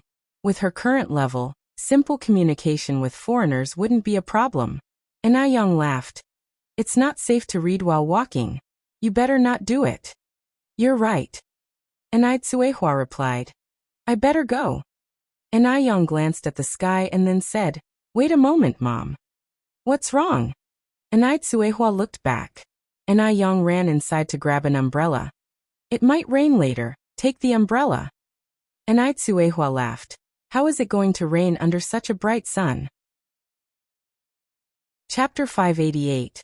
Have good things to give you. Update 15. _1 Anai put the umbrella into her basket. Put it in just in case it starts raining. Just as Anai Tsuehua left, an elderly woman with white hair arrived at the door with a basket. Is Yang's mum at home? Grandma Lu. Anai smiled and walked over. My mom just left. Do you need anything from her? Grandma Lu smiled and said. Oh, Yang is here. Nothing really. Our potatoes have had a bumper harvest this year. I just brought over some potatoes for you guys. This is the first batch of this year's harvest. I want you 3 women to taste them. Only then did Anai notice that Grandma Liu's basket was full of potatoes. The villagers of Jinghua village are all very grateful. Anai has been good to them, and they are also very good to Anai. Whenever someone slaughters a pig or a sheep, or whenever the crops are glowing, they think of sending some food to Anai first. Anai smiled and said, Grandma Lu, you are too polite. We already have potatoes at our home. You worked hard to grow these, you should keep them. Grandma Lu is an old widow in the village. She has no children and lives alone, which isn't easy. Anai often gives her some food during holidays. However, something that truly moved her happened last year. Last autumn, the old lady suddenly came down with a high fever. She nearly died alone at home without anyone knowing. It was Yang who found out the abnormality and was able to treat Grandma Lu. Grandma Lu said, "I can't finish these all by myself. Yang, you don't like my old self because I can't give anything decent, right?" In the end, Grandma Lu pretended to put on a stern face. No, Grandma Lu, you've misunderstood. If you don't mind them, then keep them. It's not like it's anything valuable. I've got to go now. If I don't return soon, the chickens will get my cabbage." Finishing her words, Grandma Lu dumped the potatoes on the ground and left. Yang couldn't let Grandma Lu go back empty-handed. "Grandma Lu, wait a moment." Grandma Lu was already aware of Yang's tactics. She knew Yang must have gone inside to get something, and quickly covered her basket. Ran away as if carried by the wind. When Yang returned to the yard, Grandma Liu's figure was already out of sight. She puzzled. "Where is Grandma Lu?" Little Yang pointed at the door and said, ran away." "Ran away?" Yang was taken aback. She never knew that Grandma Lu, even with her bound feet, could run so fast. Looking at the pile of potatoes that Grandma Lu brought, Yang suddenly had an idea. Yun, do you want to eat something delicious?" "Yes." Upon hearing the mention of delicious food, little Yin started drooling. Yang picked up 5 large potatoes, cleaned them thoroughly, peeled off the skin, and finally cut them into thin slices and long strips. That's right. The delicious food that Yang was making today was potato chips and French fries. Eating fries cannot be without tomato sauce. Yang also ran into the field to pick 2 large tomatoes. Making tomato sauce is real simple. First, peel off the skin of the tomatoes, then cut them into pieces and stir-fry them in hot oil until they're mushy. After that, add water, and simmer it to reduce it down to a thick consistency. Normally, when making tomato sauce, one would add white sugar. But the homegrown tomatoes hadn't been treated with coloring agent. Every bite released a burst of fresh and juicy taste, soft and silky. They were so good in flavor that there was no need to add sugar at all. While the tomato sauce was simmering, Yang began to fry the chips and potato strips. When frying in oil, you need to parboil the potatoes in boiling water for 3 minutes first. Then lift them out and rinse them in cold water. Afterward, drain them and fry them in the wok. A sizzling noise filled the air very soon afterwards. Little Yin stood by the pot, drooling with desire. By the time the tomato sauce was ready, the chips and potato strips were all fried up. Yang handed a portion of fries to little Yin. "Yun, eat slowly, be careful, it's hot, okay?" "Okay." Little Yin nodded, immediately grabbing a fry and putting it in her mouth. "Is it tasty?" Yang asked. "Delicious." Yang then scooped a bit of tomato sauce into little Yin's bowl. "Yun, why don't you try dipping it in the tomato sauce?" Given her young age, little Yin didn't quite understand what Yang was saying. Yang had to demonstrate it herself. The crispy on the outside, soft on the inside fries with a dab of sour and sweet tomato sauce made a remarkable combination. Little Yin chanted excitedly, "Delicious! It's delicious! It's delicious, sister!" Little Yin was very smart. Yang only taught her once, and she got it. Within a short time, she had tomato sauce all over her face while eating it. Yang scooped the remaining tomato sauce into 3 small glass jars for the later use. Afterward, Yang took little Yin and delivered some fries and chips to Grandma Lu as well. Even though the elderly do have some teeth problems, consuming these isn't really an issue. When Yang arrived, Grandma Lu was standing on a stool changing a bulb. Hearing some noises from the door, she looked outside, her foot slipped, and she almost fell, but Yang immediately held her. "Careful, Grandma Lu." Even though Grandma Lu was scared, she still laughed and said, "It's okay." Yang took the bulb from Grandma Liu's hand. "This is too dangerous, let me change it for you." "I'll do it, Yang. Are you sure you know how?" In Grandma Liu's eyes, Yang still was a child. Yang laughed and said, "No biggie, I often change bulbs at home." The moment she finished speaking, she directly stood on the stool and started to replace the bulb. She was so cool that even men would have to marvel at her. Grandma Lu, however, was worried. Yang, be careful of the electricity. Okay. Yang casually turned. Pop. And the light was on. Little Yun happily said, "The light is on." Yang jumped off from the stool, used a duster to wipe off the dust, then returned everything to its original place. She handed Grandma Lu the fries and chips on the table. "Here, try these." "What are these?" Grandma Lu tasted a fry. "Quite tasty." Yang smiled and said, "These are fries and these are chips." Grandma Lu said, "This is the first time I'm trying these special delicacies. What are they made of?" "Want to guess?" Yang teased. Grandma Lu guessed, "Flour?" Yang shook her head. "Wrong." Grandma Lu pondered a little more. "Glutinous rice flour?" "Still wrong." Yang kept shaking her head. Grandma Lu guessed again. "So this isn't made from flour?" Strange, the taste was surely that of flour. Yang laughed and said, "Grandma Lu, these are made from potatoes. The same ones you gave us." "Potatoes?" Grandma Lu was a bit astonished. "Can potatoes taste this good?" Yang nodded. "Of course. If you want to learn, I can teach you." "Sure." Grandma Lu usually gets quite bored alone, so she has a great interest in food. Yang explained the making process in detail to Grandma Lu. Grandma Lu laughed and said, "I'll definitely try this tomorrow. By the way, Yang, come with me." Grandma Lu pulled Yang into an inner room, then turned around to carry little Yun inside as well. She mysteriously closed the door and switched on the light. Yang, wait for me." Grandma Lu went behind the bed, and after a while, she walked out with an old vanity case. Yang, come here." Grandma Lu gestured for Yang. Yang walked over. "Grandma Lu, what's in it?" Grandma Lu laughed and said, "You'll know soon."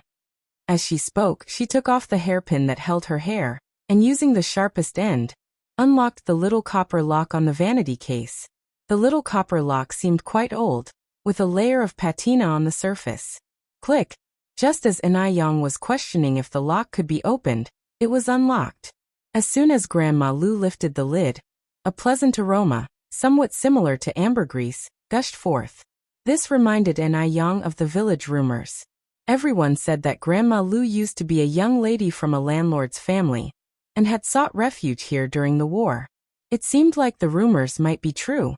No wonder. Yang always felt that Grandma Lu had a certain grace not found in ordinary grandmas. After the lid was lifted, what met the eyes were a few dusty silver hairpins, and a binnyo, Korean hair stick. But because they hadn't been worn for many years, or been maintained, these items had lost their original luster. Grandma Lu pulled open the second layer drawer of the vanity case. Astonishingly, a translucent jade bracelet with excellent color and perfect luster rested in the drawer.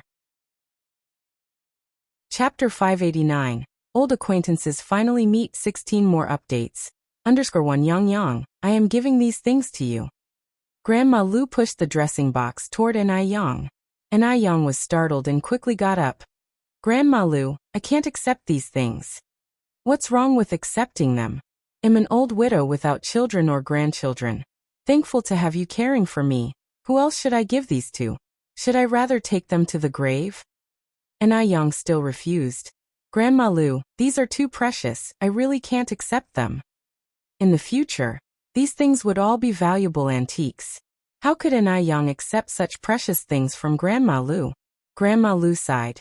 I'm already 78 this year, my health is getting worse day by day. I might be gone any day. If you're not accepting these, I wouldn't be able to rest in peace even in death. An old person must plan ahead. She was a refugee, without any children or relatives. Rather than letting these objects be buried in the ground when she died, she would rather give them to Yang.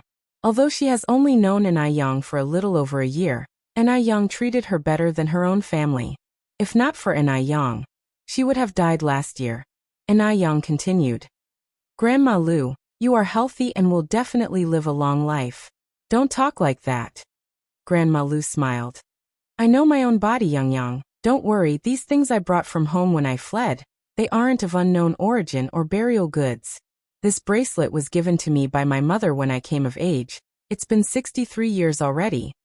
Because this bracelet means so much to you, I can't accept it even more now.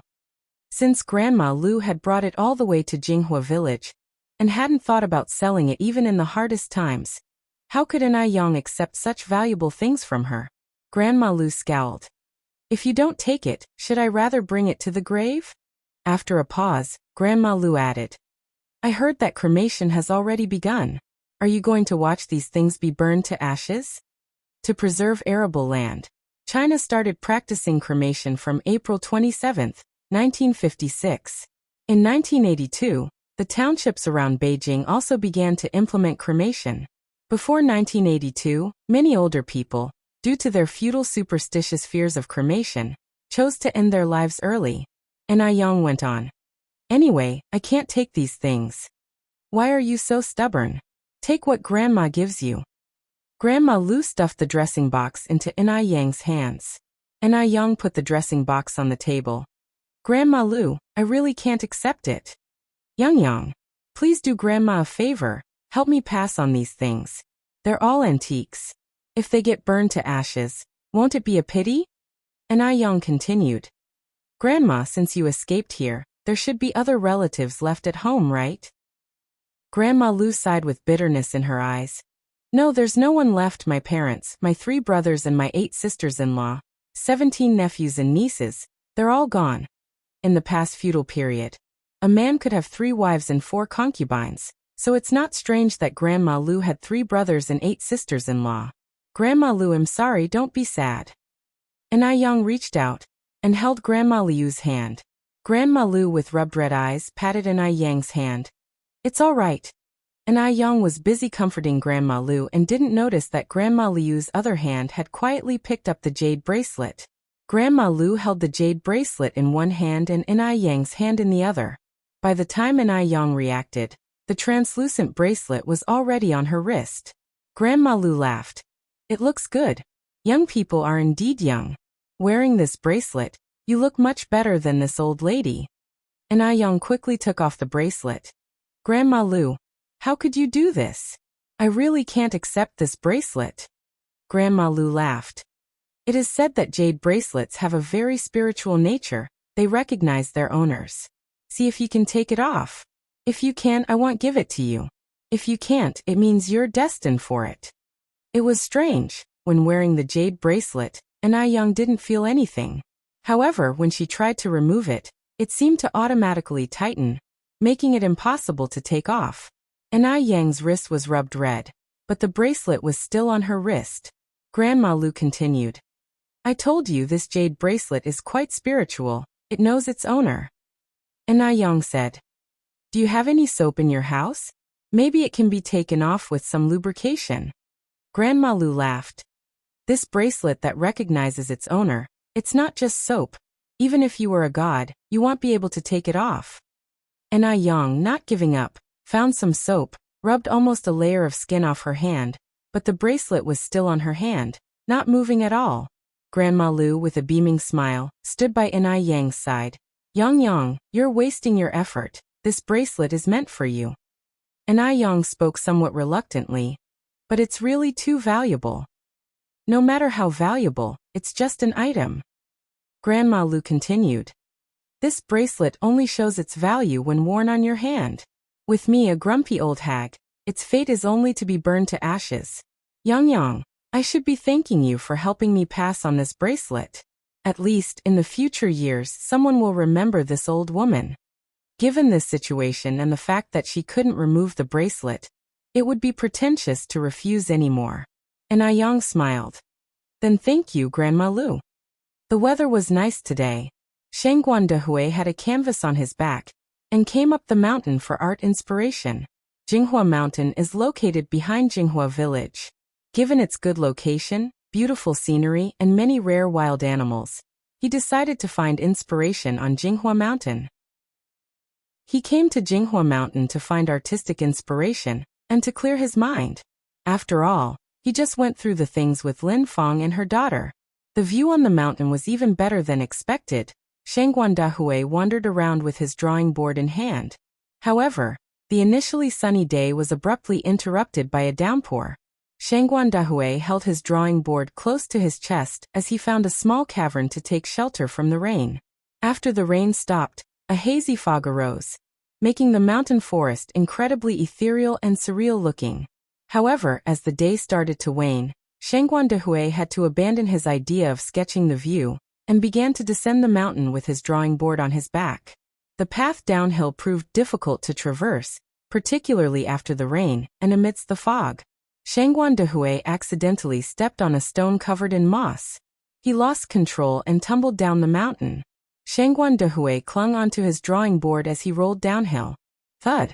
When Shangguan Dahui regained consciousness, it was totally dark. It was silent around him, except for the sounds of birdsong and insects. With the aid of the faint moonlight, he realized that he somehow had fallen into a pit. This pit was likely a trap dug by hunters long ago. It had been over 30 years since he last encountered such a situation. That was when he met a person he'd never forget in his lifetime. Would he die in this pit this time? Is anyone there? Shangguan Dahui shouted at the top of his lungs. There was no response from the wilderness. Is anyone there? He repeated his cry. Enai Tsuehua was carrying her basket on her back when she vaguely heard a voice shouting. However, when she tried to listen more closely, she could hear nothing.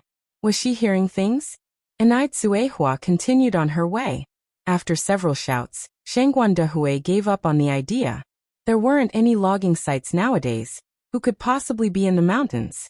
Shangguan Dahui leaned against the pit wall, sat down slowly, and blankly stared at the starry sky when he heard faint footstep sounds from above. Someone. Shangguan Dahui stood up once again and asked, Is anyone there? Enai Tsuehua on the ground halted and looked around cautiously. She was sure of it this time. Someone was definitely shouting. With the absence of footstep sounds and no one answering his call, Shangguan Dahui shouted once more. This time Enai Tsuehua heard very clearly. She responded, Who's there? She'd heard from the elders that spirits often roamed in the mountains. There were tales of ghostly figures lurking behind the foliage. Could she have encountered a ghost? Enai Tsuehua was both intrigued and frightened. Shangguan Dahui was overjoyed to hear a response. There really were people on the mountain. From the sound of it, the respondent wasn't far away. Shangguan Dahui replied, It's me. I'm down here. Where are you? Enai Tsuehua asked. Hearing the delicate fear in her voice, Shangguan Dahui assured her, Please don't be afraid. I came here to sketch the mountain but accidentally fell into a hunter's trap. If you walk towards the east, you'll find me. However, be careful. The wild grass here is unusually lush. Okay. With a stick in one hand parting the tall grass, Enai Tsuehua cautiously proceeded forward. After not too long, she arrived at the trap. Are you here? Yes. Shangguan Dahui waved at her. I'm down here. Enai Tsuehua found the voice somewhat familiar. Peering into the pit, she exclaimed in surprise, Mr. Shangguan, is that you? Shangguan Dahui responded in confusion. You know me? Enai Tsuehua continued. Don't you remember me? I'm Enai Yin's mother. Chapter 590. Familiar feeling, taking Shangguan Dahui home. 17 updates. _1 Shangguan Dahui hadn't expected to meet a familiar face deep in these old mountains. Even more unexpected was that it was Enai Tsuehua, someone he had met twice before. Enai Tsuehua immediately put down her back basket, crouching on the ground. She gripped the wild grass near the edge of the trap tightly with one hand, and reached into the trap with the other. Mr. Shangguan, quick, grab my hand. I'll pull you up. Shangguan Dahui reached out, and even stood on his tiptoes, but they fell short of a few centimeters. He tried jumping, yet still couldn't reach Enai Tsuehua's hand. At this time, Enai Tsuehua continued, Mr. Shangguan, please wait a moment. I will go find a sturdier stick to help you. The long stick she had been using to part the wild grass was too thin to support the weight of an adult.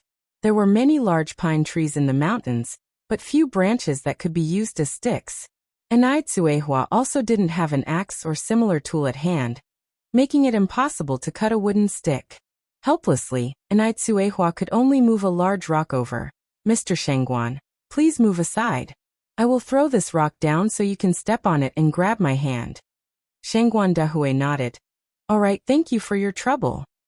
Enai Tsuehua rolled the large rock down alongside the pit wall. This time, when Shangguan Dehui stepped on the rock, he was indeed able to easily grab Enai Quihua's hand. Their hands gripped tightly. Enai Quihua's hand was not like those of ordinary farm women. It wasn't rough, nor did it have thick calluses. It was unusually soft in his grip, leaving Shangguan Dehui momentarily dazed. The reason Enai Quihua's hands were so well maintained was largely thanks to Enai Yang's skincare products, along with the effects of a proper diet. All those beauty and health foods she ate daily weren't for nothing. Mr. Shangguan, hold on, I am going to pull you up. All right. Shangguan Dehui clenched Enai Quihua's hand. Shangguan Dehui was an adult male with a height of 1.85 meters. The trap was also wet and slippery due to the recent rain. Even with great strength, there was no way Enai Tsuehua could pull him out at once. At this moment, the wild grass that Enai Tsuehua was clutching suddenly snapped. Bang! Shangguan Dehui didn't have time to react, and Enai Tsuehua was brought down by a sudden force. Both of them fell to the ground. To be precise, Shangguan Dehui fell onto the ground, and Enai Tsuehua was on top of him. They looked at each other like that, as if time stood still at that moment. Although Enai Tsuehua was already 37, there was no trace of the years on her face. Her demeanor was composed and graceful. Through the tumult, it seemed he saw a familiar sight long absent in her eyes. Where had they met before? Shangguan Dehui narrowed his eyes. Ever since she left Dam Village, this was the first time Enai Tsuehua had been this close to a man. Her heart was pounding uncontrollably. It took her some time to collect herself, to get off Shangguan Dehui and ask, Mr. Shangguan, are you all right? I'm fine, how about you? Shangguan Dehui also collected himself at this moment. I'm okay too. Enai Tsuehua stood up, looking up at the ground. Now what? How are we going to get back up? Don't rush. We'll find a way. Shangguan Dehui reassured her. Just then, Shangguan Dehui found a length of vine. It must have been carried down unintentionally when Enai Tsuehua fell. The vine was about as thick as a little finger. Shangguan Dehui gave it a tug and found it to be sturdy. I'll try climbing up first. If I make it, I'll pull you up. Shangguan Dehui looked at Enai Tsuehua. All right. Enai Tsuehua nodded. Shangguan Dehui gripped the vine, gritting his teeth against the pain in his ankle, and managed to climb up in a few movements. Enai Tsuehua also quickly started climbing the vine. Comrade, give me your hand. Shangguan Dehui reached out to Enai Tsuehua. Men are generally stronger than women. Shangguan Dehui easily pulled Enai Tsuehua up. Oh my, we finally made it up. Enai Tsuehua let out a long breath of relief. Comrade, thank you so much for today. Shangguan Dehui thanked Enai Tsuehua. Enai Tsuehua laughed and said, It's fine, it's fine. You once helped me too, remember? It's getting late. We should hurry down the mountain. When the fog thickens, it will be difficult to descend. All right.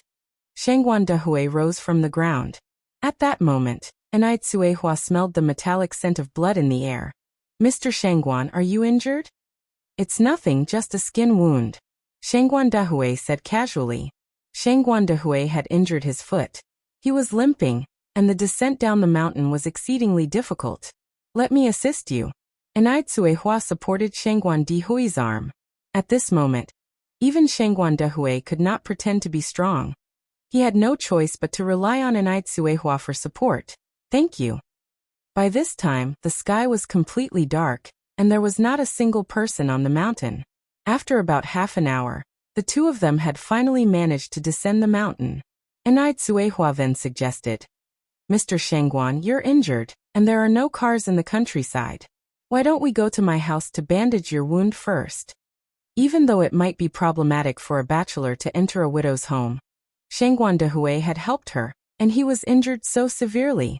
Leaving him in the countryside didn't seem right either. Moreover, it was nighttime, and people likely wouldn't notice them. Shangguan Dehui hesitated. Would it be too much of an imposition?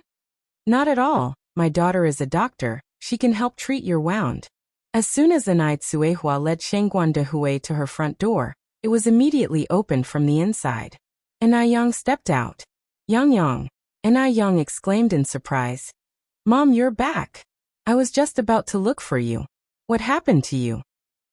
It had rained on the mountain, and Enai Tsuehua had fallen into a trap, so there was mud all over her, making her appearance somewhat disheveled.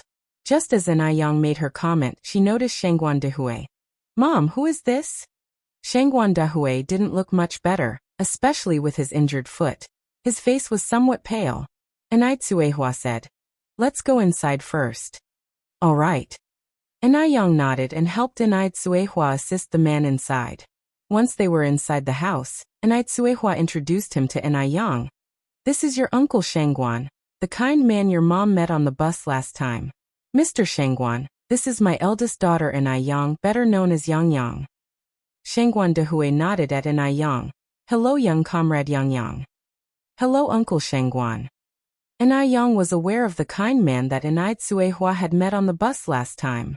Enai Tsuehua continued to explain, Your uncle Shangguan fell into a hunting trap while hiking up the mountain, injuring his leg. Yang Yang, can you please take a look and see if it's serious? Enai Yang nodded. Sure Uncle Shangguan, please take a seat.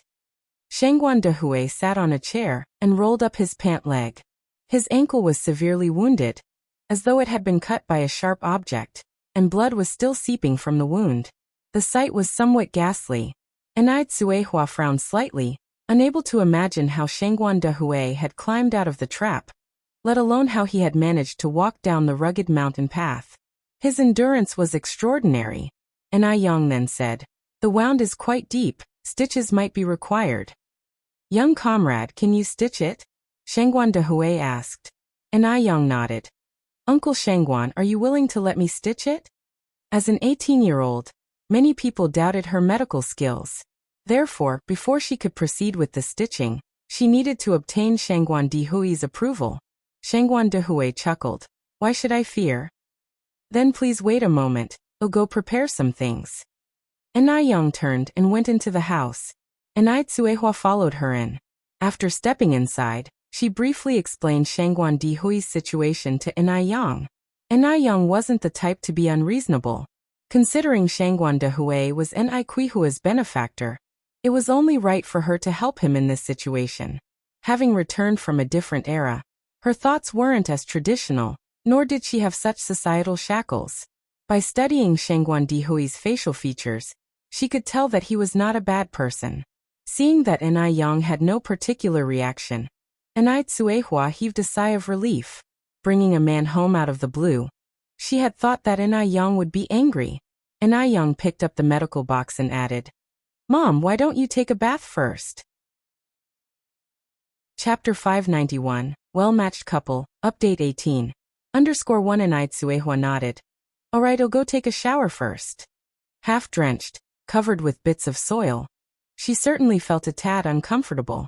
Enai Yang stepped out with the first aid box, moved a stool in front of Shangguan Dehui and said, Uncle Shangguan, please put your leg up.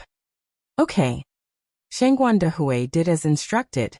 Enai Yang took out the medicines, cleaned around the wound with medical alcohol, and before proceeding with the stitches she said, Uncle Shangguan, I have no anesthetic here. It might hurt a bit later, please bear with it. Shangguan Dehui nodded in response. Enai Yang then handed him a chopstick. If you can't bear with the pain, you can bite on this stick. Thank you.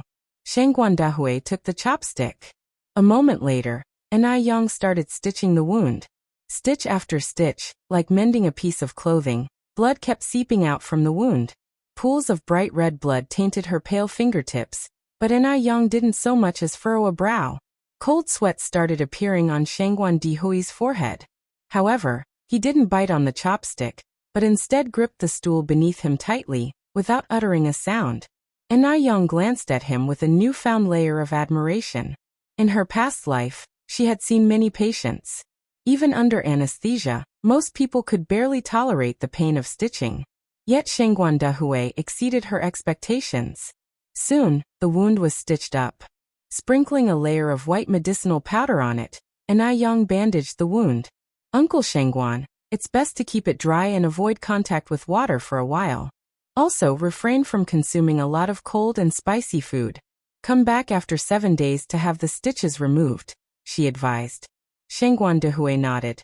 All right, thank you, Comrade Yin Yan. And I Yang smiled slightly. It's no trouble, it's the duty of a doctor.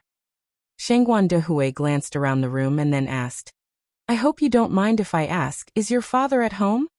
He had called unannounced, so he should at least say hello to the host. He's no longer here, and I Yang responded calmly. Gone. At first, Shengguan Dehui was taken aback, but then quickly realized, I'm sorry, I didn't know about your father. It doesn't matter. Just then, an Ai Chengui returned from work. Seeing Shengguan Dehui in the house, she asked, Yin Yan, we have a guest? And I Yang replied, Auntie and I, this is my mom's friend, Uncle Shengguan. He accidentally got hurt while sketching in the mountain behind our house. Oh, okay.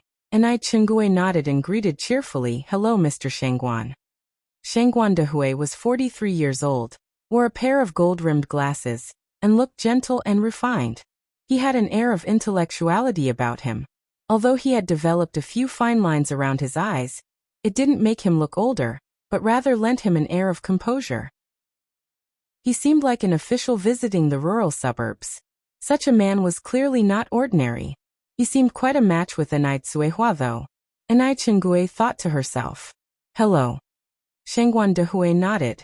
After a while, Enai Tsuehua finished her shower and came out. Enai Chengui pulled her aside and they started whispering. There were no secrets between Enai Tsuehua and Enai Chengui. Tsuehua provided Chengui with a detailed account of what had transpired. Enai Chengui joked.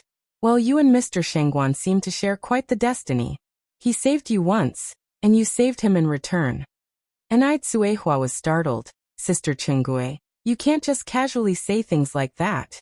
Enai Chengui laughed. I'm just saying it to you. It was indeed something that could not be mentioned lightly. What if Shengguan Dehui had a wife and children? After all, he was already of a certain age. Yet it wasn't something that could be asked outright either. Upon returning to the main room, Shengguan Dehui suggested leaving. Given that Enai Tsuehua was a widow, it was indeed necessary to avoid any potential censure. Enai Chengui laughing suggested, It's already dark outside and the road is not easy to navigate at night. Why don't you stay at my cousin's house tonight, Mr. Shengguan? His wife and son just went to her parents' house a few days ago, so he's home alone. Having a man over at their place, a household of women, for the night certainly would be improper. But it's different with men around. Moreover, Enai Chengui was considering playing matchmaker for Shengguan Dehui and Enai Tsuehua. By letting him stay here, he could ask his cousin to find out more about Shengguan Dehui. After all, it's more convenient for men to talk to each other.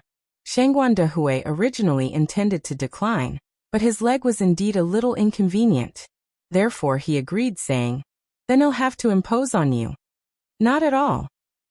Enai Chengui said, Doesn't the chairman always say that we should help others for the joy of it? Enai Yang said, In that case, I will go and invite my cousin to come and have dinner. It was just 8 o'clock. Because there was farm work to be done, rural people usually eat quite late.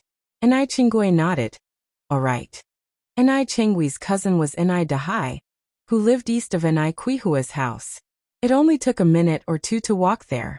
Enai Dahai was 37 years old that year.